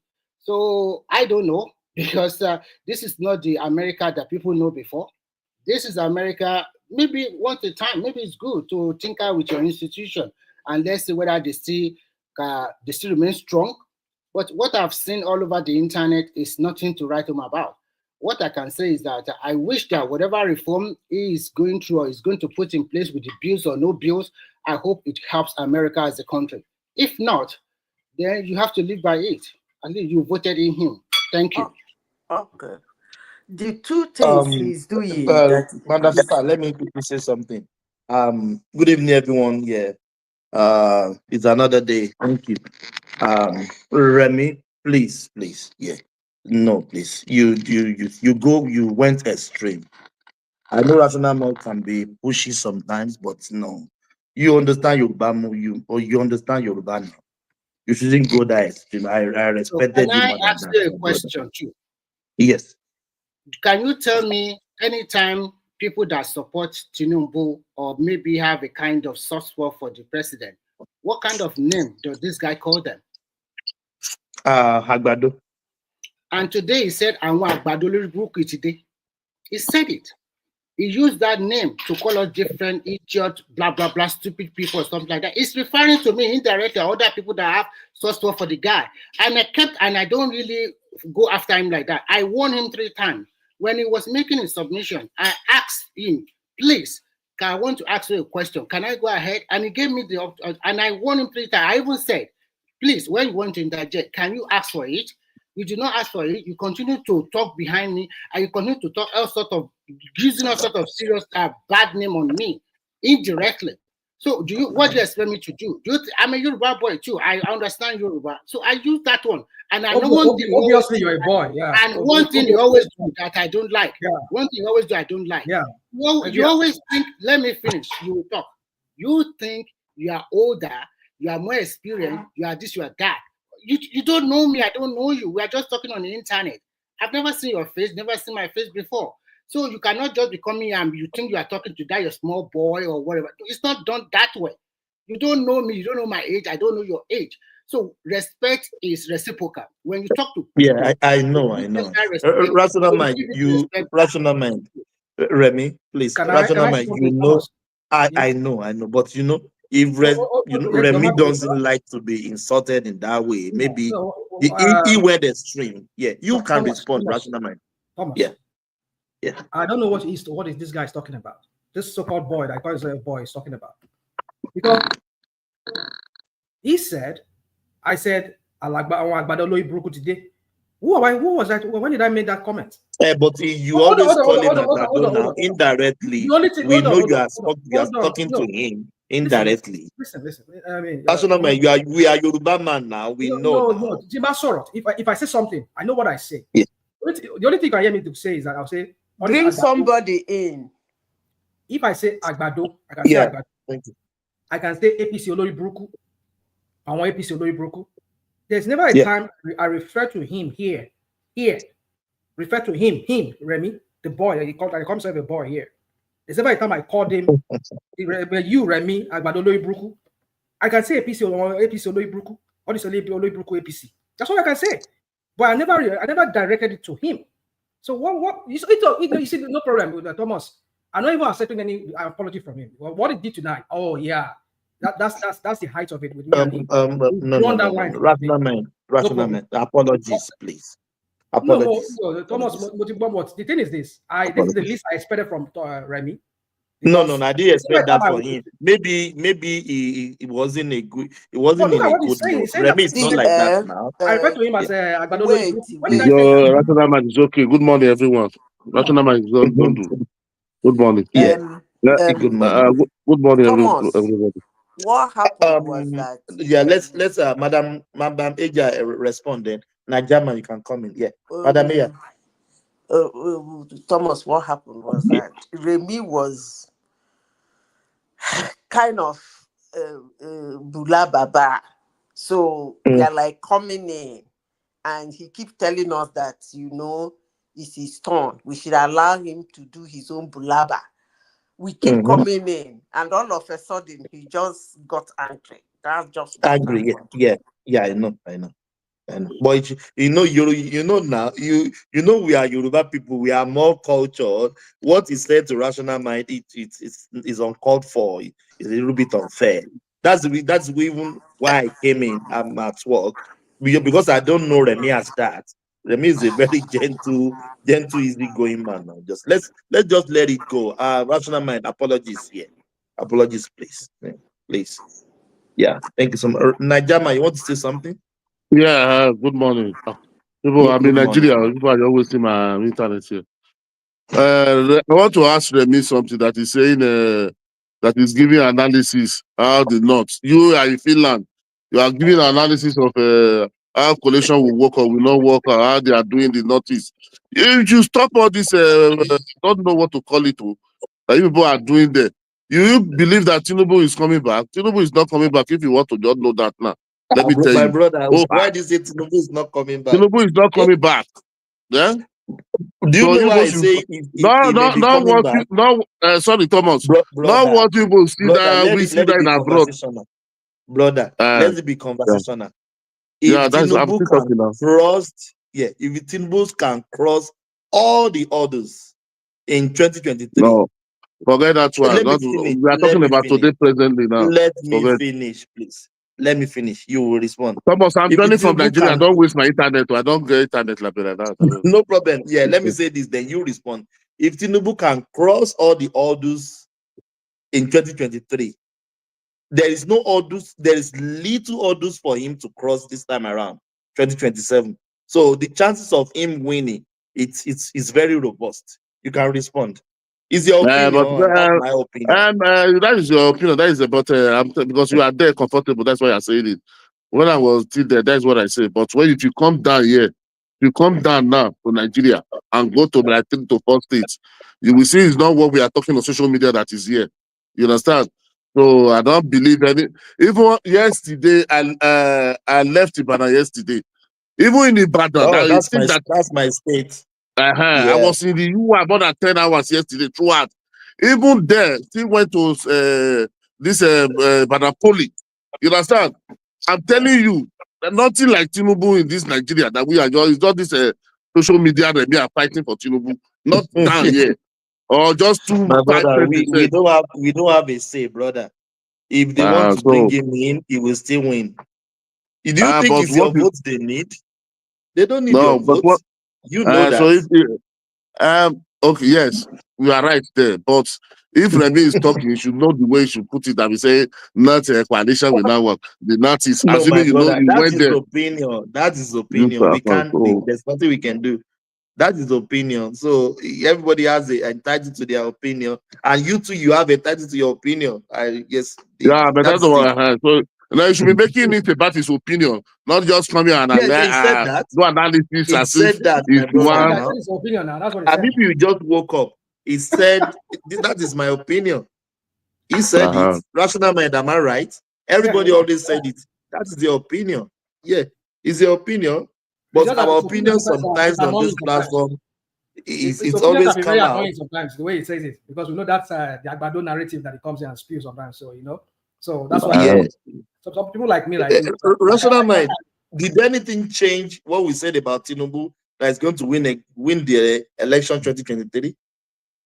We are one of the platforms that say it's going to win. We predicted it. Yeah, but and he won. Okay, yeah, but the same But people. don't want rigged now. That one was rigged now. Like Which one was rigged? Thomas, you said Obi will not get up to 1 million. Is that not what you said there back then? No, I said, is it 3 million or what? How much do I said 3 million. You said 1 million. No, 3 million, and he got 3.5, 6.5, which is an opinion as well. But he did more than that. But did they won the election? Anything you win an election, you don't finally win the election. Your vote is invalid. It doesn't make any sense. You understand what I mean? The winning is what we want, not scoring high score. But you need to win the election. Let's ask Niger man. How much be to go eat for Buka? Go eat for at least you go Ele, Abi. So how much to eat for Ele? I was in LA 3 days ago. Did you try go to any of those Buka? Niger man is a rich man now. Give me one small. Give me one this year for 7,000. 7,000. I have 80 meat inside. And then how much finish the whole dish, the whole meal where you eat? How much you spend? No, we are about 8 that went there. About 8 of us. So you buy the rest the rest eat. It's about very small. I don't want to. There's up to 4 or 5 meat inside. Because it's only pepper and this leaf that you pour inside. Just give me only. There's no meat there. 7. There's 7,000. The fish 6,000. So plus 8 of us and 7 of us that went there. Well, not what we are saying here. We people should forget all this. What we are promoting on this social media. People they suffer here. But forget everybody is beggar here now. Everybody is beggar. Everybody is beggar in Nigeria. I totally understand it. But can my that brother, 7,000 cook a soup? Madam cannot cook a soup. Not really. No, 7,000 cannot cook a soup. If you go to local, if it's only maybe it's okra and the that round fish we call panla. Wait, but if you want to cook better soup, you mean you cannot buy meat of 5,000 in Nigeria now? No, how much is meat of 5,000, my sister? How much? It doesn't. It's not amount to 10 pieces. 200, 5,000 meat. They can't cut it into 10 pieces. 200, 5, 10, 2,000. No. It's 7,000. You can cook soup of 7,000 in Nigeria. Maybe okra. You buy okra. Choma just said you cannot. Sorry, Thomas. You cannot cook. No, you cannot cook soup of 7,000. I'm saying if it is okra. No, wait, Thomas, wait. Okra now. Wait.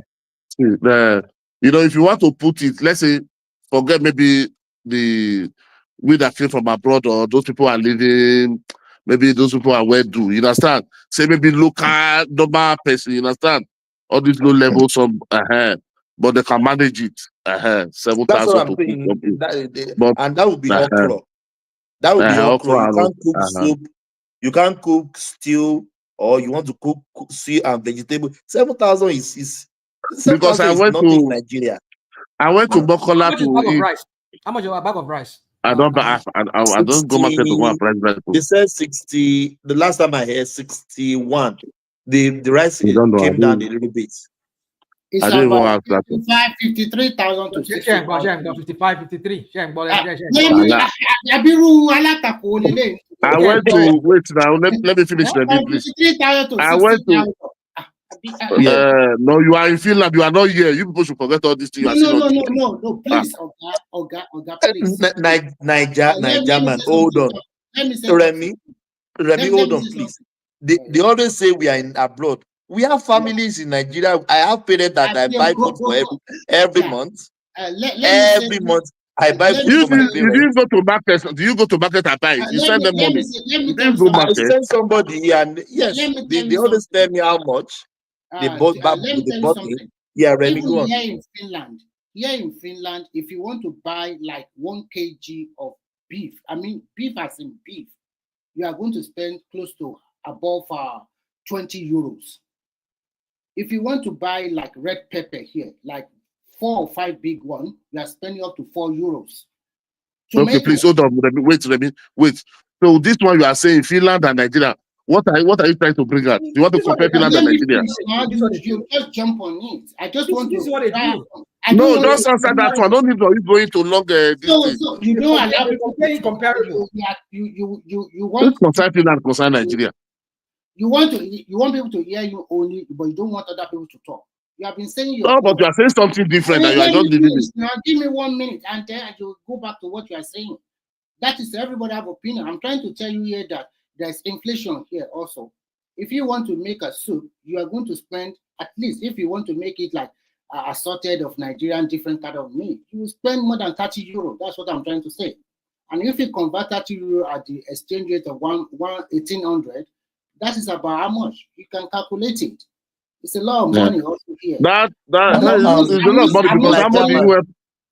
German, let me say this. Remy, what you're saying is not a way to what you. I said I'm not comparing. Hold I on said I'm now, not comparing. I'm Papa. just trying to say that You here will too is not not so even easy let like another what people person talk. finish. I'm not I comparing. said I'm just saying that it's not easy too. what you would have said is not comparing the euro to naira. What you would have said is, I'm just saying, like 2000 and 2022, this is what I used to buy it. Today, this is what I'm buying it. Because you made mention of inflation.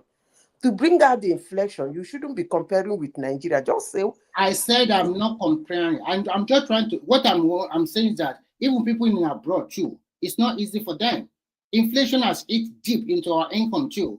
For example, maybe part of our income we used to spend on food. But inflation are hit deep in abroad. Let me finish. Wait?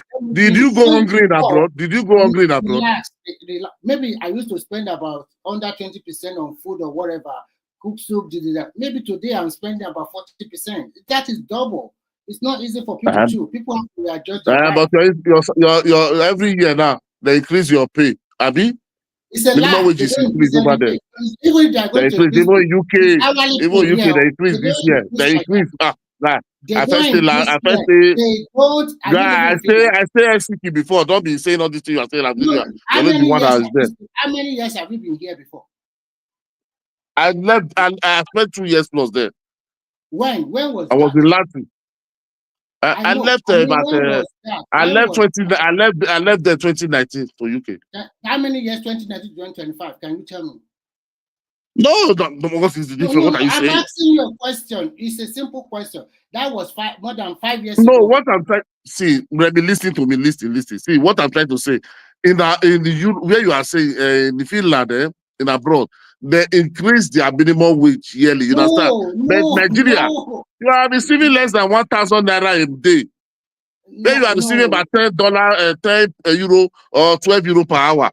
Yeah, Nigeria receive less than 1,000 naira a day. Let me tell you, their minimum wage is 9.99 euro per hour. But if you $10, 10 euro. Let me finish. You don't let us talk. You are just jumping from here to there. Let me tell you, their minimum wage is 9.99 euro per hour. They have not changed it. But if you are lucky, you can get a job of 10 hours per hour. You can get a job of 11 or 12 euro per hour if you are lucky. So it depends on what you do. And if you're an expert, you get more than that. It depends on what kind of job you are doing. And the 5 years you have left here, you cannot tell me that this place remains the same. It's not. They are having their economic problem here also. And moreover, there's not a lot of availability of job like it used to be before. So every European country are also suffering. You cannot go there's no availability of job, but there's welfare for those who doesn't have job. There is welfare for those who doesn't have. Let me tell you. Let me just give you a piece of news that is going on now. Let me give you a piece of news that is going on here now. In all over Europe now, if you're on benefit and you do not get a job for 3 months, they ask them to go and look for a job for 3 months. If they cannot find a job for, it just started this June. If you cannot find you said all over Europe. Stay where you are. Don't say all over Europe. I've been abroad too. Let me finish now. I've been around when you're Let's say say where you are. You say something now. You say all over Europe. Okay, continue. Whatever you don't want me to talk. Let him learn. Let him talk his Agbado talk. Let him learn. Go on, Remy. What the new law now says that if you cannot find a job in 3 months, even if you have a permanent residence or whatever, and you're on benefit, you cannot find a job, they will give you, they will revoke your resident permit here in Finland, and then you go back home. And then I read it, it's an EU law. So some of them have started implementing that law since last year. Finland just started their own this year. So what I'm trying to say in a nutshell is that we also have our own economic problem here. So everybody readjusts their life. So it's not that it's so sweet and El Dorado here too. It is people that plan ahead and plan their life very well. You're able to wriggle when it's tough. That's what I'm saying. I'm not saying that Nigeria is super El Dorado. As you are saying, 7,000 is nothing, but 7,000 is also a good money for other family that they can go buy. So we all know that even when you went to Nigeria, you went to a Isio shop. Before you get there are some people patronizing those places. And most of the people patronize those places are Nigeria, living in Nigeria. Living in What kind of people are this guy read Nigeria? No. Oh, do you hear what I said now? This guy, Please, just come to Nigeria and say this thing. They will beat you, blue and black. Jerry, people are going to Nigeria. They will beat you, blue and black. They beat one old man yesterday because of this kind of thing that he said. I beg, have you guys just sit down, my friend. Go sit down. You go come here. They talk is Agbado talk. They talk like say that Nigeria is. You see now, Agbado talk. And obedient and idiot talk that other people. No problem. We are obedient. He doesn't want to insult. We don't insult people. Doesn't mean we are everybody. I'm not insulting you. He said Agbado, and I never say obedient, idiocy people. That is not. It's okay. Go on. Right now. So my point is this. See, you don't be arguing with this kind of people. You know, if you push them for one corner, they go look for another place just to turn you to. Push them here, they will look for another. That's what they do. That's what these people do. Don't say that they send them go all major platforms. They go they plant them there so that they go to rewind Nigeria brains. Come on, look at all this crap. This guy just dish out here. They tell us they compare Finland to Nigeria. They tell us Finland. The cost of living there, the way they make everything okay for you there.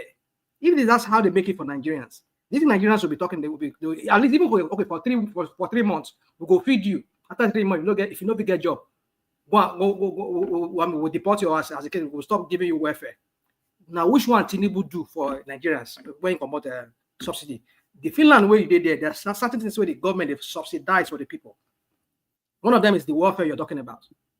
One of them is maybe probably free education where they give people there for Finland there. Finland pay their rent. So what about our tax system? So you come here and you all this crap. Like no. You see, I understand that the government in Western world they are trying, but you have to look at their system very well. If you are putting a shop, you want to sell small tomato outside your house, you have to register your company so that they can know how much income you make. And here you go again. No, let me finish. I give you opportunity to try. What I'm trying to say, you don't be arguing with this. But he's making a point now. Let me talk. Hold on.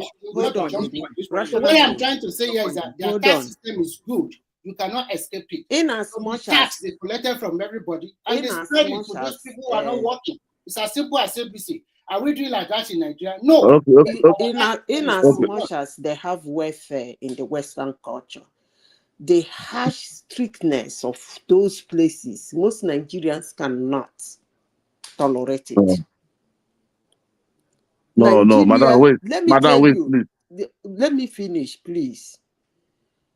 There are a lot of things that is going for people in Nigeria that cannot go for people in the West.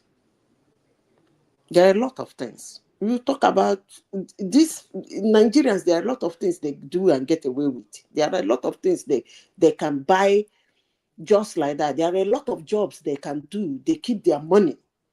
But here you can't. Because they know you, they know what you are doing, they know you must pay all those things. Unless you have a good job. If you don't have, everything will be from hand to mouth. I don't understand this comparison. There is no basis for comparison. But if you people want to compare, that's fine. Yeah, even the Finland you are saying, Remy, please, let me come a little bit.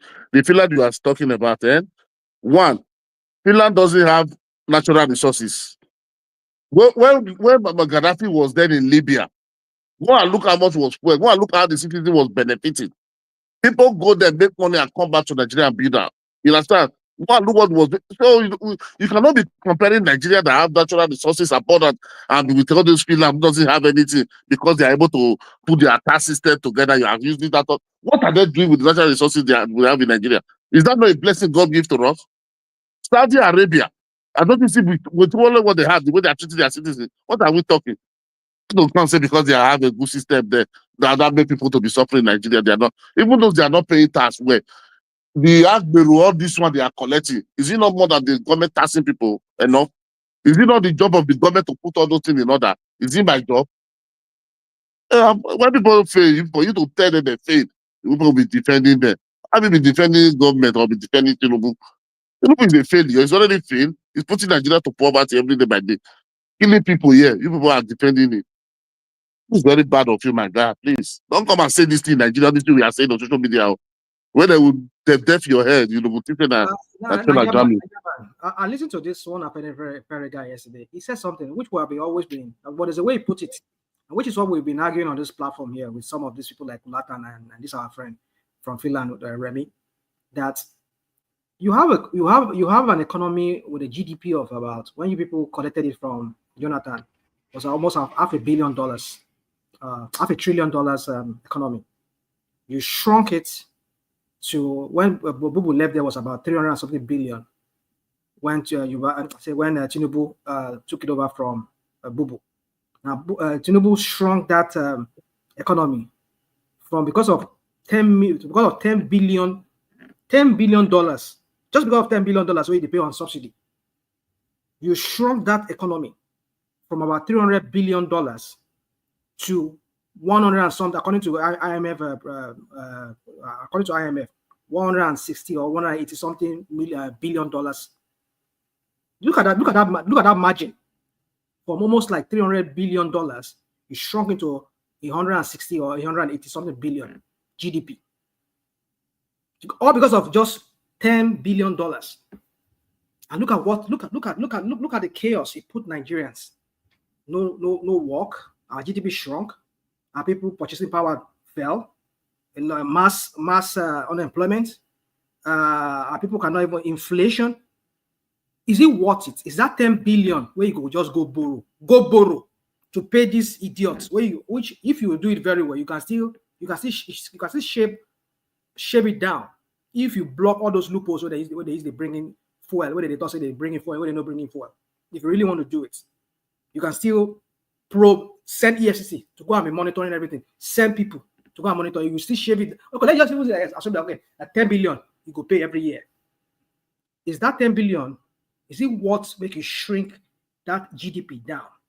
Make it turn people into poverty? Is it worth it? So you see, that's the thing, that this guy is a failure. He doesn't even understand what he's doing. But you people will come here and say, he removed it, it's a great thing. He removed it, but at what cost?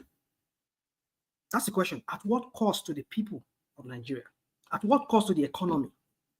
We saw a mass exodus of so many multinationals out of Nigeria. They left Nigeria, and that resulted in so many factories closed. That resulted in so many Nigerians being unemployed. So you see, that's what you ask yourself, that question. When the guy put that thing, he put it, I said, this is what we've been arguing about. At what cost? Just $10 billion so you can go borrow, pay subsidy. You shrink our economy down. You turn our people into into a masses of in penury.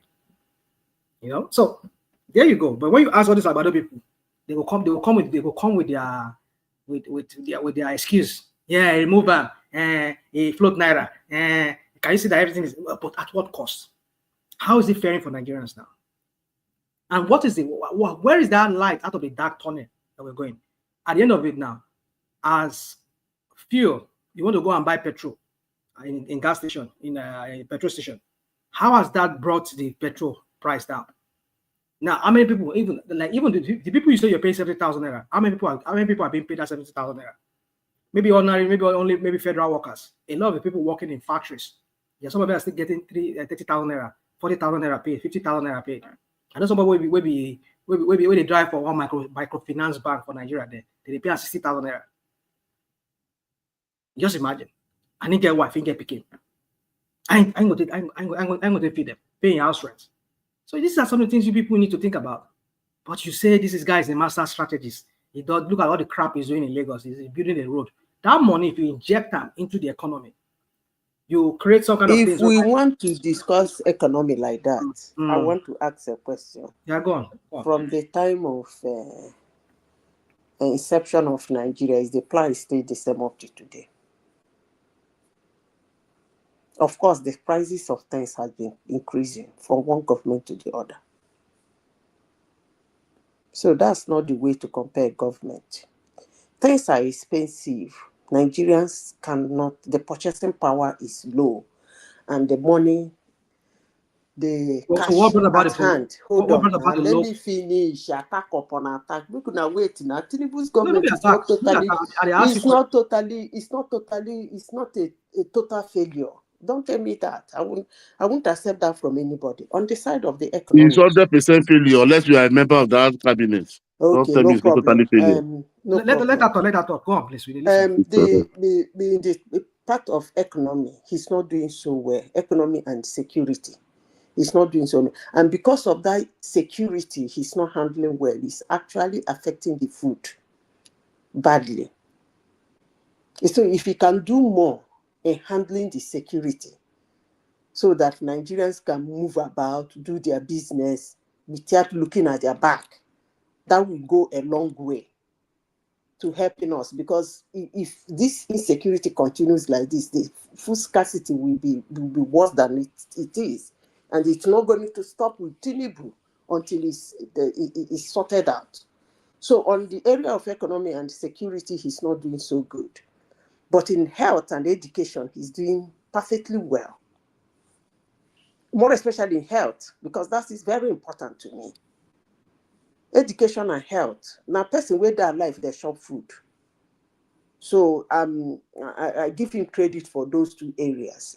I will stop there. But economy, he You has said to. health. You said health. Where? Yes. Our person will not chop too, madam. You go remember you go sick. Eh? No. Hold on. May I You still remember person person will not chop too, you go alive. sick. What else are you talking about? What else are you talking about? Is that what? You say health. What health? Yes, Say in health. health. Primary health Give me care. example. Like, give me Number example. one. Yeah. I should give you an example. Yeah, give me Number example. one. No, yeah, it is true. That is true. Honestly, it's true. He in Nigeria now, any woman going through cesarean is free. Whether it's yes, today. So And if you go to private any hospital is free. Okay. Yeah. That's good. And between now wait now, calm down. We are all Nigerians. If it better for us, if it bad for us. Even if you are in heaven, your family is in Nigeria suffering. It will weigh your hands down. The money you are supposed to use. Does it only apply to cesarean? Eh? Does it only apply to cesarean? No. Primary health care too. That is for, I think, for children. I will even call my cousin that is a doctor. I will call him and If you confirm all these things. And I ask a Nigerian man waiting for ground, waiting on ground for Nigeria. Hello? What? I say what? Please answer. If you confirm and say children are getting free health. I said cesarean. Yes, the health sector is doing well. No, you well. want to say cesarean? This all hold on, because this Oloibruko APC there, I know them very well. They are very good at all these their buzzwords. Who is APC now? Are you calling? No, not you. How did go to Ranchi? No, not you. Yeah, I'm not talking to you. I'm talking about APC and their propaganda. But the guy in Nigeria has just concurred now. No. You said something now. You said cesarean. That's what I'm saying. Cesarean. Between his assumption of office, between the time he announced that thing went into effect, 4,000 over 4,000. But what I'm saying is, benefited from it. And understand me first. Understand me. APC are very good at some things. They could put use some kind of high-sounding words. No, hold on. Now, the rational mind. Let me explain something for you before you start. You say cesarean, criticizing. right? It's not. Listen to me. Cesarean? You have people in Nigeria. Please. Hold on. You go talk. Now you go talk. I just want to clarify something with you. Now, does this giving birth? Let's say woman won't go born now. You don't want to go through cesarean. You won't born normally. You do cesarean, you born normally, you will still pay your hospital bills, right? So does that also cover a woman we born normal like woman they born? That one I don't know because hold on. Let me finish now. I did not ask about that one, please. I did not ask about that one because how did I stumble into this? I had a cousin who was telling me that the wife gave birth to cesarean. I was like, who's in this Tinubu, because I know how much hospitals are going to call. He said, no, auntie, is free.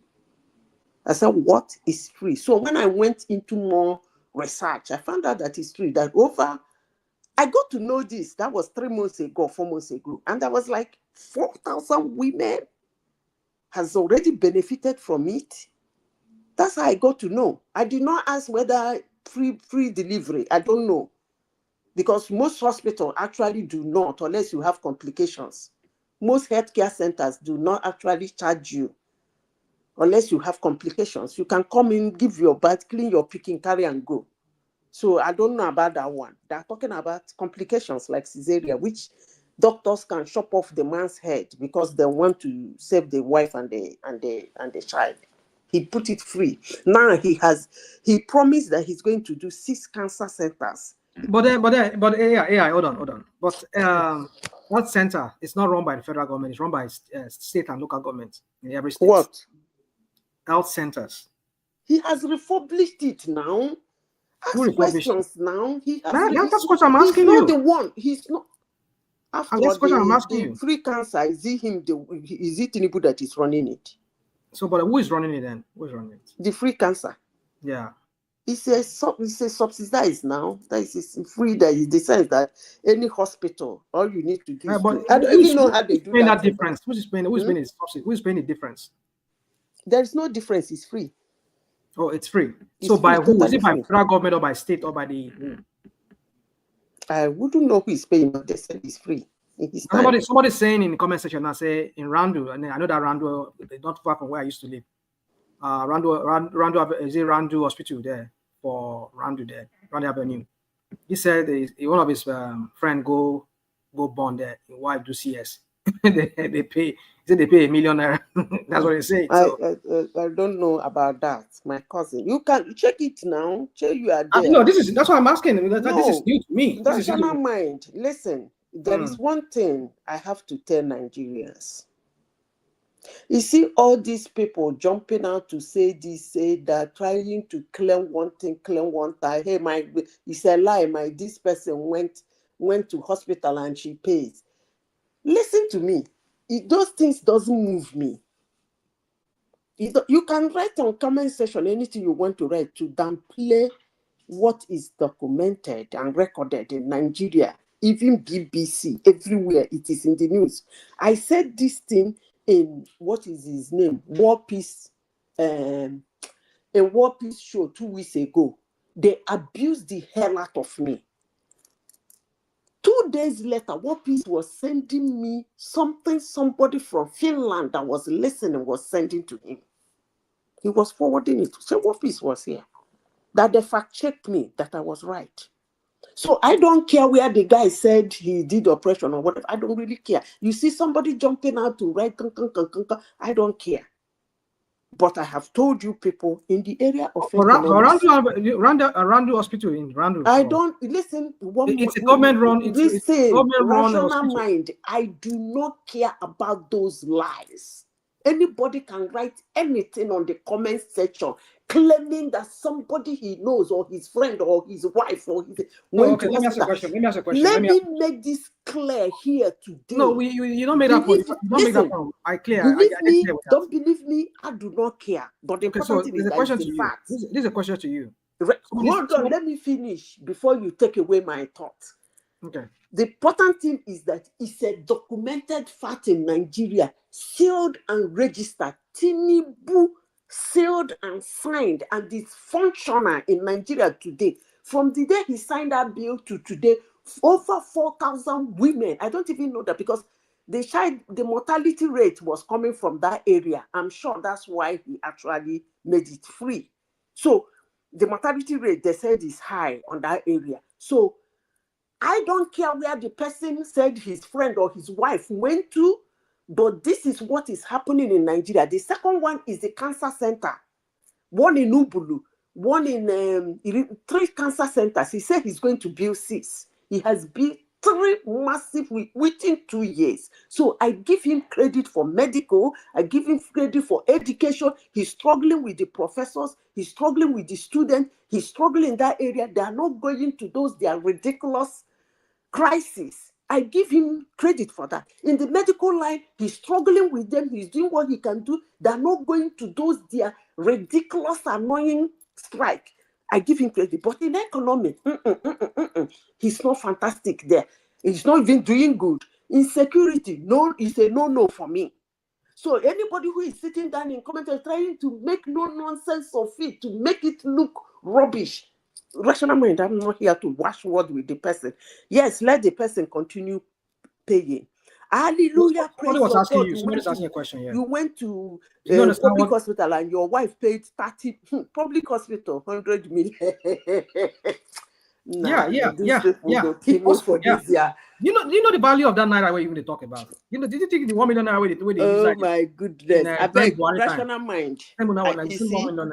do you want to ask me a question? You can The ask. question is this. Somebody's asking, and I want to repeat that question. So does Zita know what an healthcare system is and what it means? Because the one that tell the person that I said I don't know. APC are doing. Hold on. This when I said not you, I'm talking about the APC. That party is just is demonic. I don't care about the party. I'm not interested in the party. Okay, whoever is doing it. Okay, but this I don't give a damn about the party I'm trying to read whoever is doing it. as you are talking. I am telling you now, Zita. Make I talk. So do you understand? Because this selective kind of healthcare system, because I know them. We know APC the way they do the way they run things. They go do things like you are not asking me questions. You are the question I'm running. asking you, do you know what an healthcare system is? What does it really mean? And I said I don't know now. Oh, you don't know? Okay. I don't know what healthcare is. So let me answer that question for him. I don't need you to answer me. I don't know. Not to you. To our friend. Not to you. If you continue talking about that healthcare now, I will drop out. Why? I don't want to. I don't know what. I don't know what care. Should be the person ask the question. I'm trying to give you. Hold on. Rational mind. What is going on, AI? You've been talking now. Hold on. Rational mind. Let me throw one word in. The question is to me. The person asked me a question. According to you, he said, "Does Zita know what healthcare is?" Okay. And I replied the person, "I don't know. The question is for me." Okay. And I declined the question. So why do you want to answer it? No, I want to talk. Is it your question? No, I want to talk. I want to talk. All right. No, hold on. After that, let other voices come in. I will come in. Niger man is here. Remy has been quiet, so make that comment and then let I will come in. So talking about healthcare system, we here in America we have it differently. I know some of you understand what it is. Well, every state here in America is different too. There's something you pay. The health insurance here is, but unlike places where they have, like in Canada, where they have a full healthcare system, whereby you can have a full care from the government, is different. So we know the one that APC is running is just selective. They're not giving you a full package of it. So that's what I think. I think that answer would be to that question. Yeah, Woman, over to you. Wama, I'm in your state, oh. Give me your house address. you want to see people? Where I go see people, where I go tell them, say, one man is telling us, we'll go and play your video for them. Tell them one man said Nigeria is better. No lights, nothing. Say Nigeria is good. I bet you people should forget all this Tinubu propaganda. Yeah, it's Awo. I think one man said he wants Awo to talk. Awo, you want to say something? Okay. Good morning, everyone. Good morning, everyone. Good morning to you. Yeah. This is the only thing I will just say is this. You see, when you said Tinubu should just take another 10 billion. At least, if for anything, you know what our servicing debt to the GDP, to what we realize, what Nigeria had as at the time Tinubu take over. Okay, the whole revenue was being used to service debts, and the reason why one government left, another government came in, and we continue comparing. The last government is even better than this. Is because the accumulation of these debts.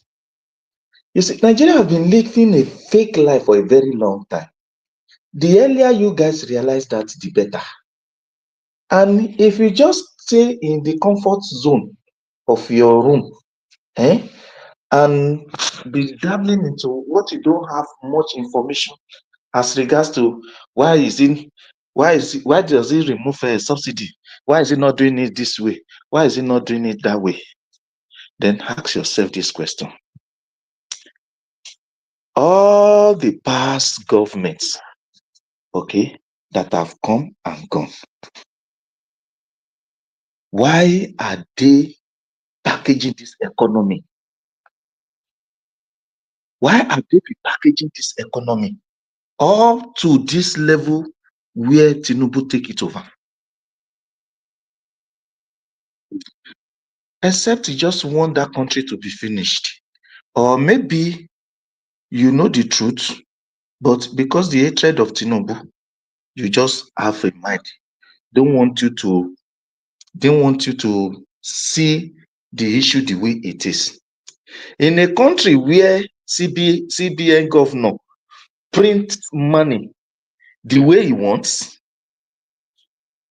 in a country where you borrow to pay salary, and you still want us to continue that way.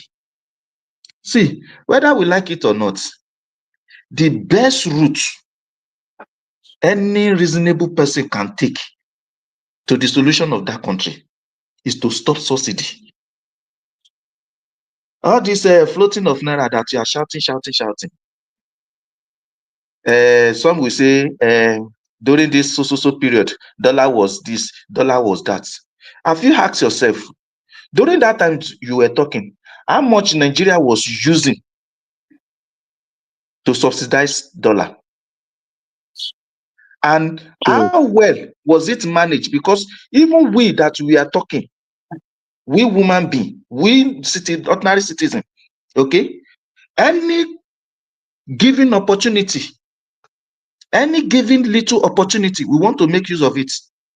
You can imagine somebody just packaging traveling visa, okay, using it to collect dollar at the rate of 150, 200, 300 as at that time, and without no effort, nothing like labor or anything, he has gained as much as 500,000. Just have access to CBN, you are already a billionaire.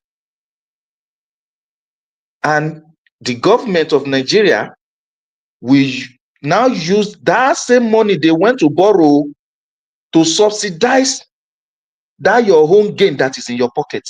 And you still want us to continue. Sorry, Mr. Aro. You are just saying we. Who are the we? We citizens. Because as far back as I know, people get salary. I mean, people get visa.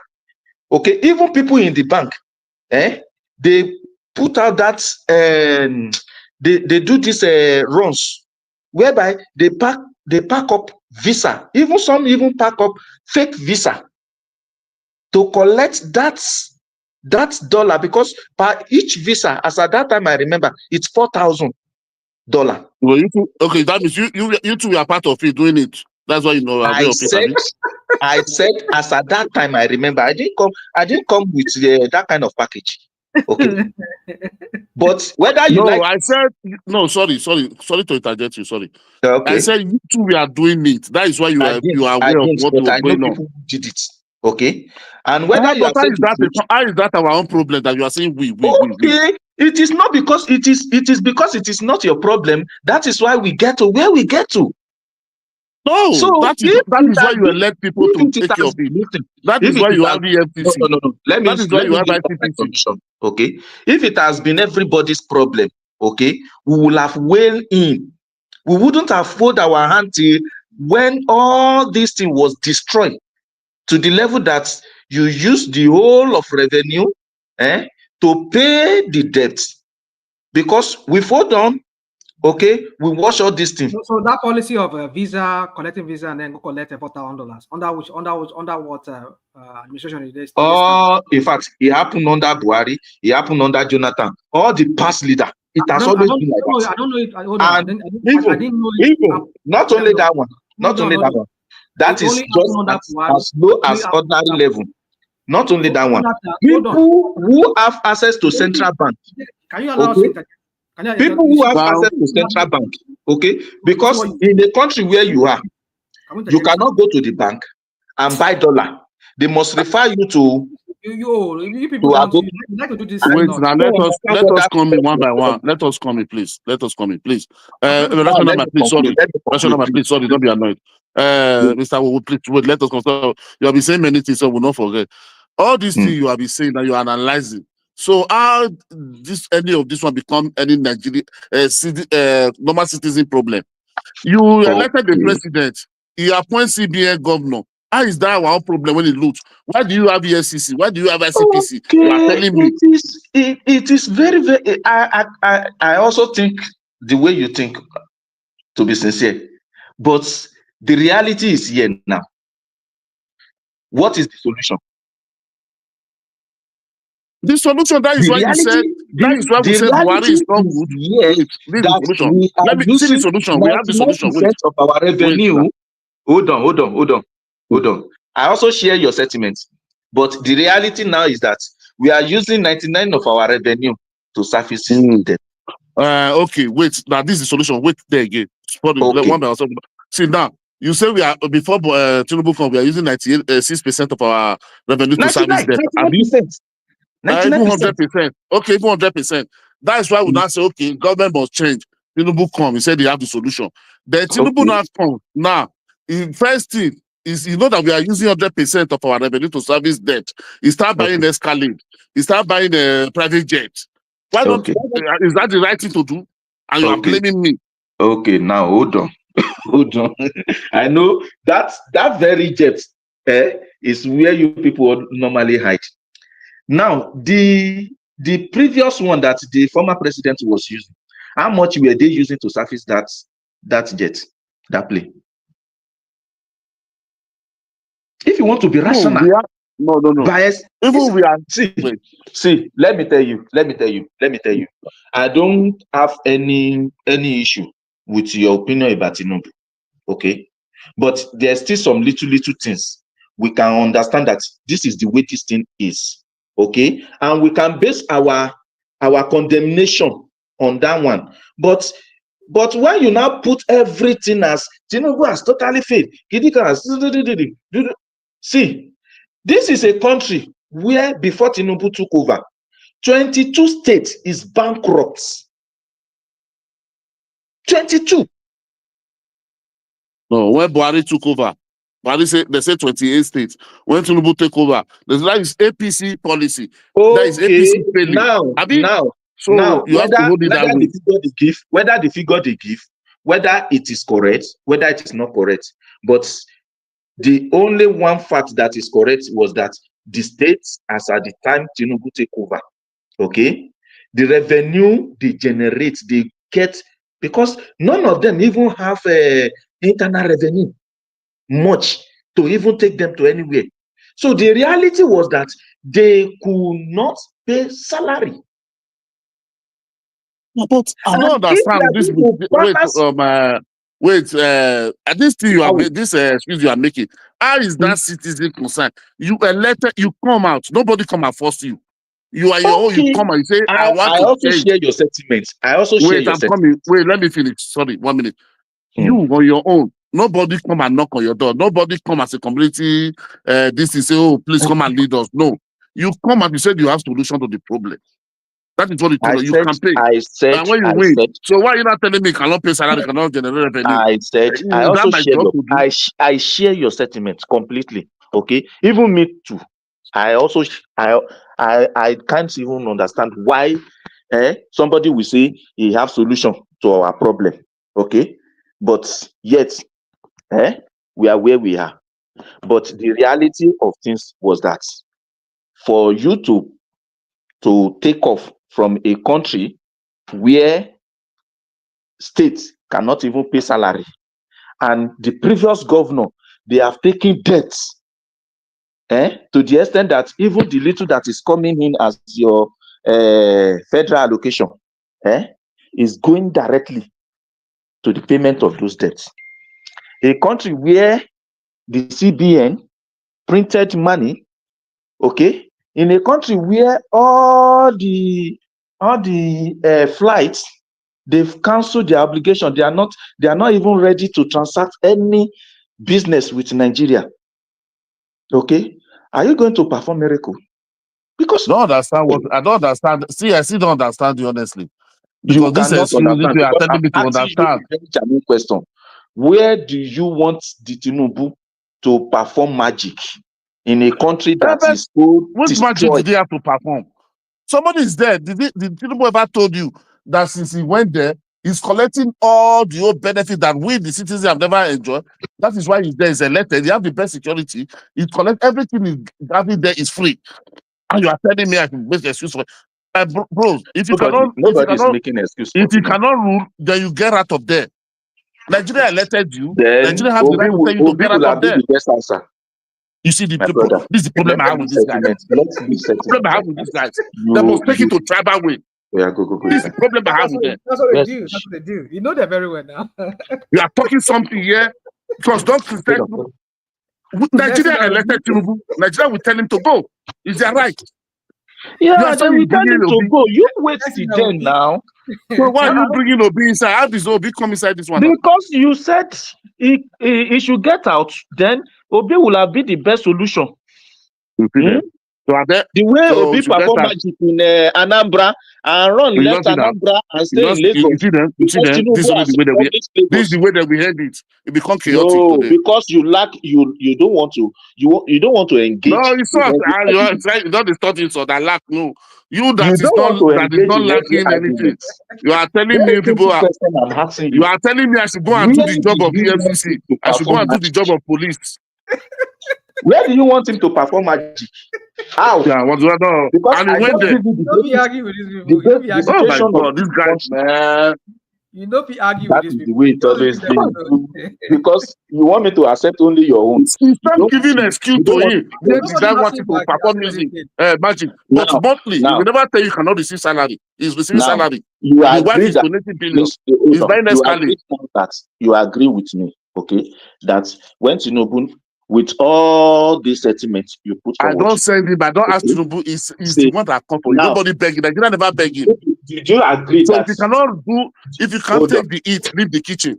If you can't really get out of there. Did you agree that the revenue has increased to the states? Stupid revenue. What I'm buying 1 million before. Today is 5 million. You are telling me revenue has increased. Did you agree with the naira from 460 to 1,600? Yes or no? You agree that it's increased to the state? Yes or no? Revenue increase. Did it make any sense? At what cost? At what cost? At what cost? What are you talking, man? That is. You give me. I have 1 billion before. You give me 10 billion. What are you to buy with 1 billion? I have to buy it down with 20 billion. What are you talking, man?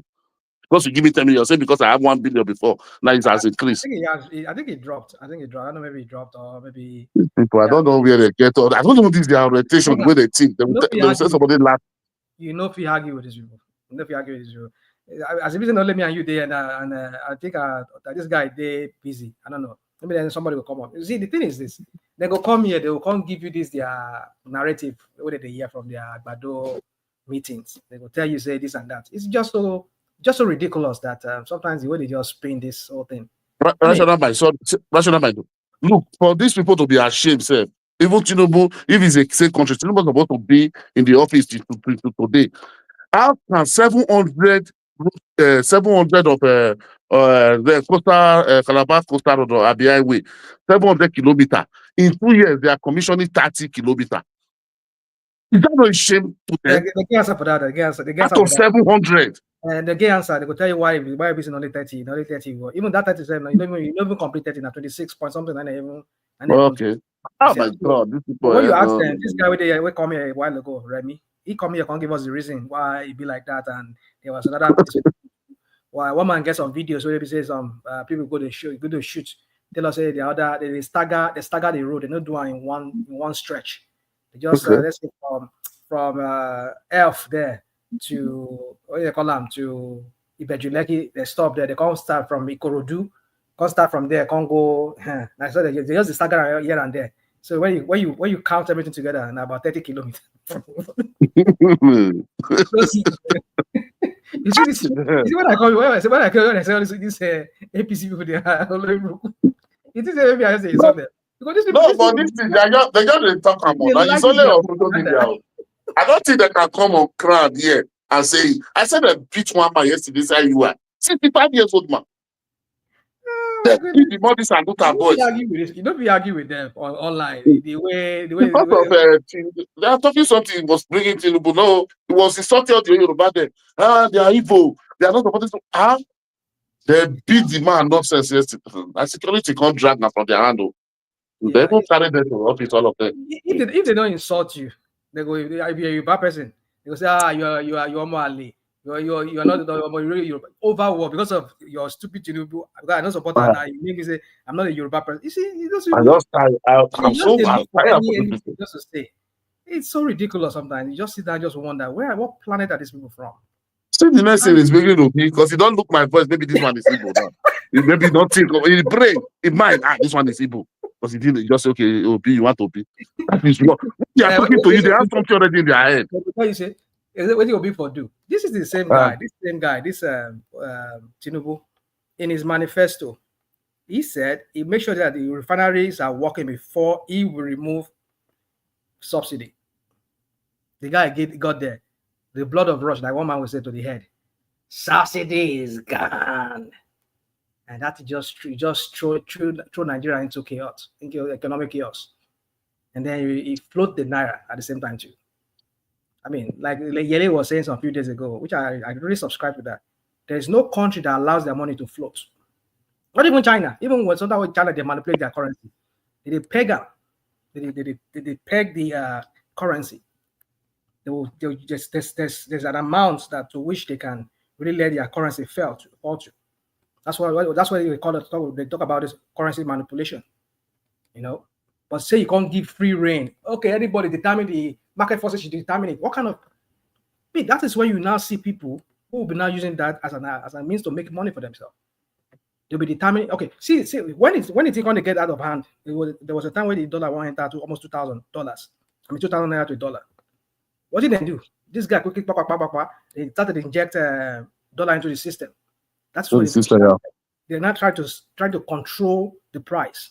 Because they even tell the BDC people, these bureau de change people, they say you people must not sell it beyond social amount. These are the same people who say they want the market forces to determine it. And now the market forces is determining it almost $2,000 to 2,000 naira to a dollar. When they say this currency is not the turn to yama, they start to manipulate this currency.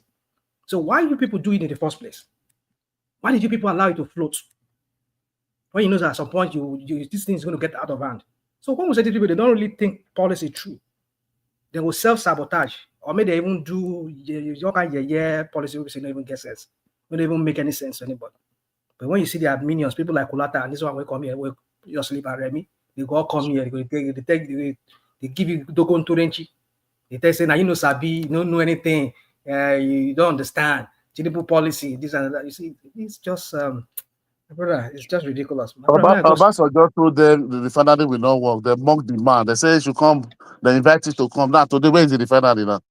No, they said one of the time say they work now. One man was telling me earlier. It's not working. No, it's not working. Don't you see the latest this thing last month? They work now. They give him the now. There's other maintenance for how long? When? I beg you, leave those people. I beg. Those are propaganda is just insane. But the thing is that all Nigerians are more like them. Because they use propaganda, they lie and everything. It's twisted. Even all Nigerians they more like them now. I mean, we can see. But my problem with them, after this man come up for power, how these people can be with their friend or their cronies or in their house or to their family. We'll after see. Tinubu come out for power. We go see now. Tinubu will come out. We'll see how many we'll go see him now. Because even if you come out there, you can go put somebody we go the all these things we don't do. Forget them. Except I don't know what thing with it. If he come out there, me then probe him and his government. Me then probe that guy and his government. I mean, anybody will Do get you know there. how much? Do you know how much from Ibadan less than 2? See Lagos, they will tell you one man will say, "Hey, Lagos Ibadan." I told you, I come to Nigeria every day, more than 5 times a year. Are you telling me I must go to Ibadan? Are you telling me Lagos Ibadan Expressway is completed? Complete where? Complete where? So you drive Completely. you drive on the road? Yes, now. Just 2 So hours, less than Make 2 I hours. come inside.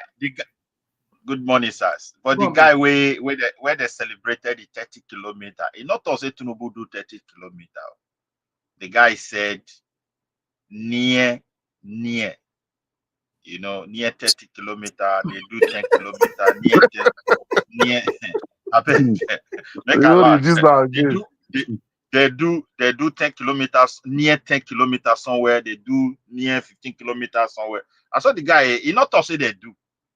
So to tell you the real challenges that we have, because these people when they are talking, we need to really listen to them. I watched the video again. I did not even see any period that he always use that word. That white might not made mistake. He always say near. Nashaguru, So that means I listen to them. I say about 30 kilometers. to tell whether about or near 30 kilo or something, it was using that very word that will make everything unspecified. So, and it's a very terrible situation. We have to be honest. But if I'm describing this situation, for personally, I'm a little bit confused. Can I blame Tinubu for everything? Sometimes I will say no. No, because a tree cannot make a forest. We're hearing of America today. When they deploy their army, they are deploying their generals and their men. But because of the structure on ground, they are waiting for information. If anything didn't go the way they expected, people must give an account. They must explain. They must investigate what exactly is wrong. In our situation, the president gave money for people to do road. He actually has released money. And it will just end up in the pocket of few people. Then he has released money to support education. This student loan and everything. People are getting it. But to be frankly speaking, 80% will end up in the pocket of those appointed. He has released money to palliative.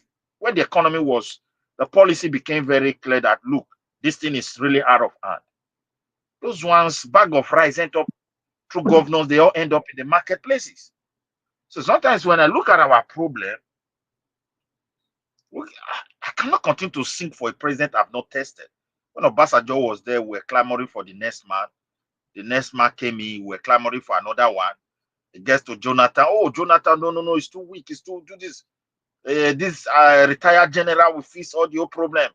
When the retired general enter, even encourage this Fulani S-men and bandit that is almost like ending the country, the way I'm saying it. And yet, nothing changed. Now we have Tinubu. We are not clamoring. The next man will be better. So, I'm really confused about the whole thing. It's as if we don't even know our problem. We don't know what is wrong, or whether we don't understand how these things are properly, how the global system actually function, particularly this so-called democracy and capitalism. In practice, it's like we don't know. We have to find out.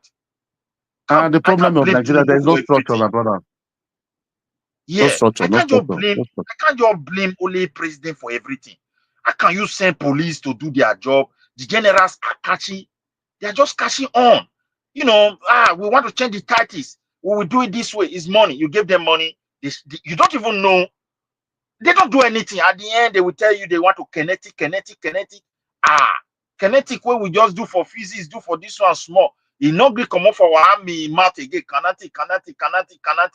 To the extent now the full and now the bandit now call the kinetic the army. Huh? They will tell you kinetic and not kinetic. APC with all this their with all this their high No, APC is a disaster to Nigeria. Let's be realistic. They want their barracks to go and kinetic them. And everybody is confused now. So for me, if I just look at the country, my brother, whether APC, whether PDP, these people are crossing from left to right, crossing from left, crossing small time. If they don't meet up their interest, they switch to the other side.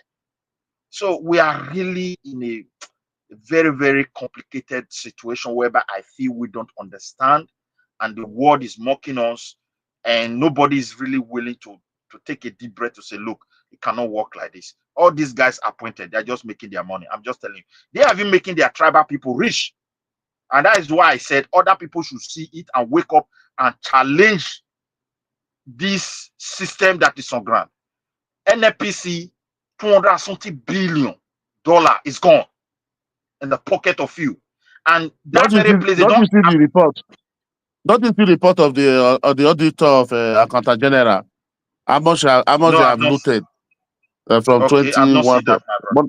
money is busy. Like all these people, Okay. none of them is there to do anything. They will just carry their tribal men, employ them, create office, shed your money. Okay, when Buhari was about to leave office, they just opened Nigeria Airway.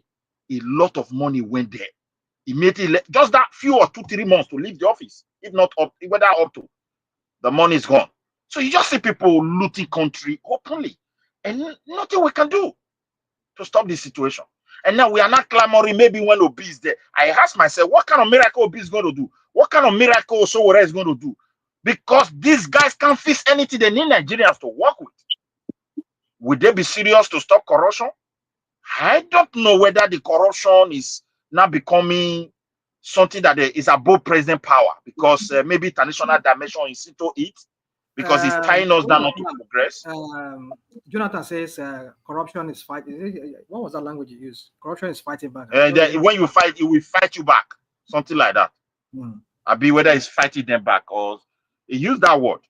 So every one of them will rush there. We stop corruption. When they get there, everything is so complex. Because I feel international community, big countries are catching up with our foolishness. They are getting a lot of money, a lot of profit. So if we decide to do it good, maybe they want to bust everything.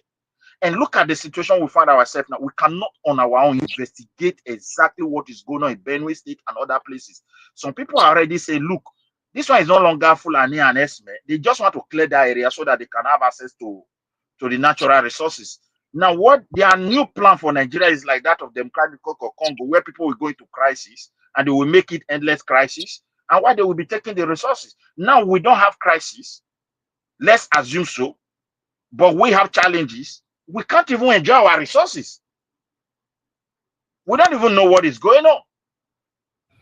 Just imagine the complexity of my thing is that I'm saying we will cut these people off, cut these people from the north, and then be the problem. I'm not saying we don't get our own problem. The thing is, we the south. If Precisely you know that, I agree with the rational mind.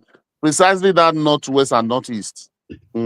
Just cut them off. No, just cut them off. The thing is, if we don't cut them off, they go drag us down. Are we not having the power now? Why can't Tinubu? That is what the problem is. You can say we have the power. Yeah. But that's why Tinubu no go video anything. Because one thing is this, look at it now. When Tinubu not even let's even forget say the economy not even do very well under him or insecurity today. Look at what they are saying. Ordinary say these 2 years when Tinubu done there, they say they go show and pepper. Say Tinubu no in the only they put only in home people from the southwest. When Bubu was there, when Bubu, hold on, make a land first. When Bubu was there, when Bubu was putting all his own Fulani people everywhere. I mean, how many times did you hear them when they make noise?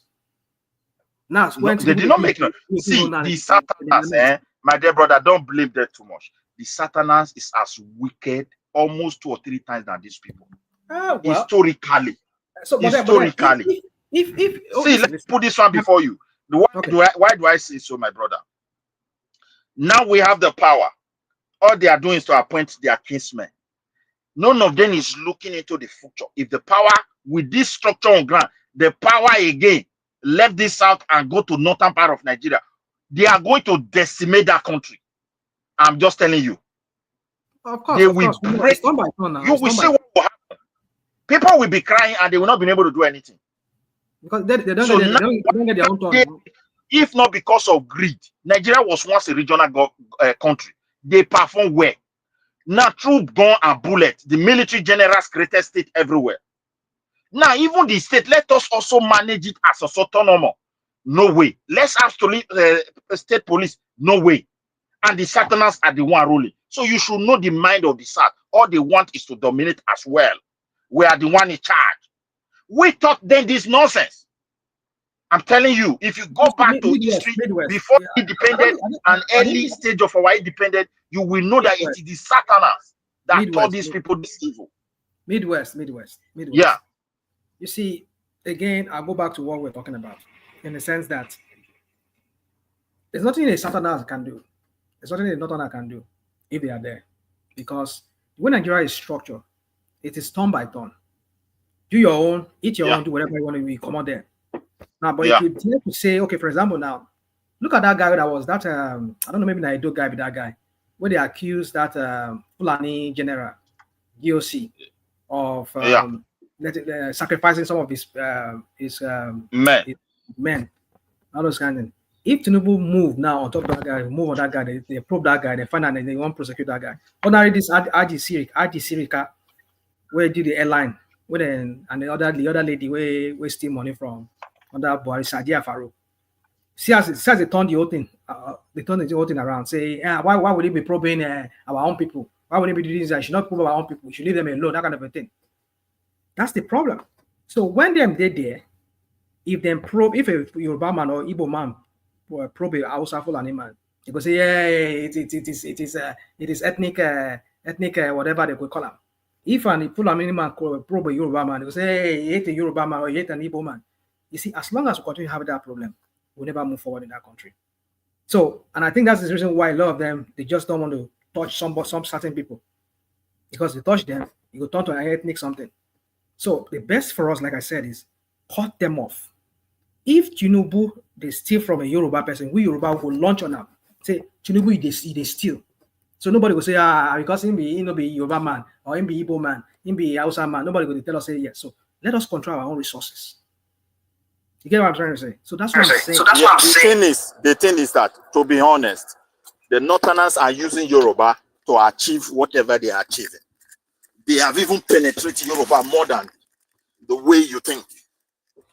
Most of Yoruba has been attacked. That will happen again. Let us cut them off. Yeah, the thing is, except the Yoruba, if we are Midwest is Yoruba not using the Northerners to achieve what? No, the thing is, the Northerners are using Yoruba to go to somewhere, and they are heading somewhere. And when they have gotten to that level, they will also decimate the West like what they are doing in the Middle Belt. Just get that one clear. But it will require a great thinker to understand what I'm talking about. For now, the Yorubas, the power is with them. And this is the moment they're supposed to speak truth to power. That, look, nobody can develop this country with the structure on ground. But for Southwest now, I know it is coming back. Is returning back? Mm-hmm. Hello, is okay. I think Midwest two of his windows open, either YouTube and yeah. I don't think anybody Muslim will become a governor more year ago. No, I don't think so. For the way they are going now, they say they don't want all those any Muslim to become a governor in the Southwest again. Why they not? don't want that one. Why not? I don't know, maybe because of that Sharia, something that they brought before.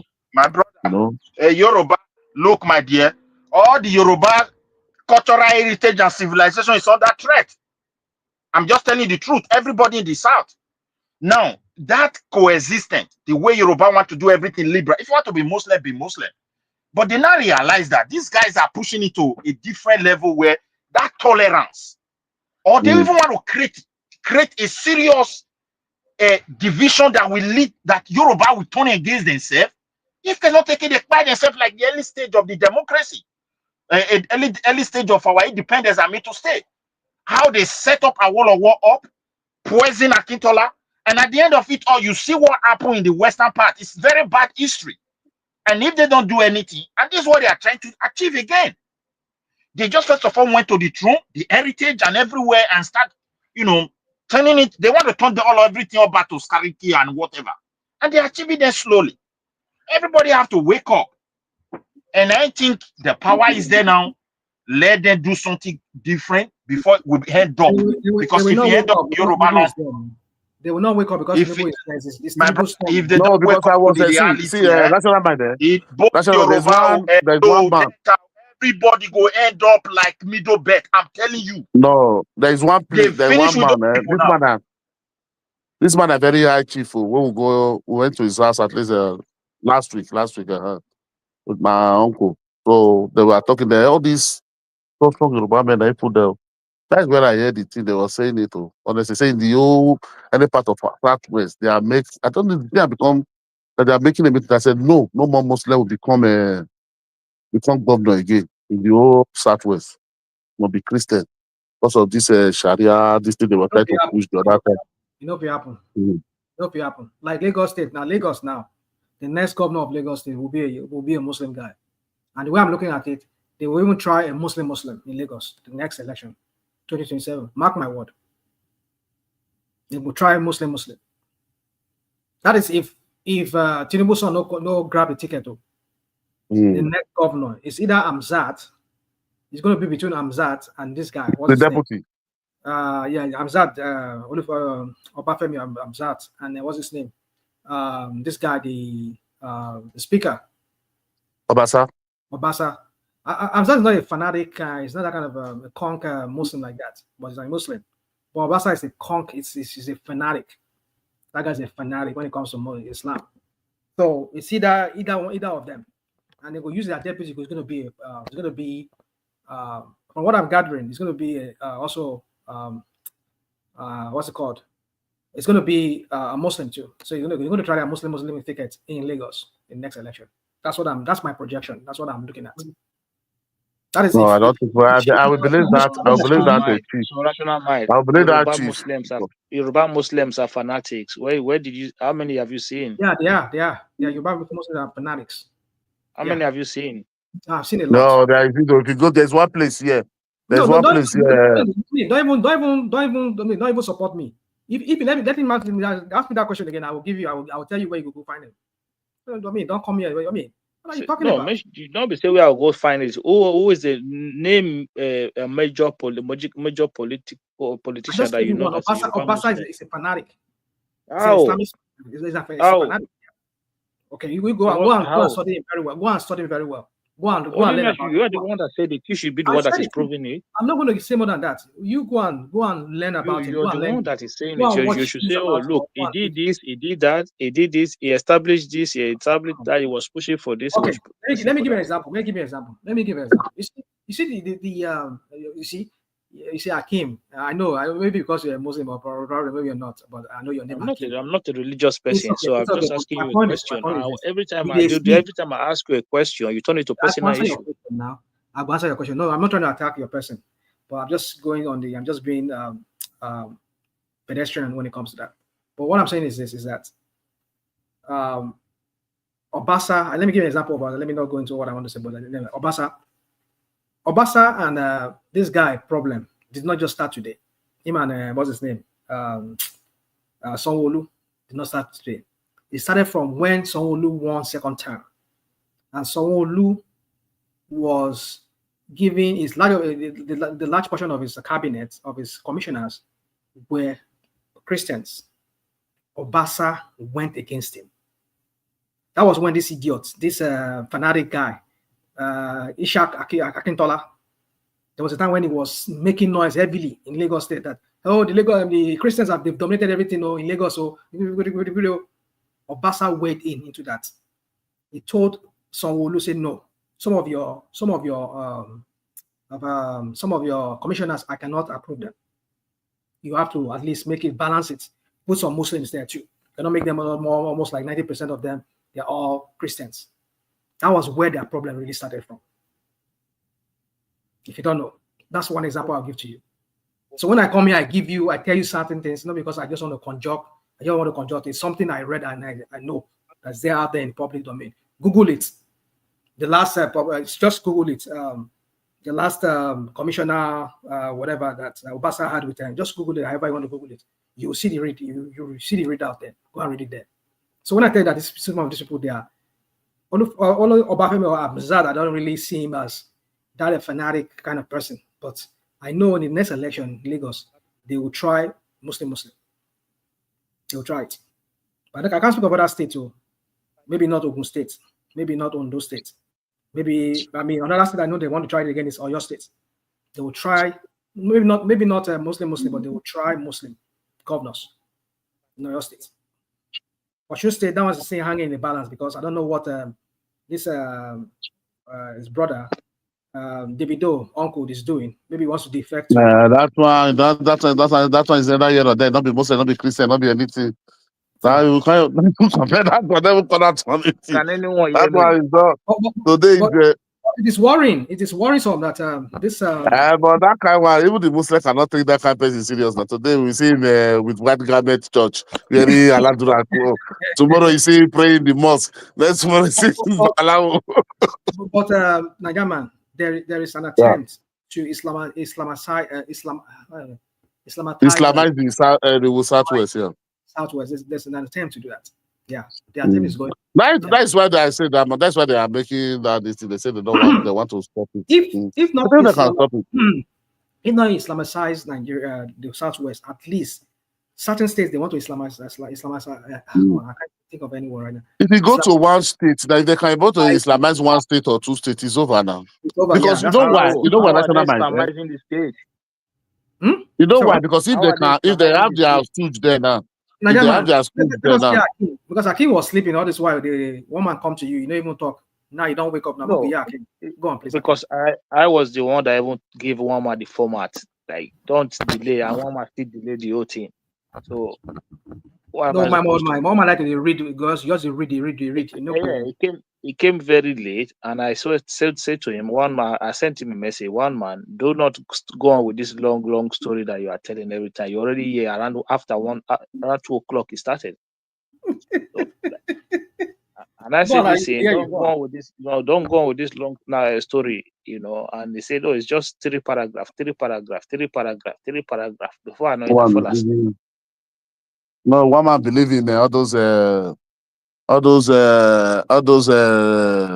newspaper reading that they will write for him. That's all rock. Will be reading it. Just open the thing. Let everyone come in. I will just flare. We just carry from there. And he say, okay, I'll go. He was saying he was going to do it, but he started. He went on that one. So rational mind.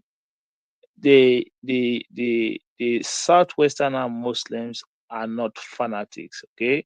If Obasa is calling for equity, that does not equate to fanatics. Fanaticism means that if the closest person that you will say it is fanatics in his beliefs, somebody like Arigbeshola when he was a governor in Osun State, somebody like that, you can say, okay, he's fanatics in his beliefs because he was even introducing some level of Islamic idea into the public school sectors. As at the time, even at that, it was also challenged, and then he lost that battle. Then, but I don't see that level of they're going to Islamize Southwest or the one when Shetima Tinubu was on. They're going to Islamize Nigeria.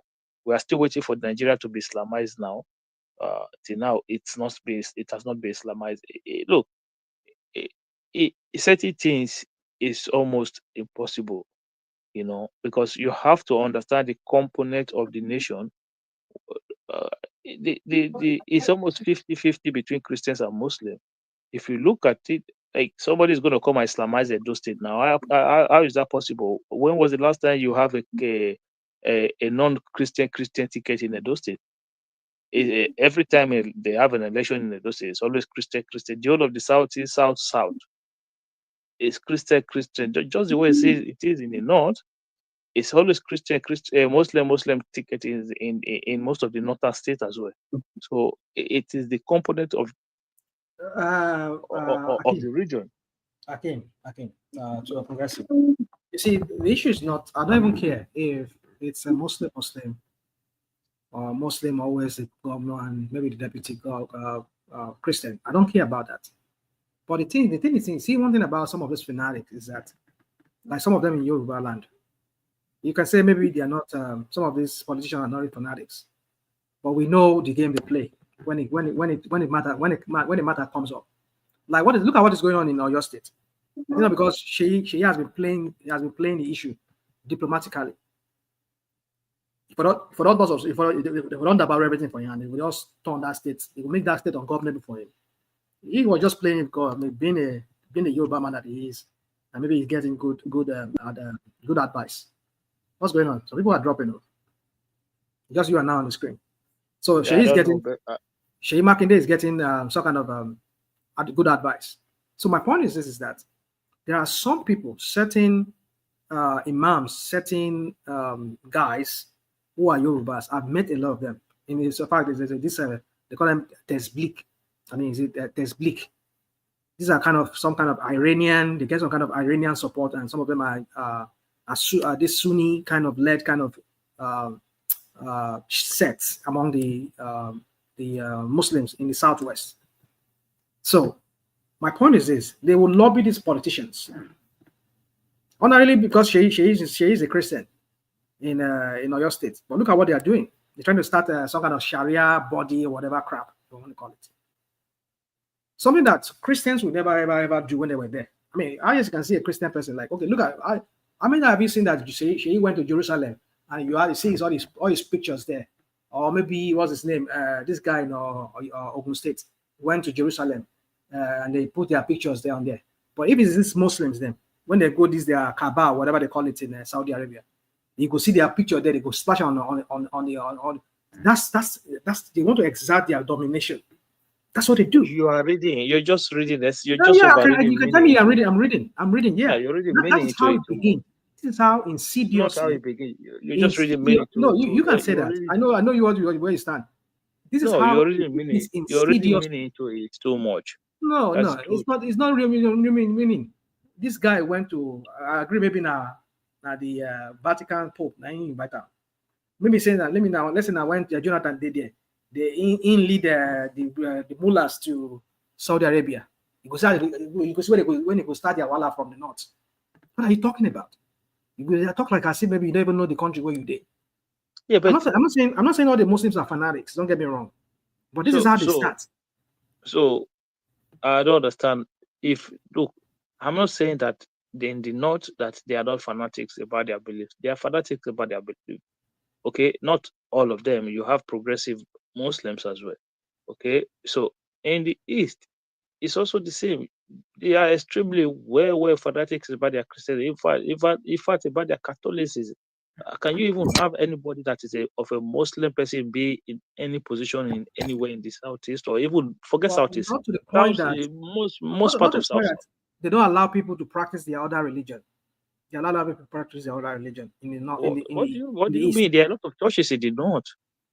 No, yeah, that's what I'm saying. That's the difference. Even in the southwest. So I give you an example in Osun State. There are certain places in Osun State where we say there's always a clash between all these people, native people and the Muslims in Osun State. In Kwara State, there's always a clash between the Muslims and I don't have any evidence. I don't have any evidence. I'll make an answer question. The same Kwara State where you have what's it called? You have Muslims dominating mostly. You will find the same so-called Muslims fighting Christians. When Buhari was there, we saw the school issue that Abdul Rahman could not even really handle very well. We saw that. It's always this Muslim fanatics, and then they decide it's their wala. So how many times have you seen a Christian go and say they want to go and fight a traditionalist? How many times have you seen that? Look, when you're talking about governance structure, fanatism have to do with policies, right? Trying to change the policy structure of any institution of government to suit a certain religion. That is where you start to say, okay, fanaticism, the governor is trying to change, Islamize the state. But this is you're just making off comment from, oh, this one they go and do one thing here, oh, they went to go and do one thing here. I'm even telling you that hold on. Okay. I'm even the one that told you now that Raul Faribishola tried to no, you didn't tell me. I know about that. I know about that already. I know that already. So in situation like, and you can tell that the man is strong in his Islamic belief, and he was resisted at the time. You know, He was resisted at the time. So apart from him that I've seen as a person that tried to do something within the institution, I've not seen any other Southern governor in that manner. When Tinubu was a governor, did he not return school back to missionaries? He returned schools back to missionaries. So even he is a Muslim.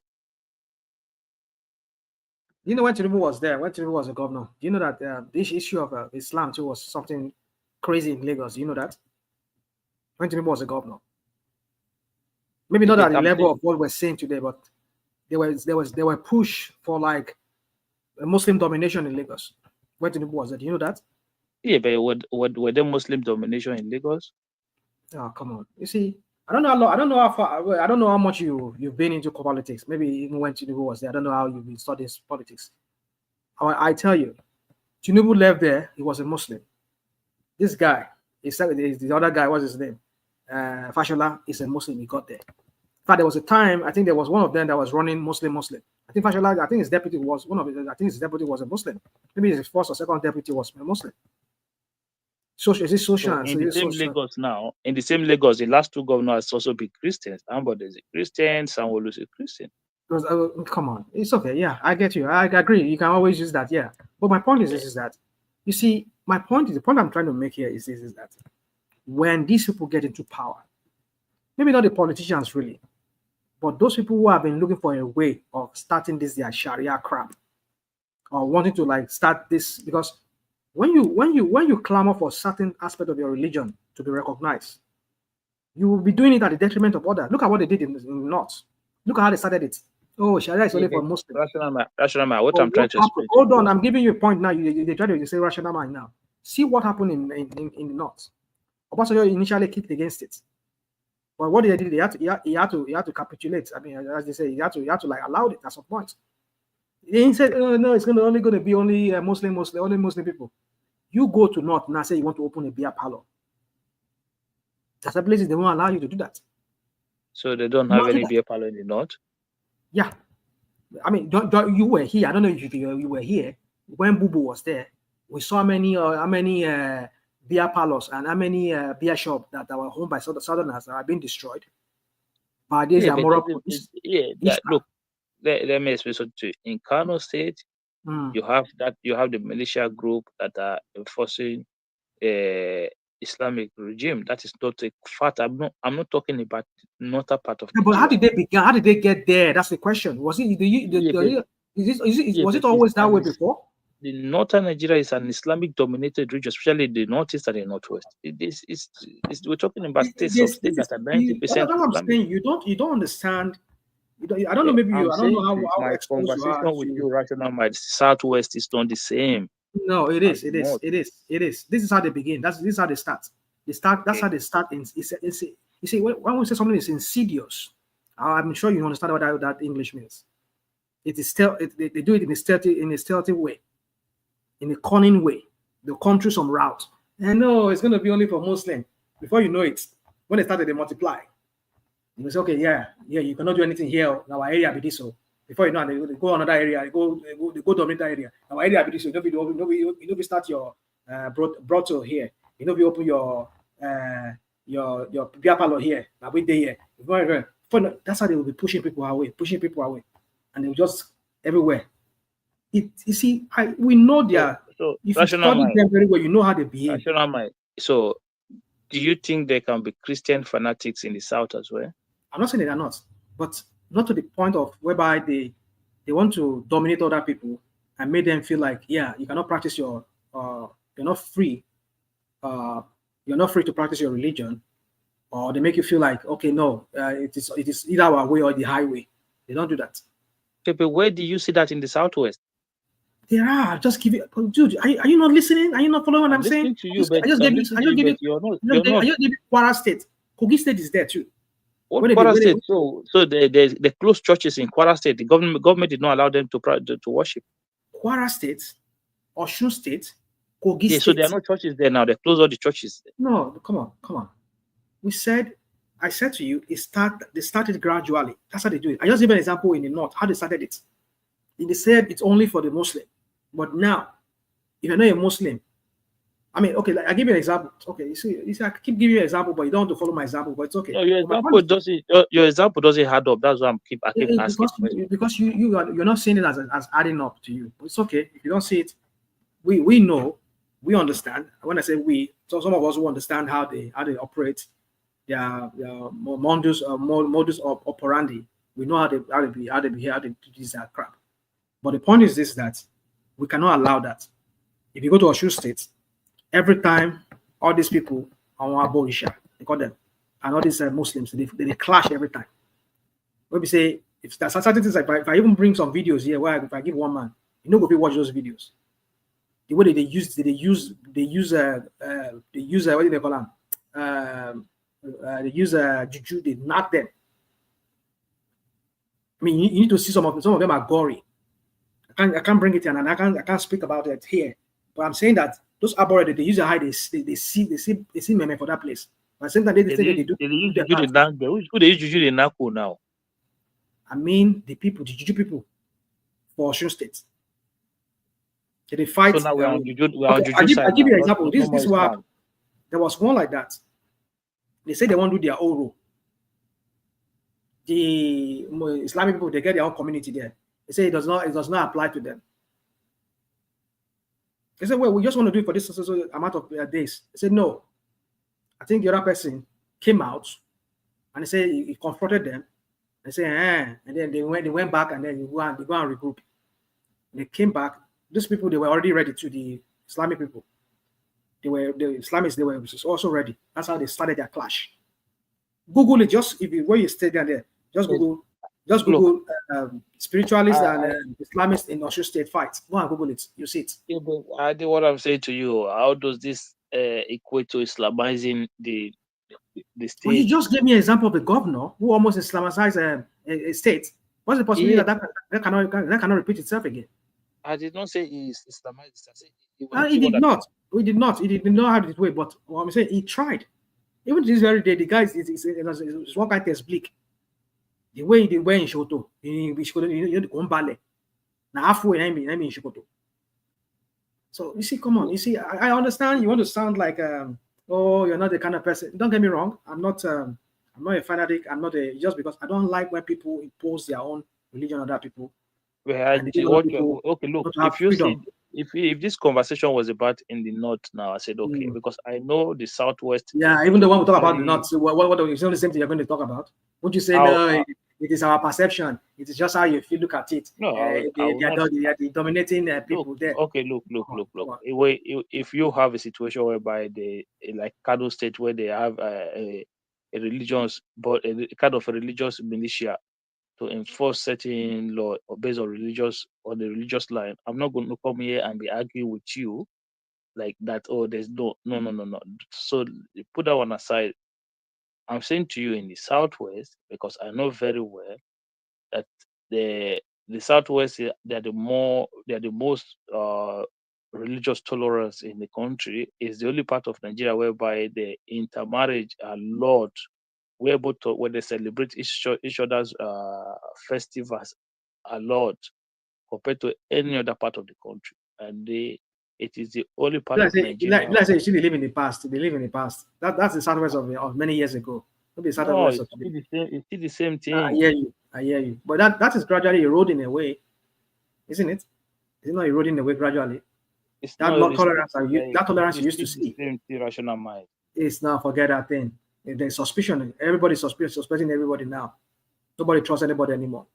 So that trust is eroding, fast eroding. So what are you talking about? You see, your mind. You can act like we're denying all these things. It's okay. It's fine. We don't have to argue too much, my brother. It's your own mind that is. Thank you very much. My own mind, right? My own mind, and I'm seeing everything that's playing out before my very eyes. Telling me, say, no, what you're saying is not what it is. It's just your own mind, Abi. Okay, that's my mind. That's not your mind that is judging you. You don't trust the same way they tell our people back in the north. Then say, enough for your mind, and you're just an alarmist. They're only just trying to practice their religion. Your mind is your mind that is judging you. You are your obedient people group. Yeah, you go again. You go see now obedient. I ain't gonna be the team. Next week we go talk now. Next night now it's all the Muslims are coming. That's where you guys are now. Yeah, here you go. Here you go. No, you So see, what this is is what you Islamite? people do. This is what you people do. Who is talking about obedient now? Who's talking about all the Muslim? I'm not saying all the Muslim. Muslim I'm ticket, not Muslim saying Muslims. ticket, I'm not saying all the Muslims. Muslim ticket. I 2 use the years word now, the fanatics. country is not Islamized yet. I use the word fanatic, and I use, well, you can say it's not, because what they were hoping to achieve through Tinubu, they were not getting it. Not because Tinubu doesn't want to do it, but Tinubu got his own agenda. So he only just use them to get to where he wants to go. So, but don't get it twisted. Rational If mind, it rational comes mind. I to, want to ask you a question, right? oh Are no, you let not me even relieved for once, like just a bit of like say, okay, you know what? The fact that we have a government structure that 1, 2, 3 does not have a full animal on top on anywhere near the government. Number one, number two, number three. Now we help. No, Well, I'm just apart from that, I just want to first of all ask first. Do you mm. know even first of all say, okay, you know, at least the structure does not even because let me explain something. All these fights that you see that they not are fighting, this Northerners are fighting. It's not Northerners that are fighting, no. It's the Fulanis that are fighting back today. Okay, look, if you look when they were doing the Senate president election, see how they use this man from Zamfara to fight Akpabio, even though they know within the APCO, just to make sure that they have a Fulani man there. The man was a first time senator, and they tried to push him to be a Senate president. He fought so hard. So for me, all of them can go to wherever they want to go to. I don't care. But the system, I like the way Tinubu organized the system. He told them it's not your birthright. We will pick other Northerners to come and be in this position. He went and he picked a Kanuri man. He said, you guys go and sit down. If anything want to happen, let it happen. I know for sure if anybody can deal with them, Tinubu is the one that will deal with them, not somebody that will cower to them. He picked the ones that are progressive to walk around him, and those ones that are fanatics, push them aside. So let them go and do whatever they want to do. The fight, they say, no, this is the Fulani. And the problem we have when we start to talk about Islamic fanaticism, but we don't pick the actual ones inside, the ones who are really, really, really, really fanatics about in their thoughts. And that's why I told you about Rauf Arigbishola. I know that the man is fanatics in his belief, and he even tried to introduce this into schools while he was a governor. And we have people like Rufai and Rufai and others who are staunch when it comes to their ideas, and it's all based down from this their Fulani matter. And this is why when Obi went to go and pick that year man, I was like, come on, man, you don't even see better person pick. But I understand that was not from him. That was from Obasanjo as well. That was an Obasanjo speak for him as well. Wow, you can see all of that. Because now we go to Obina, Abi. I just make a comprehensive comment. Like I just went around. Totally, I get it, and I get it. No disrespect to you, my friend. But it's just so funny how you people find a way of always bringing Obi into this whole matter. Yeah, but national, why is it that every time somebody is running for president, they say we want to go and pick a northerner? They always find a way to pick a full animal. Why? Well, you see, why it's that is that because the Fulani they've spread themselves across every state in Nigeria. In the early times, Fulani used to be only in Castina and probably Kano State, where they carved out the northern part of Kano State. You can find, I think the Zamfara used to be part of Kano State before, Abi. Or was it Castina? I think one of them. Castina. No, it was Castina. Yes, Sokoto. Okay. So they cast them out. I mean, so Sokoto, Kebbi is more as an Hausa state. Gombe is an Hausa state. Plateau is an Hausa state. Birom, all those kind of Birom and all of that, and so But I'm saying the real core Hausa states are Sokoto, Castina, and maybe some part of Kano State, like the northern part of Kano State. Kano is also predominantly Hausa state, but with the what I'm trying to say is this, that they find a way of spreading themselves and planting themselves in virtually every Hausa, even in Plateau State, they have emir. They have emir there. Despite Plateau State is not even anything. It's not. So look at Kwara State. That used to be part of Oyo State in the time past. They have a way. They succeeded in putting an emir there. Go to Gombe State. Recently, I mean, before when Bubu was there, I think there was an issue. Was it Bauchi State or was it Gombe State, where the traditional ruler died, and then they had to replace him with an emir. So you can imagine this is how they plant themselves everywhere. You know, this is how they, and that's, I mean, some few months ago, we were hearing of somebody trying to become an emir in Edo State. Before the Edo people say, but where? You better rock come over here. So those kind of things. So this is how they succeed in planting themselves everywhere. And then they now become the dominating people in those areas. That's why you go see, just so as to cover up the thing, we say they are Hausa Fulani. And in actuality, they are Fulanis. So what do you expect? When the top-ranking men in those spaces, like say Gombe State, Kebbi State, Sokoto State, those, okay, let's just say like Niger State, which is not even what's it called? Which is not even and I was not even an Fulani state, and a typical Hausa state is Niger State. Typical Hausa and some other smaller Gbagi, Gwari, and all those kind of little small pocket tribes. Nupe people. Then they own what's it called? Niger State.